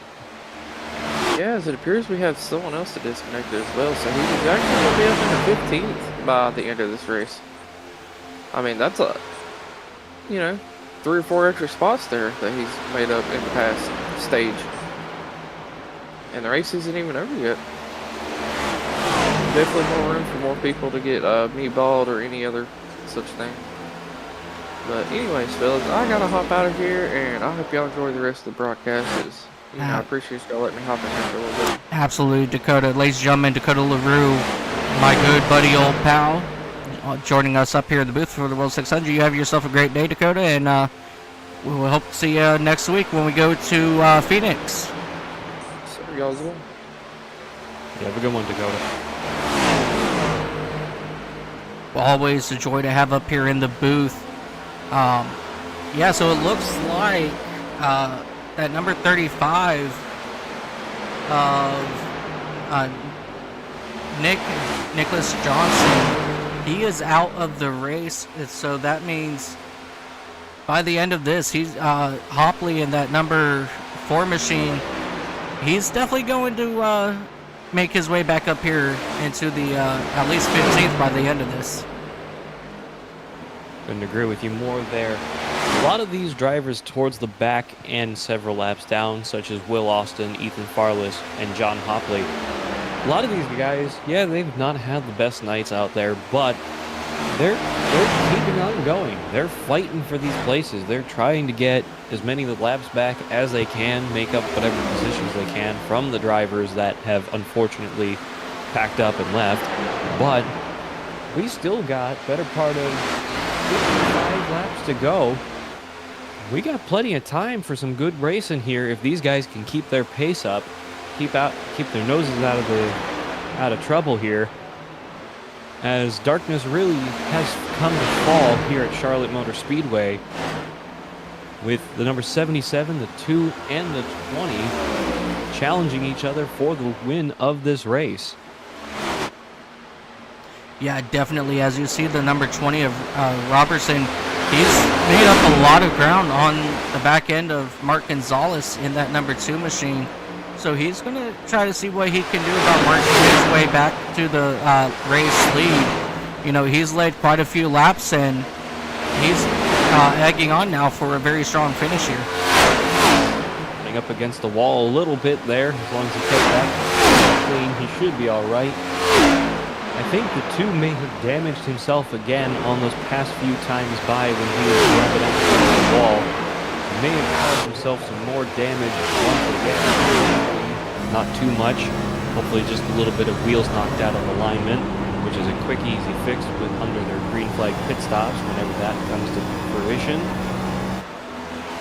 77 by the 2 and the 20, Chevy, Ford, and Toyota leading the way. It is truly a manufacturer battle for the win, as we are Coming back around, Ethan Farless once again on the bottom of the racetrack, getting out of everybody's way. Entering the pits as another lap down, unfortunately for him. But he still has contention to be at least in the race. You never know here at Charlotte. Absolutely. I'm just going to go through here really quick and take a look at all of our current top 16. So see everybody who's led laps real quick. John Hopley has not led a lap. Chris Van Master, he has not led a lap. Jeff Weimer up in that number 60, he's led 2 laps. So he's going to gain 2 bonus points there. Alyssa Sharp and Danny Solo are not here. Joey Maines, very unfortunate, he is out of the race. He has not led any laps here today. Craig Lautenslager, he's currently your race leader up in that number 77 machine. He's led 96 laps so far.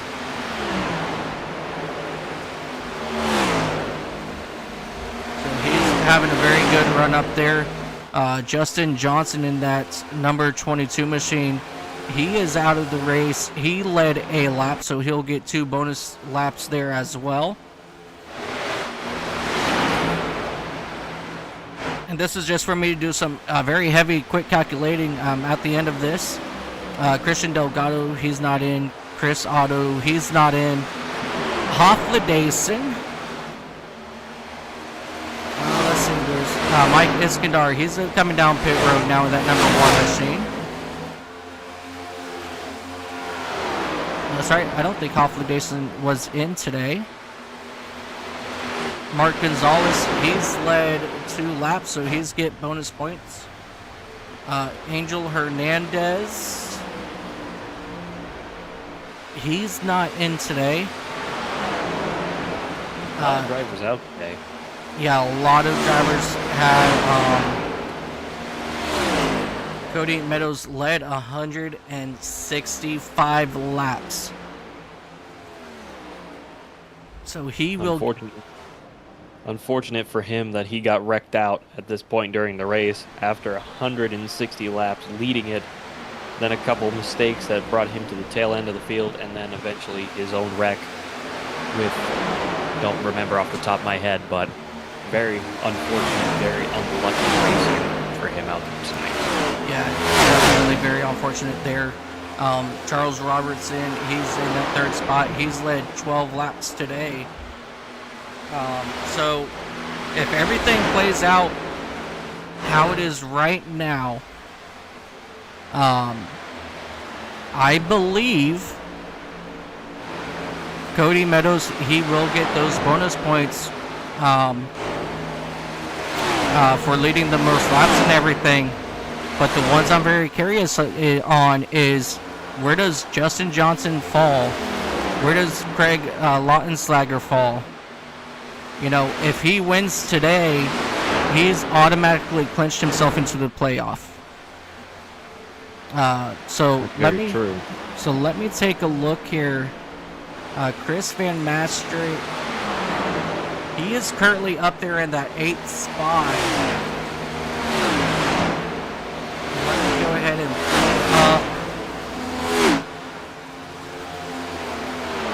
let me see here. I'm going to pull up those the point standings here, as we do have 54 to go this time or 55 to go this time. I was talking to some folks before the race began, and unfortunately I had plans going on this morning. I was not entirely convinced I was going to be able to make it, so I told Rhea earlier I was just not going to drive for this. And more to the point, I was not mentally or physically prepared for it. As if you've seen some of the streams on the Fearless YouTube channel, you know I've done some of the broadcasting for them over there from time to time. I am a little under the weather with a small cold, so my voice is a little raspy today, so I just wasn't feeling up to driving it. And so here we are, better part of 4 hours, 45 minutes in, We still have just over 50 laps to go, and it is still a pretty wild race, as only the top 7 cars are on the lead lap. Number 77 of Craig Lautenschlager leading the way, making 25 positions up from the start of the race. In second is Mark Gonzalez in the number 2 Ford, making 23 positions up from the start. David Justin in third, making up 15. Jeffrey Weimer in the number 60, making up 15 as well. Larry Fairman in the number 34, making up 19. Chris Van Maastricht, in the number 38 Ford, making up 22. Charles Robertson in 7th place. In 8th place as he goes a lap down in the number 20 Toyota. Only the top 6 cars are a lap down. Or a lap up, excuse me. Yep, I am now sitting here crunching numbers really quick here. So if the way things end with Lautenschlager getting first, so he would be 40 points there, so that'll be 381 points. That will put him in front of Johnson, I believe. Let me double check here. So the 22, he will finish in that 19th position. He's gained 18 points, so that will put him at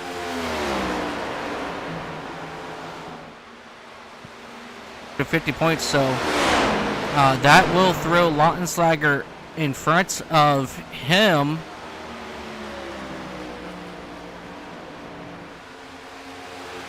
And if I'm not mistaken with how well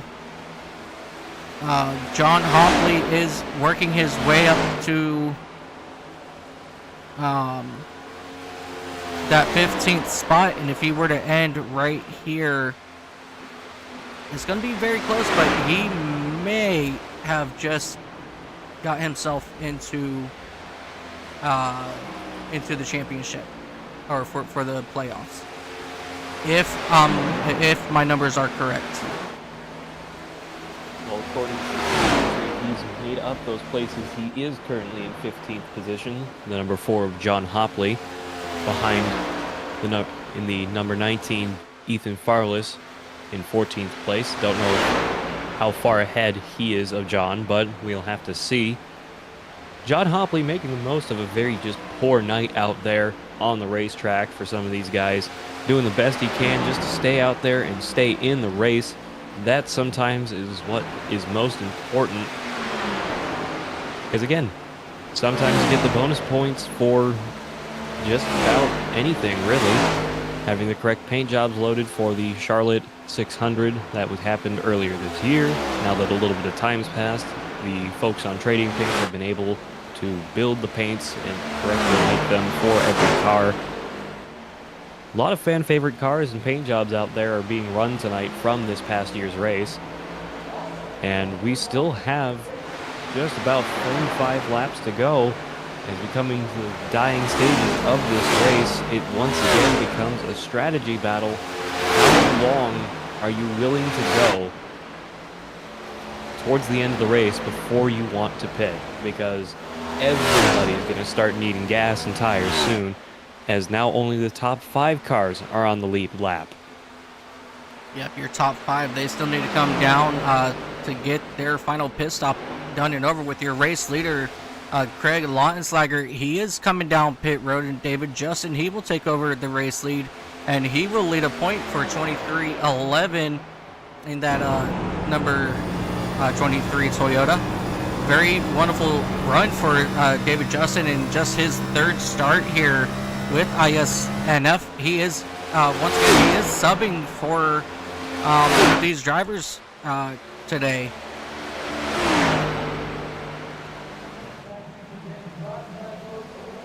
Some of these substitute drivers have been really fast out there tonight. Of course, the number 23 of David Justin being one of them. Yeah, a lot of really fast guys out there. Yeah. Justin, he is in for Josh Grosso. So a lot of these drivers, unfortunately, a lot of these championship drivers have elected not to run this race. So it definitely doesn't surprise me that the ones that didn't join are a lot of the drivers that did, clinch a spot in the playoffs. And those others that did not join are ones that know for a fact that they clinched their playoff spot despite missing the race today. So, it's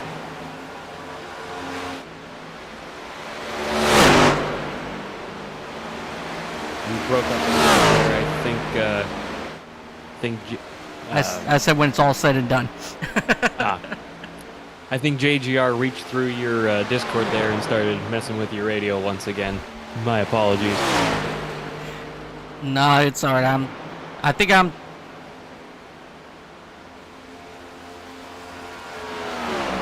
I'm trying to pull too much out of my USB hub, and that's what's causing my mic to disconnect. It's a brand new mic, so I decided to upgrade my mic, and it pulls a little bit more power than my old mic. So I think it's trying to pull too much power through this little USB port. So I may need to upgrade that as well, as we're still waiting for David Justin to come down pit road. Couldn't agree with you more there. As I'm starting to learn more about the broadcasting side of the iRacing itself as well, I'm definitely going to need to upgrade to a better mic at some point here. Hopefully this $20 Amazon microphone I bought 3 years ago for other voice acting and singing purposes. David Justin is now the only car on the lead lap, number 23 Toyota. He is still not yet pit. Jeffrey Weimer in second, Larry Fairman in third, Chris Van Maastricht in fourth, Craig Lautenslager in fifth, Charles Robertson in sixth, Mark Gonzalez in seventh, Michael Iskandar in eighth, Eugene Thorne in ninth, Thomas Flynn in 10th, and Steven Sear in 11th. Okay, you say you needed a new mic, but man, let me tell you what, you are actually very, very crisp in my ears. Very loud or very crisp? We can hear you perfectly fine with that headset.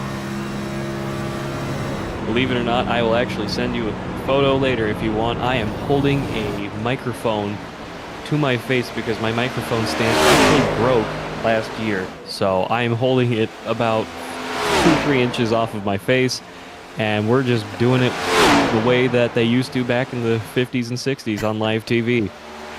Heck yeah, there ain't no other way to do it, especially for a World 600. Oh man, I give you major props. Your arm must be hurting now. And now you know why I have a nice armchair instead of a racing bucket seat for my wheel setup. I would much rather have a nice comfortable chair, especially for long races like this, because I think it was earlier this year, in another league as well, we did a 400-mile Indianapolis race. And I wrecked out after 100 miles, and I was toast even in this chair. Well, that is absolutely crazy. So believe me, this is a much better choice for me than the gamer-style chairs that we all come to know and love. Yeah, absolutely. We're still waiting for that, top four here to come down pit road of David Justin, Jeff Weimer, Larry Fairman, and Chris Van Maastricht. We're still waiting for them to come down pit road, and Craig Lautenslager, he's just waiting to pounce on that opportunity. So David Justin, he's gonna have to get down here on pit road and be very, very smooth, as we have 35 laps to go this time by. This is what I've been talking about basically all night. It's when do you pit right at the end? Do you try and extend your fuel and tires out the best you can?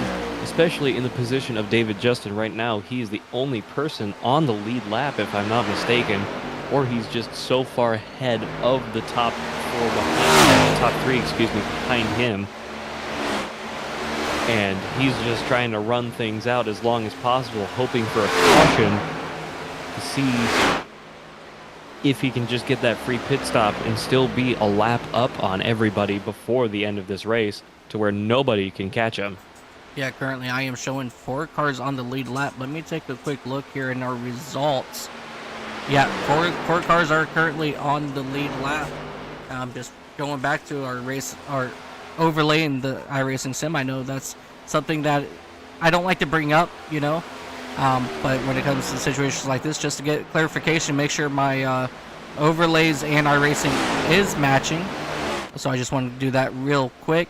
But yeah, I mean, having 4 cars on the lead lap, you know, Craig Lautenschlager, he's slowly, you know, he is 1 lap down, 32 seconds total behind your race leader.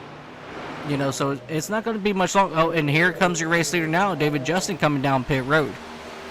Perfect pull in for that pit stop. I will tell you that. That is exactly how you're supposed to do it. That was a beautiful, beautiful pull off into the pits. Absolutely. As Larry Fairman in that number 34 machine for Front Row Motorsports, he's doing a phenomenal job out front in that number 34 machine. You know, just kicking time away, taking it nice and easy. And Jeff Weimer in that number 60, really good comeback in that number 60 machine as he's going to make his way down pit road. Oh, and he overshot. That is going to be a penalty for that number 60 machine for a unsafe pit entrance. So he's going to have to serve some extra time here down on pit road. As I was getting ready to say, he's having a phenomenal job and he knows how to get it done. He shot his pit stall as well. Oh man, the commentator's curse hits once again for that number 60 machine. I'm so sorry, Jeff. Man, you had an incredible run. As you see the crew now working on the right side, as he will go ahead and pull away. Apparently he didn't get up an unsafe pit entrance as he's making his way back out onto track. So right now, that number 34, Larry Fairman in that number 34 machine, him and Chris Van Mastert, we are still waiting for those 2 drivers to come down pit road. Craig Lautenschlager now back on the lead lap. But Charles Robertson as well. Yeah, so, you know, Larry Fairman, Chris Van Mastert, they were pushing as far as they can, you know, before they had to come down onto pit road. And unfortunately, it did not work in their favor. And, yeah, it looks like... Here comes Larry Fairman now down pit road. Yeah. Another perfect example of entering pit road. Coming off the bank about halfway through turns 3 and 4. Getting onto the apron, slowing down all the while.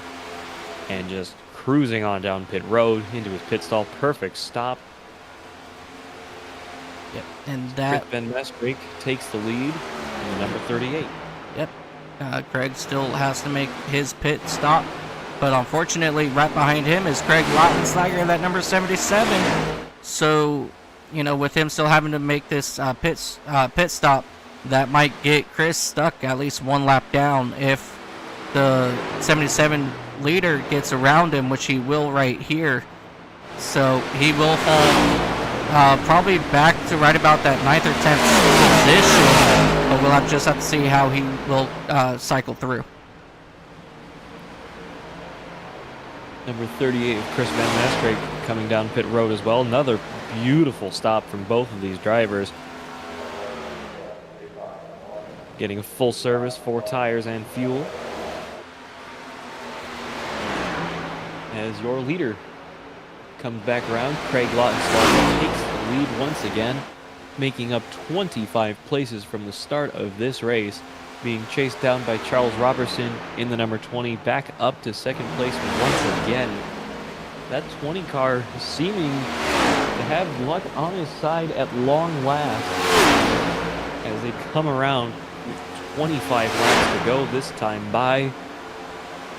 Do you have any late race predictions? Do you think there's at least going to be one more caution before the end of this race? With how spread out all these drivers are, I cannot see a caution coming out.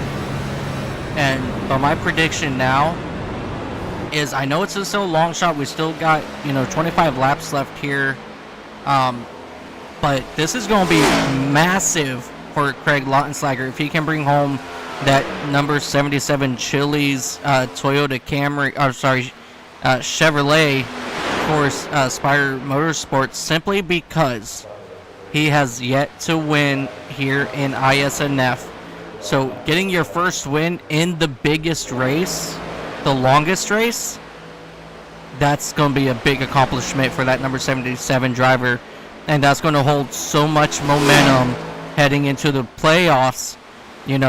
Now he can, look forward and say, all right, now I got the win off my chest or off my shoulders.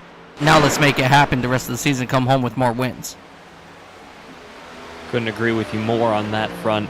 Number 77 has been dominating the majority of the last half of this race.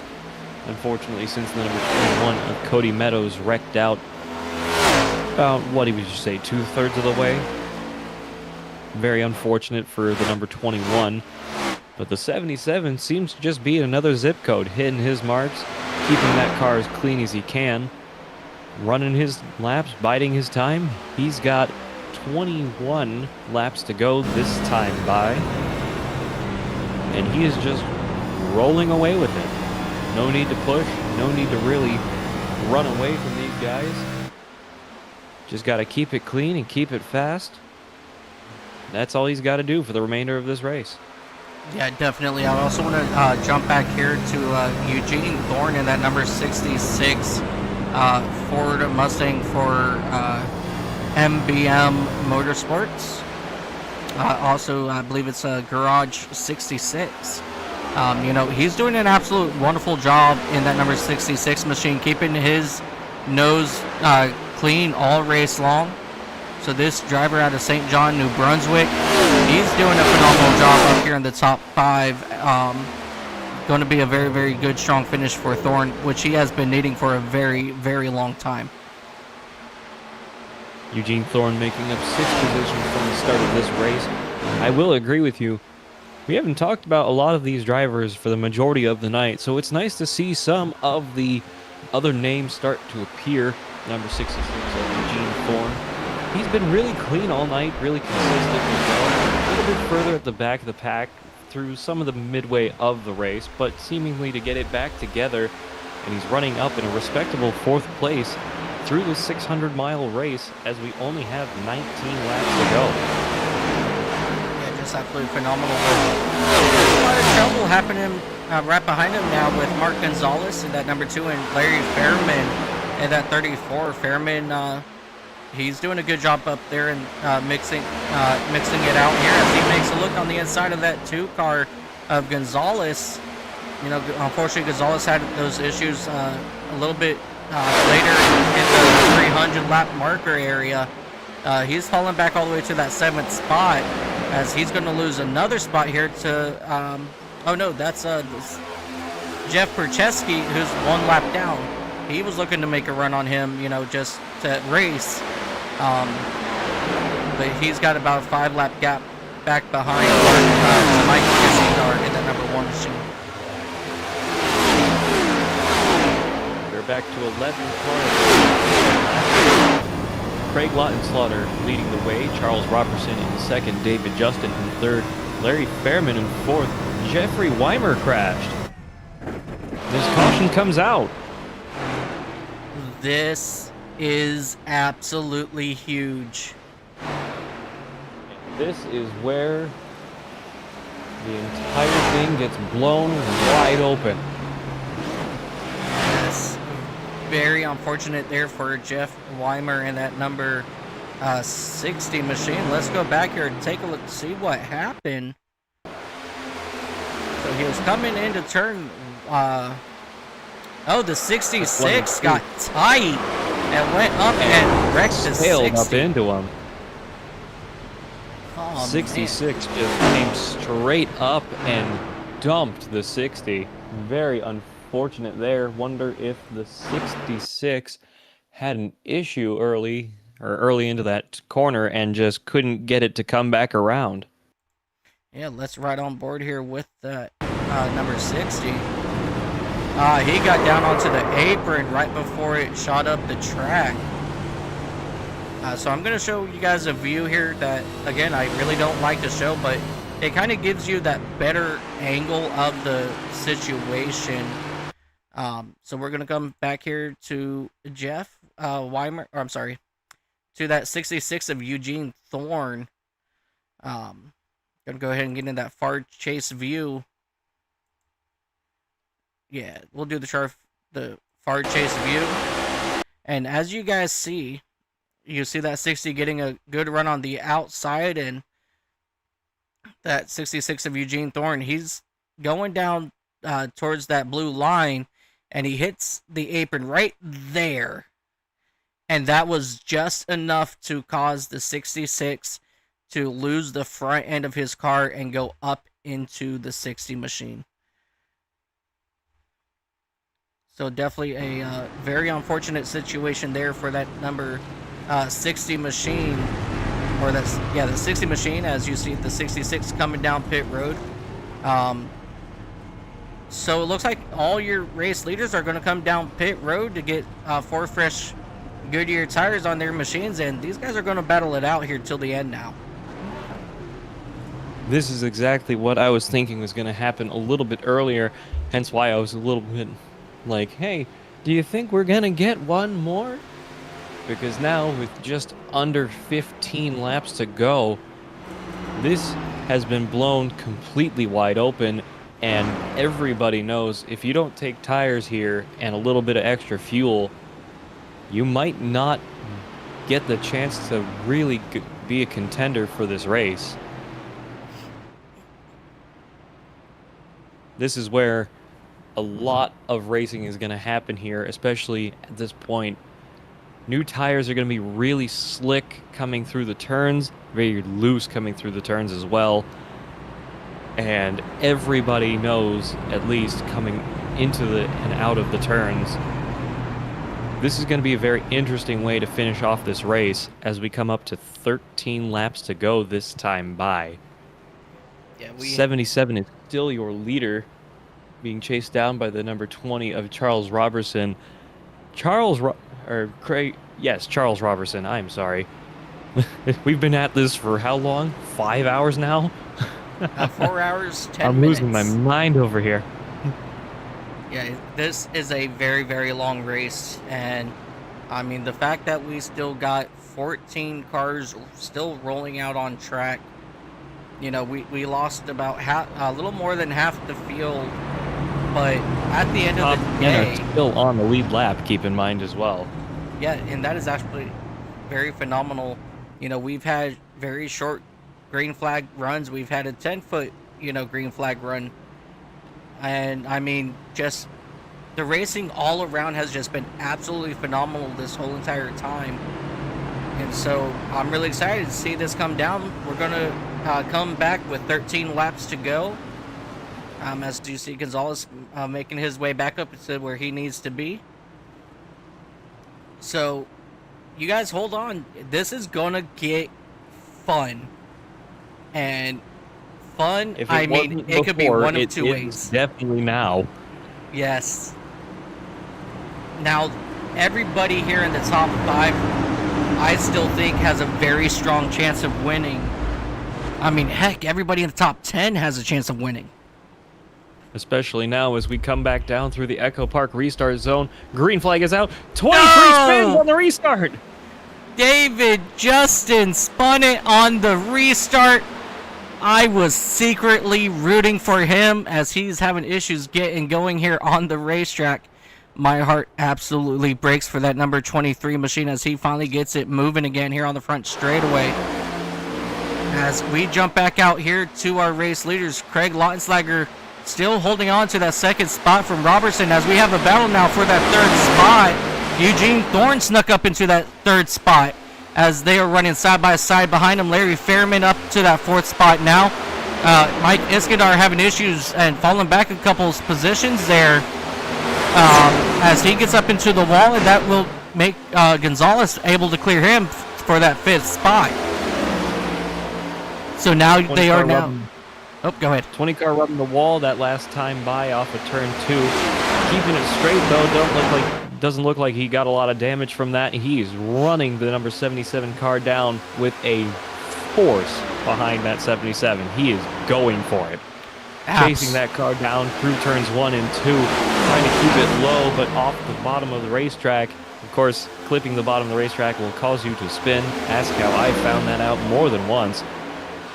Come back down towards turns 3 and 4, 77 by the 20 by the 66 of Eugene Thorne. Welcome to the top 3, Eugene. Glad to be talking about you a little bit more out there tonight. Hopefully you can get some speed going and chase these guys down, as we have just under 10 laps to go, and it is still anybody's race.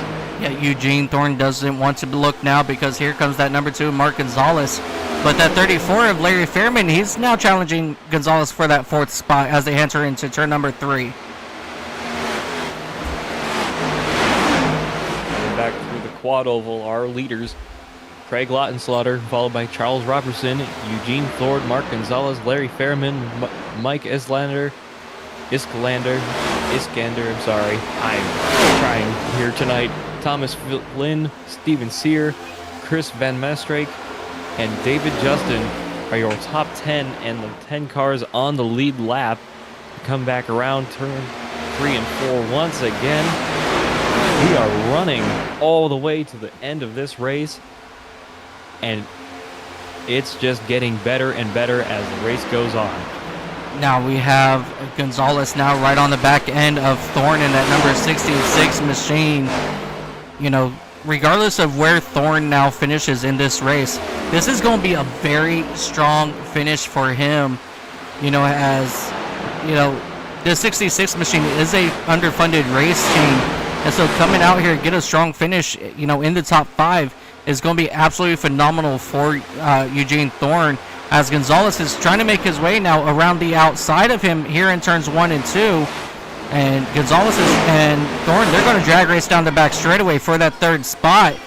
Oh, Gonzalez got into the outside wall, but he will clear Thorne, and that will put Gonzalez up here into the top 3.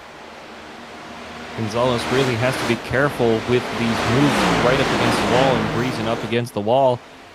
He needs to consider the fact that he has damaged his wheels more than once tonight, and potentially his tow bar a little bit as well, more than once. If he keeps doing it with only 5 laps to go, he might take himself out or break his car bad enough to the point where he has no speed off of these turns, and he will get right back behind the number 66 or potentially further down the grid if he keeps running up against that wall. Yeah, absolutely. As we jump back up here to Craig Lautenslaughter as we have 5 laps to go, you know, and, you know, it's been an absolute, you know, joyful race watching Lautenslaughter, you know, in this number 77 just run a great race week in, week out. You know, he did get caught up in a couple issues over in Talladega last week, if I'm not mistaken. You know, in the week before that, he's had a little bit of issues as well. But man, let me tell you what, tonight, it has been a very incredible run for this young man in that number 77 machine. Let me change up my driver data here real quick. Lautenslaughter has led 134 laps today. And so he's having a phenomenal run here today. Let me go back to my side notes here for just a moment. I will say, while you're taking a quick look at your notes, this 20 car, if he wants to make a move for the lead, he better start moving it or losing it, because he's only got 2 laps to go this time by to take the lead on this race if he wants to go for it. He's got to go, kid. Come on, dude. Absolutely, 2 laps to go. Robertson half a second behind. It all comes down to this. Can that number 20 Toyota from Joe Gibbs Racing of Charles Robertson get back to the back bumper of that number 77 machine of Spire Motorsports. Lautenslager comes out of turn number 4. We're going to see the white flag this time. And this time by, Lautenslager has pulled another 10th in front of second place of Charles Robertson. And he's continuing to be able to pull away here on the final lap. So he is doing anything and everything he can to stay in front of in front of Robertson, as they will now come out of turn number 4. Ladies and gentlemen, your World 600 winner, first-time winner in the ISNF Series, Craig Lautenslager for Spire Motorsports in that number 77 Chevrolet. What an incredible race here today, ladies and gentlemen, for Craig Lautenslager. Charles Robertson and Mark Gonzalez in that number 2 machine will bring it home. Your top 3, Eugene Thorne in that number 66 machine. He had an incredible run today. Phenomenal run from all of these guys out there tonight. Even these guys that were lapped down or just laps down in general. Jeffrey Weimer, Jeff Perchesk. Yeah, I'm probably still messing up that name, and I apologize for it. Ethan Carlos, Percheski, excuse me, and John Hopley. Them guys, yeah, sure, they were laps down, but they were still out here, and they still ran, I think, phenomenal races as they come in 11th, 12th, 13th, and 14th, respectively. Considering these guys persisted throughout the entire remainder of this race after the wrecks and things that they had, I commend their efforts, and they had a fantastic race out there tonight regardless. Oh, absolutely. You know, point out John Hopley. I thought he was only going to get up to like 15th, but he was able to overtake Will Austin in that number 10 for he fell back to the 15th spot. So Hopley actually finishes one spot above where I originally thought, and I believe that might have clinched himself into the playoffs for the remainder of the season. But man, what an incredible race all around. And let's go ahead, we're going to take a couple minute commercial break here.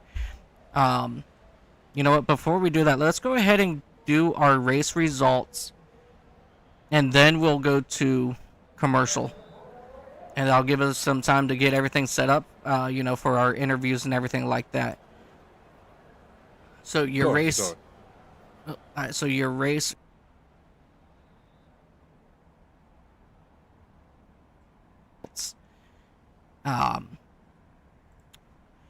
Let me get some of this stuff hidden here real quick. So your first place finisher here is going to be that number 77 machine of Craig Lautenslager for Spire Motorsports, followed by Charles Robertson for Joe Gibbs. Mark Gonzalez in that number 2 machine, he'll bring it home third. Again, incredible run for Larry Thorne in that number 66 machine. And Larry Fairman in that number 34 will round out your top 5. Mike Iskandar will bring it home 6. Thomas Flynn, Steven Sire, Chris Van Mastert, David Justin will round out your top 10. Jeff Weimer, Jeff Percheski, Ethan Farless, John Hopley, Will Austin will round out your top 15. Nicholas Johnson, Cody Meadows, Gabe Ledger. Let's see. Here he goes. Justin Johnson and Dylan Lansdale will round out your top 20. Christopher Walker, Isaac Wilson, James Bowles, Timothy Perryman, Bob Wyckoff, Rhea Ferris, John Dubois, Scott Trusty, Tony Fry, Brandon Treadwell will round out your top 30. And then rounding out your field is going to be Matt Metler and then Dylan Smith, who did not start the race due to electrical issues on his number 3 machine for RCR. So, all around, what an incredible race. Like I said, we're going to go ahead and take a brief intermission here, ladies and gentlemen, while we get ready for our interviews. And let's catch our breath here as well. So, we'll be back here in just a couple moments. So don't go anywhere, as we will hear back from our race winners. Stand by.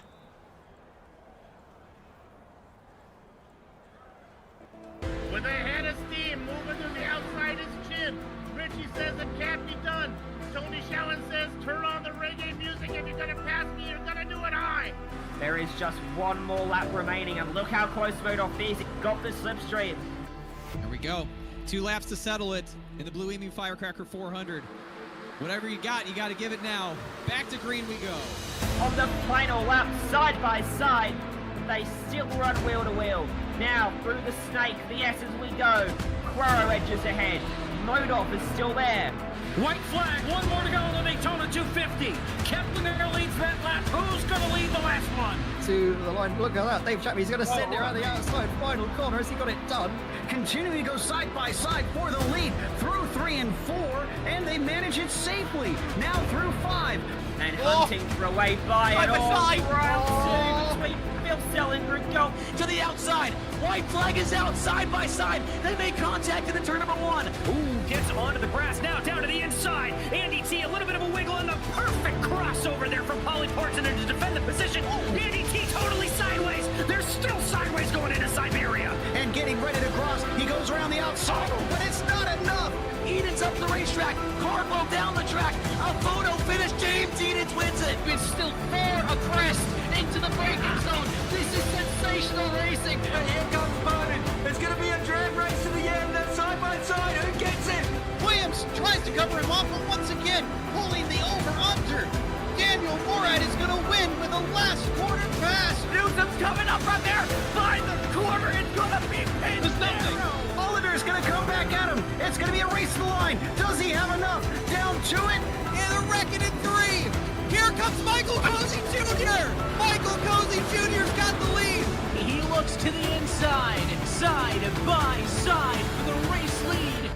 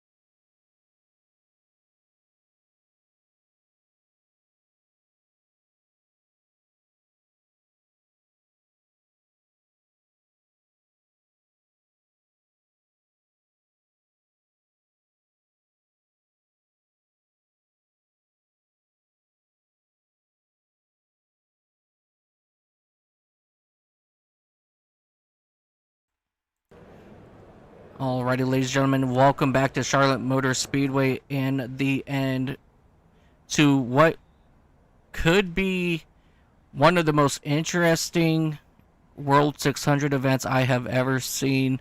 The first 100 laps was pure chaos, and then everybody settled down the final 300 laps. And so we actually ended up having some really good racing there. You know, can't complain too much about the racing, you know, later in the stages. Alright, so we are awaiting to see anybody here that joins us. And yeah, the first one is going to be Craig Lautenslager. So let's go ahead and drive that number 77 machine of Craig Lautenslager. Craig, do you got a copy, sir? Yeah, I do. Craig, what an incredible run for you here at Charlotte Motor Speedway. And, you know, I know that you've been very strong many times and just come up short. But now tonight, not only are you now a ISNF winner, but you're a World 600 winner, buddy. Congratulations. Yeah, thanks. Yeah, man, you had a very strong car all night long.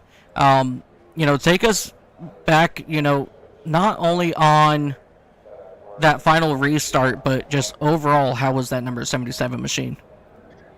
It felt pretty good all night. Didn't really get any practice, and I started from the back. But Charlotte's probably my best track, so kind of just went back to memory. And then this is the first time I think I've run it with the new kind of aero model. So it's only recently that you can kind of dump air on people and prevent them from getting runs on you. So I was kind of just able to work that. And yeah, the car was bad fast, and it was annoying for the caution to come out when I had a 5 seconds lead and almost a guaranteed win. But I knew I just had to have a good pit stop, and I did, and I got out before the 20, and then it was just a matter of holding my position in the last 16 laps. Yeah, absolutely. Like I said, you've been very, very strong all day. You hit your marks coming down pit road. That was some of the smoothest, pit entries that we've actually seen here at Charlotte in a very long time. So, how was your pit crew? How did they respond down on pit road, and how did they help you win tonight's race? Yeah, I was just able to execute on pit road really well tonight. As I said, I didn't really have hardly any practice, so I kind of, went into that first green flag stop and kind of just winged it a little bit, but, the car stopped pretty well, and, just, got in the box well, and kind of was doing something where I was going for a lower RPM to launch out of the box and just leave it in first, so was able to get good launches for the most part. Yep, so leading up here into our playoffs, with this win tonight, that secured your spot here in the playoff picture, and now you got some extra bonus points as well for, winning before the playoffs ended.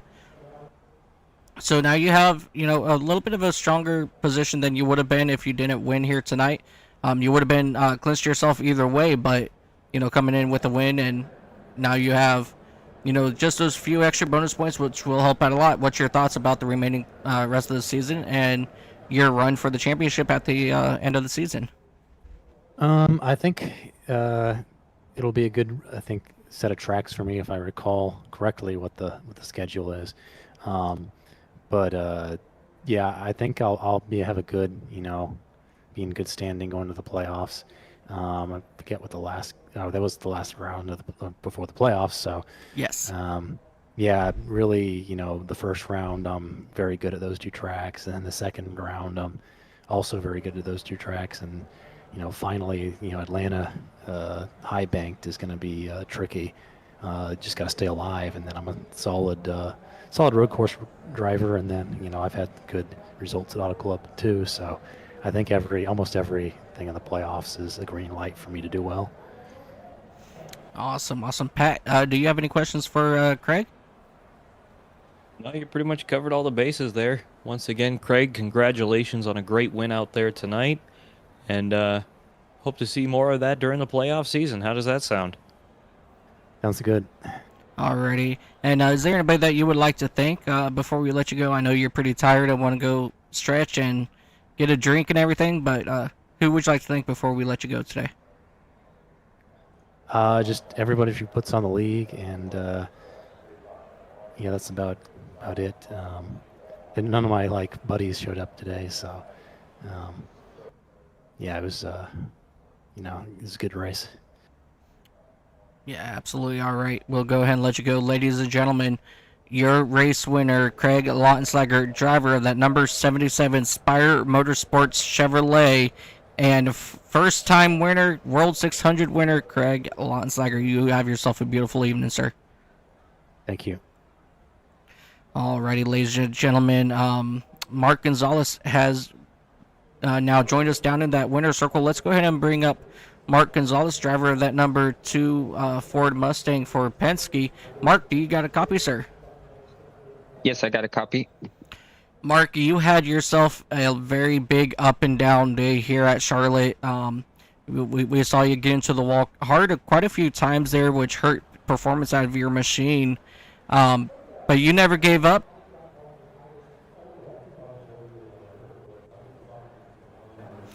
You never gave up. You came crawling back to a third place finish here at the World 600. Tell us about your day. How fast was that number 2 machine? Yeah, like he said, it was very up and down. I feel like every stage I was, putting myself in a bad position, whether I wouldn't take tires and then had to come back down to take the tires or not, and then just getting involved with other regs and just being in the back of the field. So every stage I felt like I just had to come through the field. I don't really think I had anything for Craig. He was pretty fast today in the long run, and I couldn't figure out what kind of tricks he was using to get that long run speed.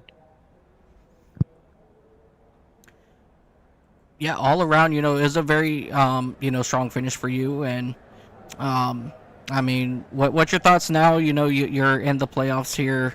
You do have, I believe, you are secured in the championship via a win. So what's your thoughts now as we head into the playoffs, and what's your thoughts about about possibly winning the championship when it's all said and done? Yeah, I'm excited for the playoffs to get started. It's going to be a lot of fun. I just want to be a lot more consistent. I feel like in the regular season I was involved in a lot of stuff and didn't finish races. So honestly, if I can finish a lot of the races in the playoffs, that would be really, really good and give me more of a chance to, go for that championship. Yeah, absolutely. Pat, do you have any questions for Mark before we let him go today? Well, Mark, just a couple of questions about all those times you kind of ran up towards the wall. How bad the damage really affect you in some of those middle part of the stages, scrubbing up against the wall so many times? I know that kind of hurt you during the second stage there when you bounced off the the quad oval's wall coming into the start-finish line. Yes, there was only like one time where I got damage from hitting the wall, but the other times were like safety hits. You could use that composite body to lean on the wall just a little bit. There were some times where I hit it really, really hard, and I was like, "Oh my goodness, this has to be damage." And luckily enough, it was just keep on going, keep on chugging. Hitting the wall is not good though. I mean, you still lose a lot of momentum uh, from the stuff that you do gain. I feel like one time I was really close to Craig, and as soon as I hit the wall, there was no more momentum, and I couldn't get back to him. Unfortunate that that's the way it went for you, but congratulations nonetheless on a respectable third place finish out there tonight. And hope to be talking to you a little bit more during the postseason and into the playoffs. Yes, sir. I just want to thank y'all for putting on the broadcast. I know this takes a lot of time out of y'all's day, and I also want to thank the whole TPR group. We're all in the playoffs, so it'll be fun as a group to be in the playoffs and not fight each other, but be teammates and try to win this thing as an organization. Well, best of luck to you and all your friends, and thank you for acknowledging us up here in the booth. And hope to hear more from you in the future. All right. I hope to see y'all soon. All right, later. ladies and gentlemen, driver of that number 2 Penske Ford Mustang, Mark Gonzalez finishing up in that third position there. So it looks like that's going to round out our broadcast for today. Pat, any final words today? Well, from all of us here to you at home, thank you, goodbye, farewell, and amen. All right, ladies and gentlemen, absolutely. We had a beautiful day here at Charlotte Motor Speedway. We had carnage here at Charlotte Motor Speedway. We had fuel strategies start playing out, cautions when they shouldn't have come out. But ladies and gentlemen, at the end of the day, it was that driver of the number 77 machine for Spire Motorsports bringing it home. And with that being said, ladies and gentlemen, we're going to go ahead and take it from here.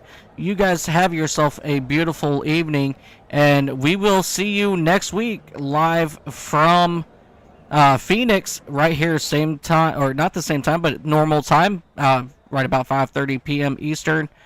And we will see you next week for the first race of the playoffs. And until then, ladies and gentlemen, you guys have yourself a beautiful week, and you guys have yourself a wonderful time zone. Adios.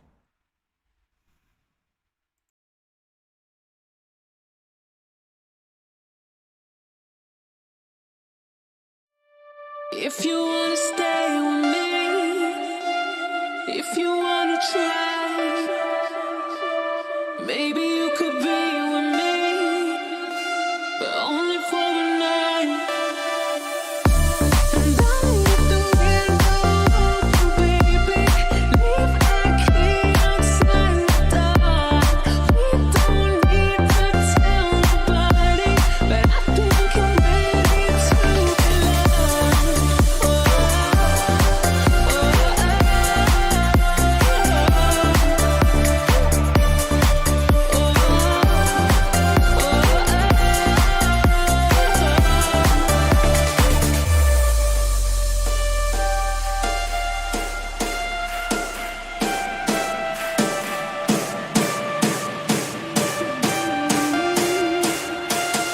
Only for a night. If you wanna stay with me, if you wanna try, maybe you could be with me, but only for a night. And I'll leave the window open, baby. Leave my key outside the door. We don't need to tell nobody, but I think I'm ready to be loved.